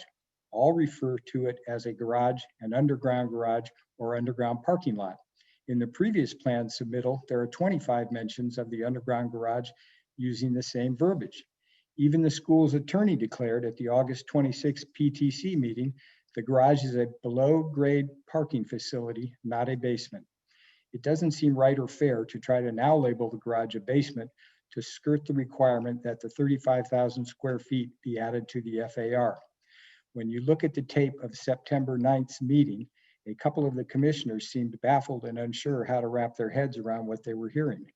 Please recommend the project with authentic shuttling in place of a garage, along with a modest enrollment increase of 8%. Thank you. Thank you, Hank, for your comments. Our next speaker is Kimberly. Hi, this is Kimberly. Can you hear me? Yes, we can hear you. Thank Okay. you. Oh, thank you for putting that up. I was just going to ask for that. So yes, upon reading the latest CUP proposal of city staff for Castellea, I came to the conclusion that 20% decrease in events is negligible. Take a look. 10 to 7 events per month, 2 to 1 event per week is still too much. Both will cause significant and unavoidable impact to the neighborhood. As a neighbor living here 24 years, I remember the occasional dance and party and back to school nights. That was perfectly fine. But over the last few years, the school has increased events at an alarming rate. By few events, the school had over 100. I would challenge any supporter of Castellea to endure this many events just outside their front door. I am just as supportive of women's education, but not the sheer number of events. The 100+ events have overwhelmed the neighborhood and well exceeded the 0 to 10 12 events held at Pinewood, Hillbrook, and Stratford schools, for example. These other schools host in a year what Castellea wants in 1 month. Furthermore, a private school should not be able to use city resources for their personal gain, especially when they do not pay their fair share of taxes as a nonprofit. Pali should not be used as an overflow of events. Shouldn't City of Palo Alto be dictating what the school can be allowed instead of the school dictating their terms? Why are they required to have 70 events when other schools are fully operational with only 0 to 12? Castellea should not be rewarded with a new CUP when they have violated the old one. Not use current events as baseline to set up a new CUP, and they should not be allowed for 10 times more events than other private schools. I propose Castellea be allowed only 5 on-site events per their original CUP. These may run until 10 p.m. Otherwise, the school should operate only from 8 to 5 as any other businesses should. Sport events can continue to 6 to allow for parent participation. If Castellea violates these hours, it should be fined and with reduced enrollment. 3 violations should result in the school losing its operating license. As per the city municipal code, all residents should really have the right to a peaceful enjoyment of their home, especially during off hours. Any other required events should be held off campus and paired with mandatory shuttling to reduce traffic and negate the need for a garage. Should Castellea follow these guidelines, they can host many offsite events as they please. Simplifying a CUP that can be easily adhered to will also reduce the city's responsibility on making sure Castellea complies with the new CUP. I urge the PTC to vote for what is right for Palo Alto and its residents. Thank you. Thank you, Kimberly, for your comments.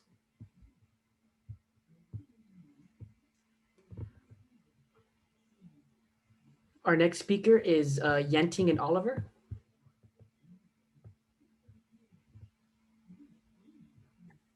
Hi, I'm going to speak next time.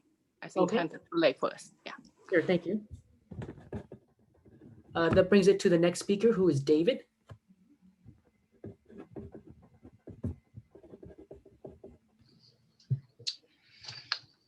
Good evening, Commissioners. My name is David Doctor. In my recent 20-year tenure experience with the City of Palo Alto, I was appointed as a land development plan checker and arborist administering the details of the tree ordinance since its inception in 1996. I offer my perspective and sentiments, and my comments are directed to the ongoing integrity of the city's tree ordinance. I submitted a letter to the PTC dated September 14th, 2020, addressing the program DEIR with detailed comments relating to the biological tree resources on the site and the city's tree ordinance, Chapter 810, that governs those trees during land development. Most of the letter's comments were summarily dispersed by the preparer into a master response number 7 and 4B with an academic endeavor that explained away the concerns. At the last PTC meeting, you voted to certify the CEQA or trees element of that unaltered document, inferring that's the end of the discussion on the biological tree resources on the site. And you're recommending the council approve the EIR section as it currently reads. Now, I believe the FEIR preparers misinterpreted the tree ordinance in both intent and working dynamics. The PTC's reliance on this section of the document has incorporated this fatal flaw. Because of this, I recommend to you and the council that they not certify the EIR without a revision. Here's why. In specific, the FEIR preparer incorrectly justifies the removal of 3 mature ordinance size oaks, 102, 140, 155, with a reasoning that is inconsistent with the past 23 years of administering the tree ordinance or the permitting of lawful removals. Now, following their stated justification means that if a development design or project were to overlay itself over any protected tree on the lot, it would receive guaranteed approval to remove it simply for being in the way of the proposed building program. This is a significant impact to the 3 ordinance sized trees.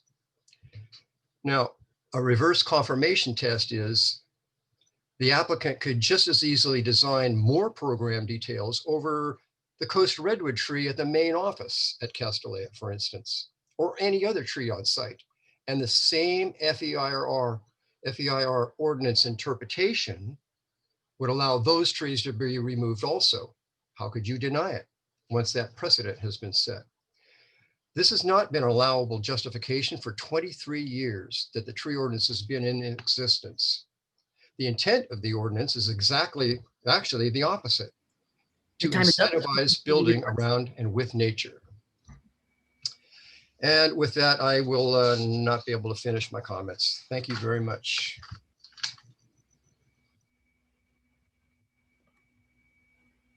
Our next speaker is Carla.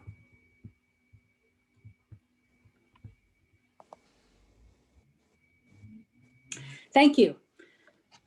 I've been an immediate neighbor of Castellea for more than 50 years. And when we moved here, it was a small, quiet boarding school.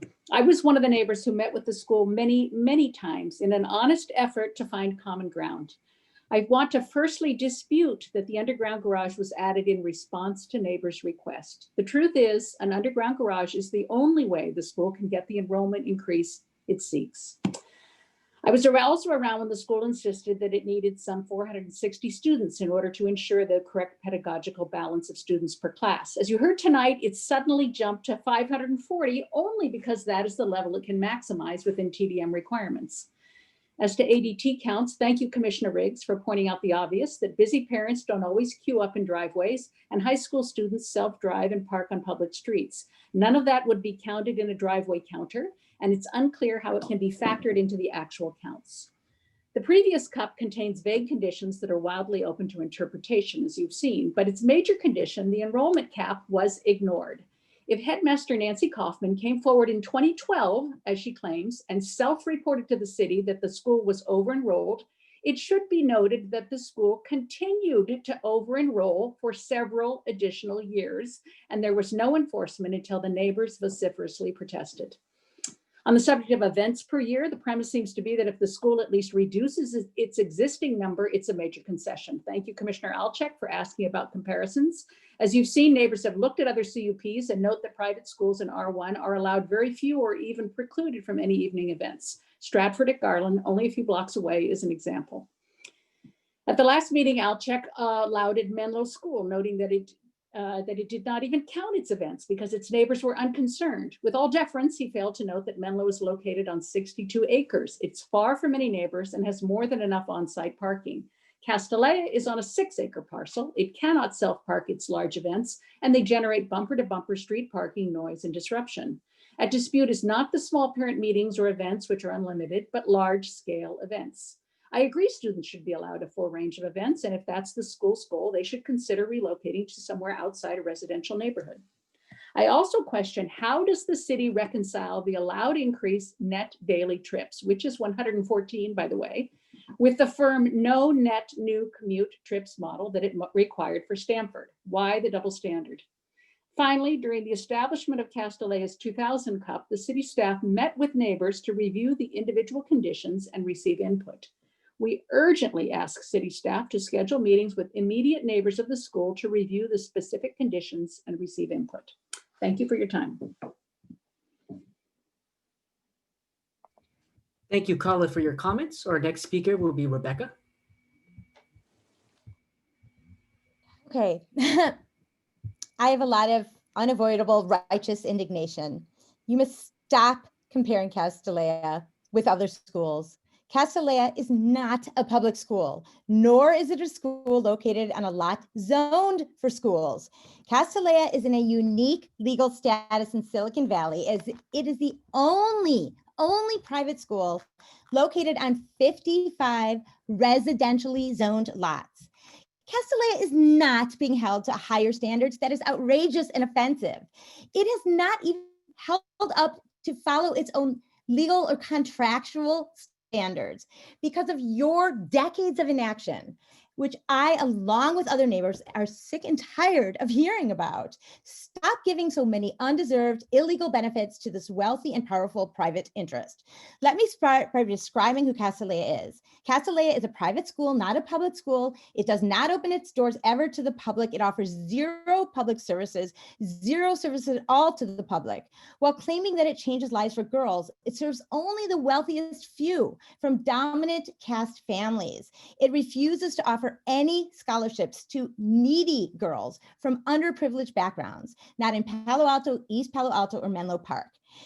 Comparing it to Stanford makes Stanford look like Mother Teresa. Stanford offers free shuttles like the Marguerite. Stanford offers its campus to the public.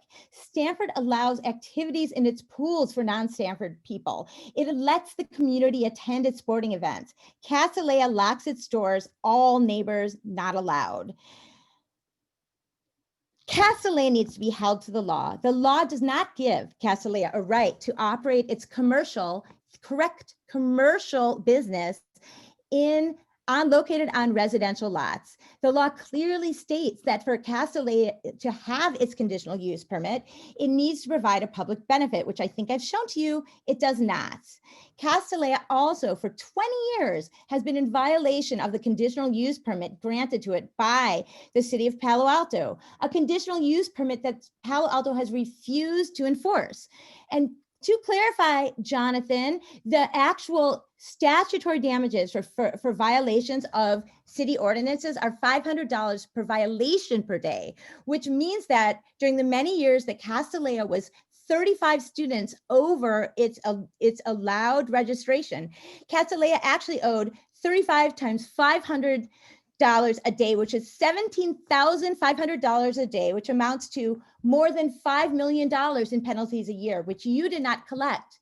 And you expect us to believe that you're actually going to enforce a new CUP? Nancy Kaufman signed a letter in 2013, which I emailed to all of you, where she agreed that if Castellea was not in compliance with its 2000 permit by 2018, I'm almost done. Nancy Kaufman signed the letter saying that she legally agreed that she would agree to revocation hearings. That is a legal status that Castellea should be in right now. Revocation hearings. Let's enforce the law. Thank you. Our next speaker is Fred.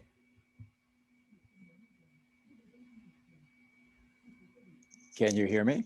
Yes, we can hear you. Thank you. Thank you. I'd like to chime in briefly on the motion that was raised at the beginning of this meeting, which I feel was reasonable, not untoward, and certainly not unprecedented. If you were around at the time, you may recall the 2009 JJ&F block project as it came into its final stages, the 2100 block of El Camino Real. It was very combative, very controversial, went through many years in the planning process. Is the last PC ever approved by the city of Palo Alto? Conditions of approval are still being litigated. And when it came to the council, the staff report came out within the Brown Act requirements of 72 hours, together with the staff report, but it was huge. There was a tremendous turnout at the council. There was late submissions at the dais, dozens of speakers. And the council wisely continued the hearing, keeping the public hearing open and allowing speakers to speak at the next session, just as you did. And then they, proceeded as to make their decision. As a result of that project and certain projects before that, a citizens group worked very hard and successfully to get the city manager to work together with the clerk's office to require that packets be released 10 days prior to a hearing. The same mechanism should apply to the Planning Commission as well. In addition, we also got put into the policies and procedures for the council that any application project or major changes to it be provided to staff 5 days before the hearing. That process was alluded to in the discussion at the last meeting, and the city attorney gave his opinion that the material was not significant to go beyond that bar, but that should be part of the procedures for the Planning Commission as well. Thank you. Thank you, Fred, for joining us tonight. That's the last speaker. We have the raised hand. I've looked through the list of attendees to see if I can find anyone who couldn't unmute their microphone earlier for whatever reason, and I do not see any of them still in the list. So hopefully they're able to join us for the next meeting and give us their comments then. And with that, that concludes public comments for tonight. Thank you very much, Mr. Nguyen. Okay, so we passed a motion earlier in this meeting that expressed our intention to continue. I think we should talk about that and be very clear about when we're going to continue. Is this to a date known, a date unknown? What is our plan? So if commissioners, if you have thoughts on that and want to speak up, I also want to note, in case you guys haven't looked at the schedule, it looks like we do have a planned absence on the 18th. So I don't know if we want to consider that day or a different day. That's me, Carrie. So I in making this motion, I was unfortunately really deliberate that I was going to rearrange my travel schedule. I actually do have travel, and I was going to rearrange my travel schedule to accommodate my motion and be available that meeting. And so I would hope that we could continue the public comment and our comments to our special meeting on November 18th. Is that a motion? I don't think I need to make a motion because it would be continued to whenever staff scheduled it. But I would defer to staff. I'd like to make a Yeah, motion. let's, Well, I see Jonathan just sitting, so okay. All right, we'll get to you, Michael, after Jonathan has a chance to chime in. Is that okay? Commissioner Alchek? Yeah, okay. So Director Lee. Yeah, thank you. So with respect to continuing it, if you have a date certain that is helpful, it lets puts the public on notice that are here and attending, and everybody's understands where we're going. Do we need a motion for this? I think we do, because we have to set the date. Okay. yeah, so I'll make a motion that, and it was my original intention that we would continue to our next meeting, which I November 18th, which I will change my schedule to attend. All right, do we have a second? I saw Dory, Commissioner Suma first. Okay. It doesn't matter. Great, and I see Commissioner Alchek has his hand up. So did you have a comment? Yeah, I was going to make a motion that we continue this item to November 4th, assuming that we could have a quorum for next Wednesday. I continue to think that this item deserves our attention. And if we have a quorum available next Wednesday, I think we should attempt to schedule this second part of the hearing. I feel like another week should be plenty of time. Commissioner Suma mentioned that she was hoping to get a chance to read the room. I felt like the room communicated that they were eager to have us deliberate on this item. And I would implore my fellow commissioners to not support the current motion. Allow me to move to see if a quorum can be made available next Wednesday so we can do the business of this commission. And I would like to add, in support of that effort, if you take a look at package page 6, I've begun my 9th year on this commission, by the way. And I would suggest to you that in those 9 years, we've never had so many meetings canceled in a single year. I know COVID is responsible for a few of those, but this has been the lightest year. You guys participated in the lightest year of work ever.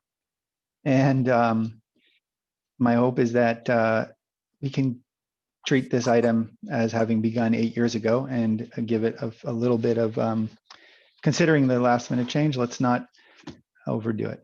That's all I have to say. I have a question about process. Oh, Is that okay. a substitute motion, because we don't allow. I those- didn't make a motion. I said I would make a motion, and I asked that the commissioner would consider not supporting the current motion on the table so that I could then follow with a motion to continue to the 4th if a quorum is available. That's what I said. So you're making an argument against? Yes. I was explaining that I was, yeah. If I'm not clear, I can explain more. I think it's good. Vice Chair Rupavar has her hand up, and we should also give Commissioner Suma a chance to speak to her second. So let's go to Rupavar and then Suma and then Riggs. Sure. Are we going to have an opportunity to say if we're available or not? Because that's going to impact our decision on the motion. Like, I can do the 4th. If fellow commissioners can do the 4th, then I'd be like, okay, well, I'm not going to support it. But if they can, then I will vote for it. You know, like, are we legally allowed to talk about like if we're available or not? Because that's going to impact our decision whether to approve or not approve. We also need to hear from staff as well, like if that's yeah, whether they're available. So I would just add that I do not like to schedule from the dais. I mean, like, this is incredibly awkward, and I am really scheduled. And that's what I was going to say. It's like, I'm booked for like a month out, and this is, this is uncalled for. I mean, that's my that was my comment. Like, it's totally called for. I know it's uncomfortable. It's okay. We should talk this through and figure out if we have next available. If the 18th is it, we need to know that. it'll inform this discussion. So Ms. French or Director Late? Yeah, I mean, since we're remote, we're not vying for conference rooms. So I believe I'm free next Wednesday. I'm not doing anything.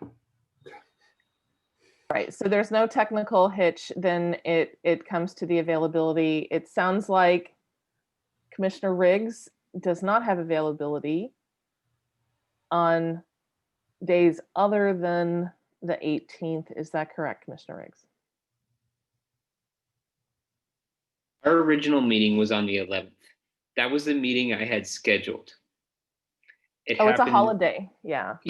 Yeah, in somebody's world. I don't know who celebrates Veterans Day, whatever. it's a government holiday. Okay, yeah, whatever. Are you available on the 4th if it gets scheduled on I the was 4th? available on the 11th. I have an open house on the 4th. I will divulge my calendar. I have an open house on the 4th, and I have student meetings and a class on the 11th. Is the answer that you wouldn't be able to make it on the 4th? I have things that I would I just want to know, if it was scheduled for the 4th, would you be a part of a quorum? I have some significant challenges, and I would like to participate in this item, which is why there is a motion on the floor to continue this to the 18th, which I would prefer to vote on before we divulge my entire private life to I'm the not public. I'm not trying to be hostile. I'm suggesting that I think it would be interesting if we could attend this meeting sooner than later. And if a quorum is available on the 4th, then this commission could conceivably proceed. So and we have a professional obligation to try to do the business of the city. And by the way, the November 18th meeting has an I agenda. have a voluntary obligation, Commissioner Olczyk. I do I'm not just- get any I'm pay just- for this. I'm not, I don't want to argue Civic. about it. I'm just telling you, that's why I asked that question. I'm gonna ask you to stop, please. So it sounds like Commissioner Riggs has made his availability known to us. If any other commissioners want to speak to it as a vote for this or don't vote for this, because we do have a motion on the floor. So to that note, I'm available either date. Does anyone else want to? I see Commissioner Heckman has raised his hand. Do you want to speak to this motion?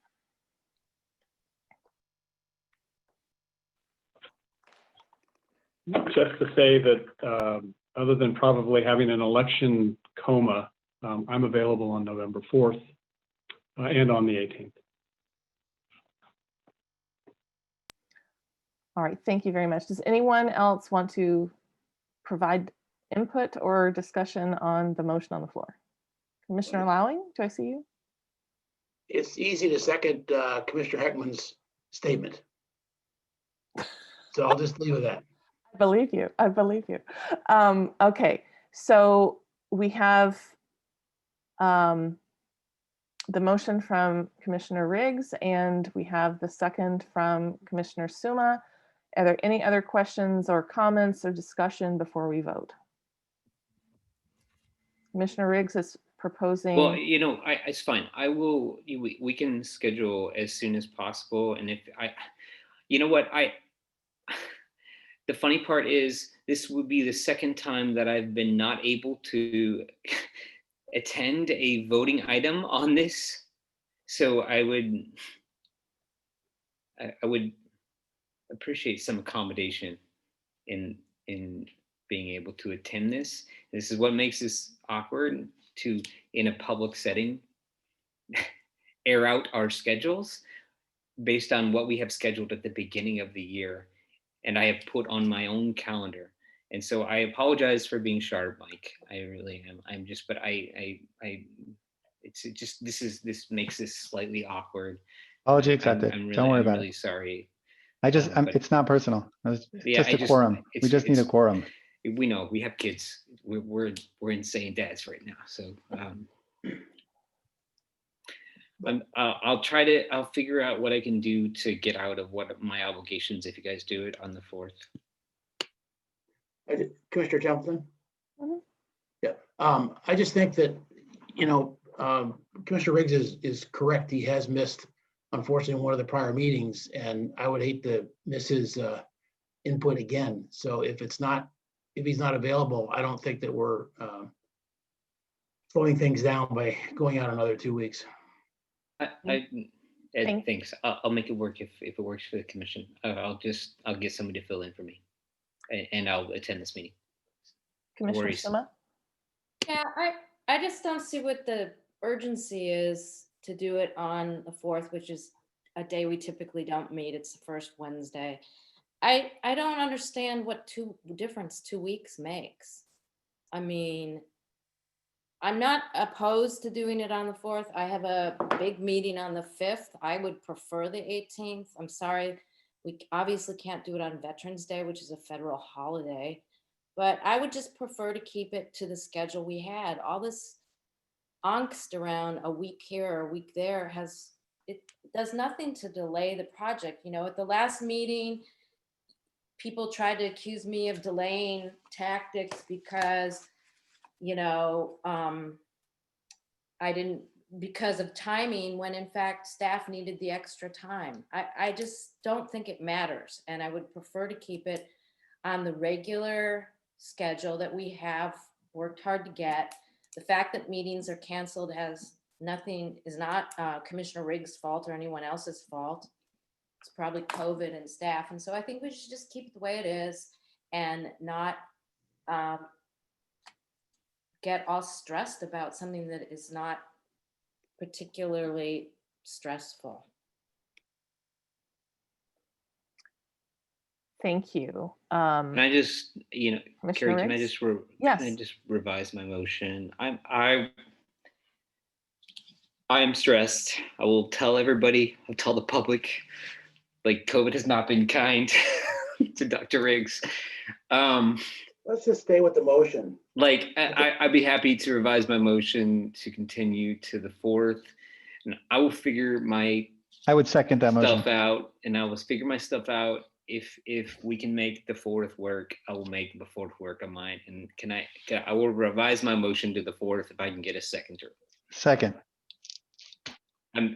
If I don't know what the protocol's there, but I think I have a motion in a second, unless I need a release on the first motion.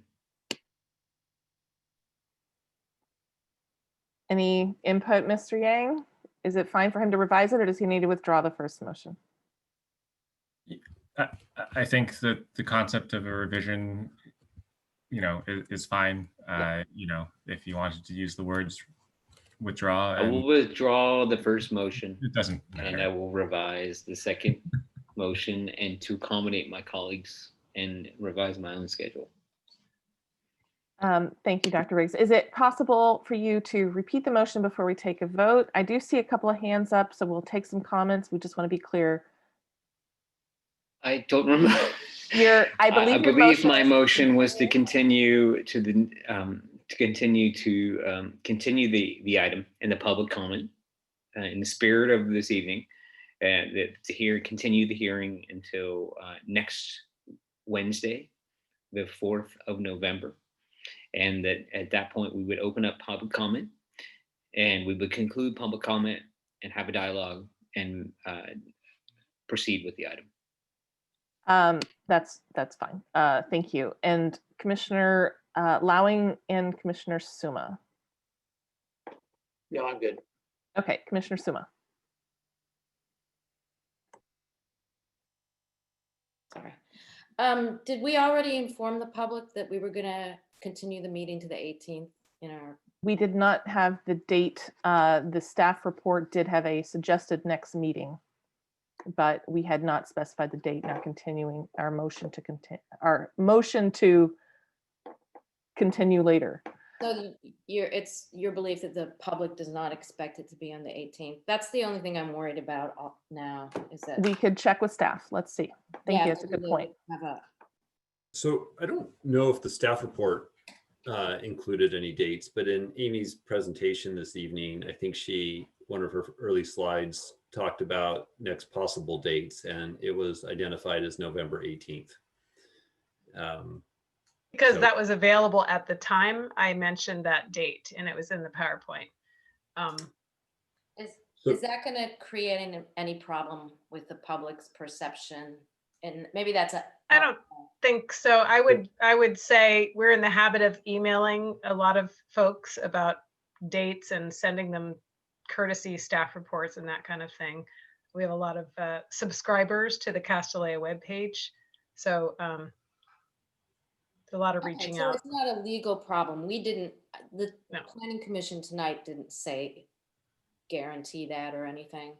No, In our and so just to be clear, with the motion to continue to a date certain, there will not be any additional mailed notification for the next hearing. Okay, if you guys are, if every staff is comfortable with that and they didn't.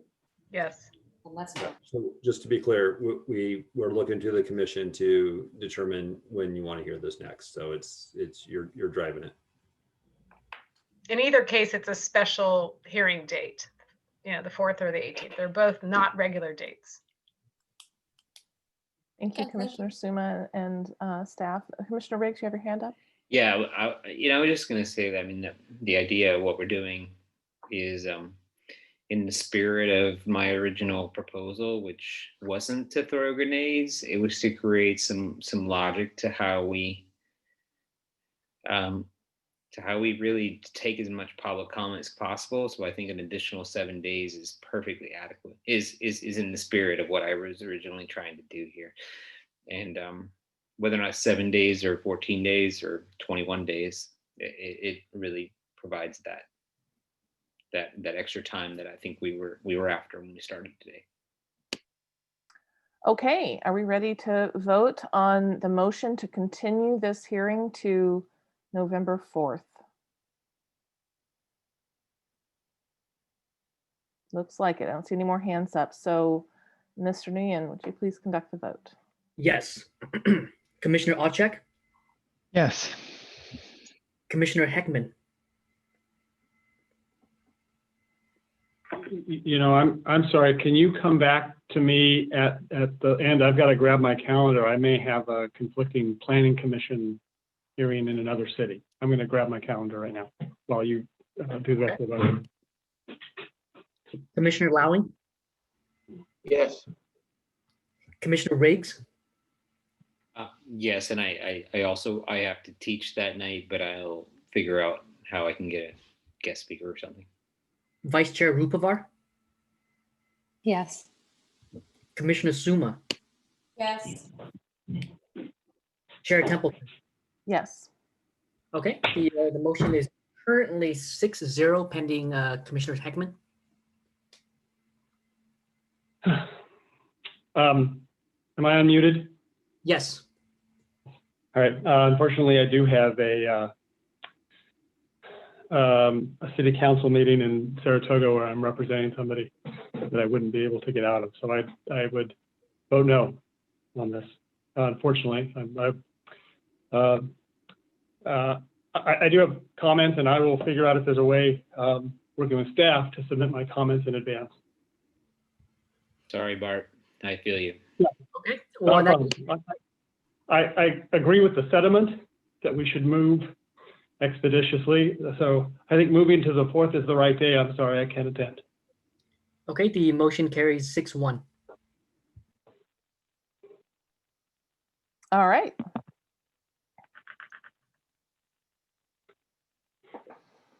The item is continued. Are there any special legal rules that staff would like to remind us of when an item is continued from one week to another?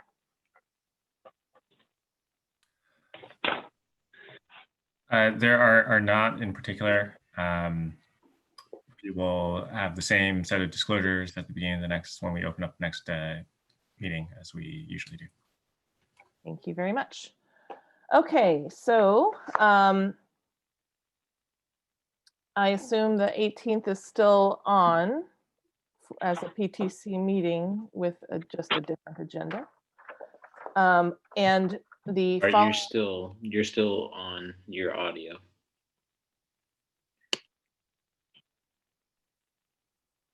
I don't know if you were talking to me, but I was trying to talk to you guys. Can you hear me? Yes. Okay. And So I was just telling Bart his audio, I think, was still unmuted. He was.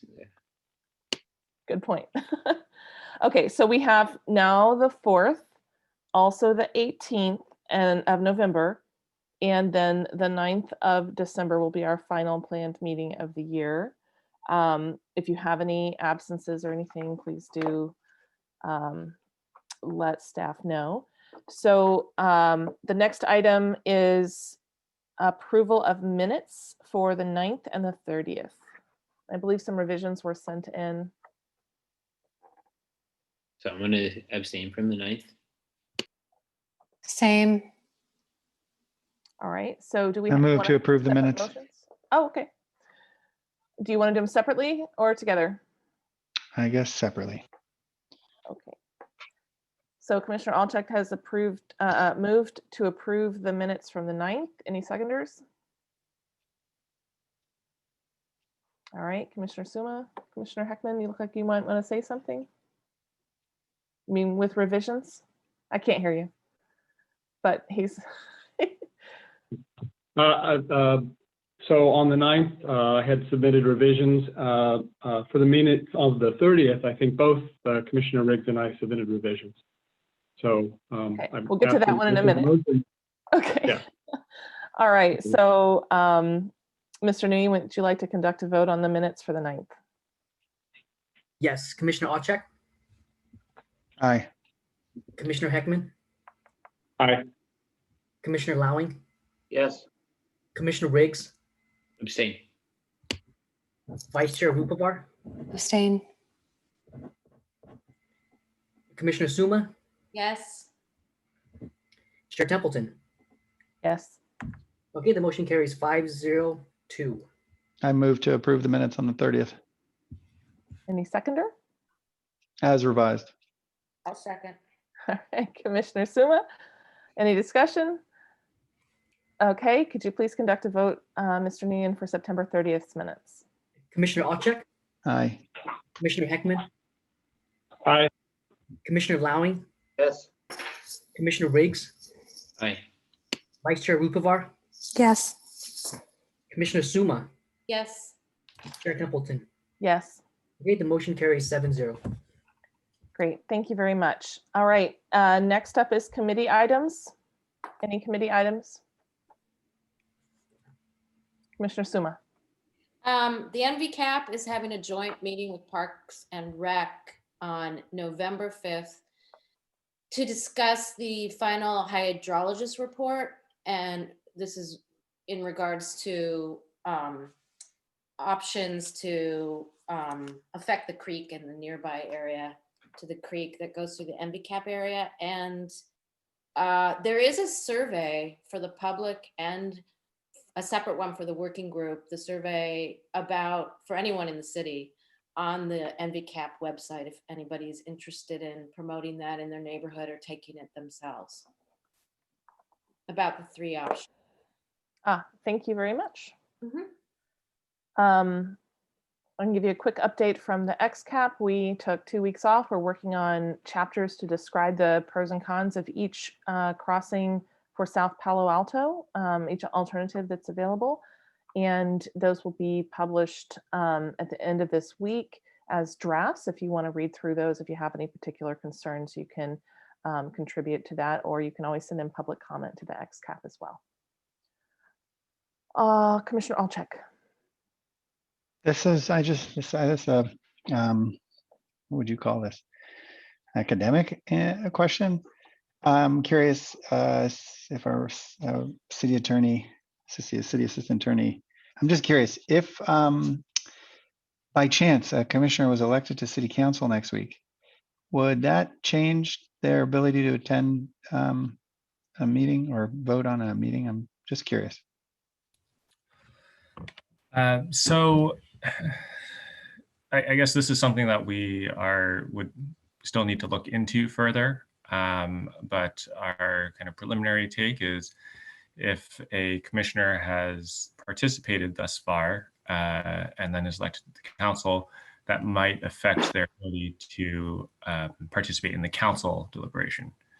Even if they don't participate in a vote or we will like, for example, on this item, I'm actually presumably asking you, because it's Right. the only quasi judicial item left in our calendar. So because we didn't actually have public commissioner comment tonight, would a commissioner be precluded from participating on a city council item if they didn't participate in the next meeting, if assuming they were elected? Yeah, I'll have to do some more research specific on that. I think it's somewhat complicated by the fact that we already have had a vote on a recommendation on the EIR. So, part of the research would have to be looking into whether that can be segmented out when it goes to the city council or not. In addition to the kind of overall principle of whether recusal is required. So I'm sorry, I don't have a more. No. I assume you're not going to wait till they get the results on Tuesday night to figure out the answer to that question. Yeah, it's something that we have already started looking into. So. Cool. I look forward to hearing the answer, academically, of course. Hypothetically, academically, I'm not sure we're expecting answers by Tuesday. I don't know, like by Tuesday night. But maybe by Wednesday afternoon. In some races in 2018, we didn't have an answer for like 20 days. So you just don't know. Anyway, hypothetically. So Commissioner Silva, did you have another question?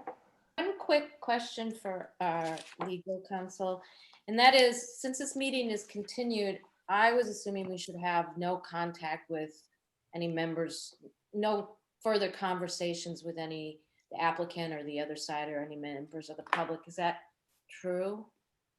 Yeah, I believe that may be a part of the PTC's procedural rules, and that's certainly advisable. I don't think that there's necessarily a kind of like broader, legal prohibition on that in the way that it would, if some sort of contact did happen, as long as it was disclosed and entered into the record, I think that would be okay overall. But it would probably be preferable to avoid additional contacts between now and next week. Okay, thanks. All right. So commissioner questions, comments, announcements, or future agenda items. Commissioner Alchek, I'm assuming your hands are still up. I don't know if you have new questions. Sorry, no, I didn't realize my hand was still up. No problem. Commissioner Riggs. Well, if anybody wants to hear about from like a bunch of amazing women on the lead autonomous vehicle companies or new energy companies on Friday, have a great symposium. And it's worth joining from an educational standpoint. And it's Friday, everything's free, it's online, 2 hours around lunchtime. I'd encourage you to join, and I'll provide the link that we can to each of you. It's going to be great. Thank you. That sounds cool. All right, staff, did you have any other comments, future agenda items? I think we've got a big one now on the 4th. Anything to add? No updates. All right. With that, then we are adjourned. Thank you very much, everybody. Thank you. Thank you.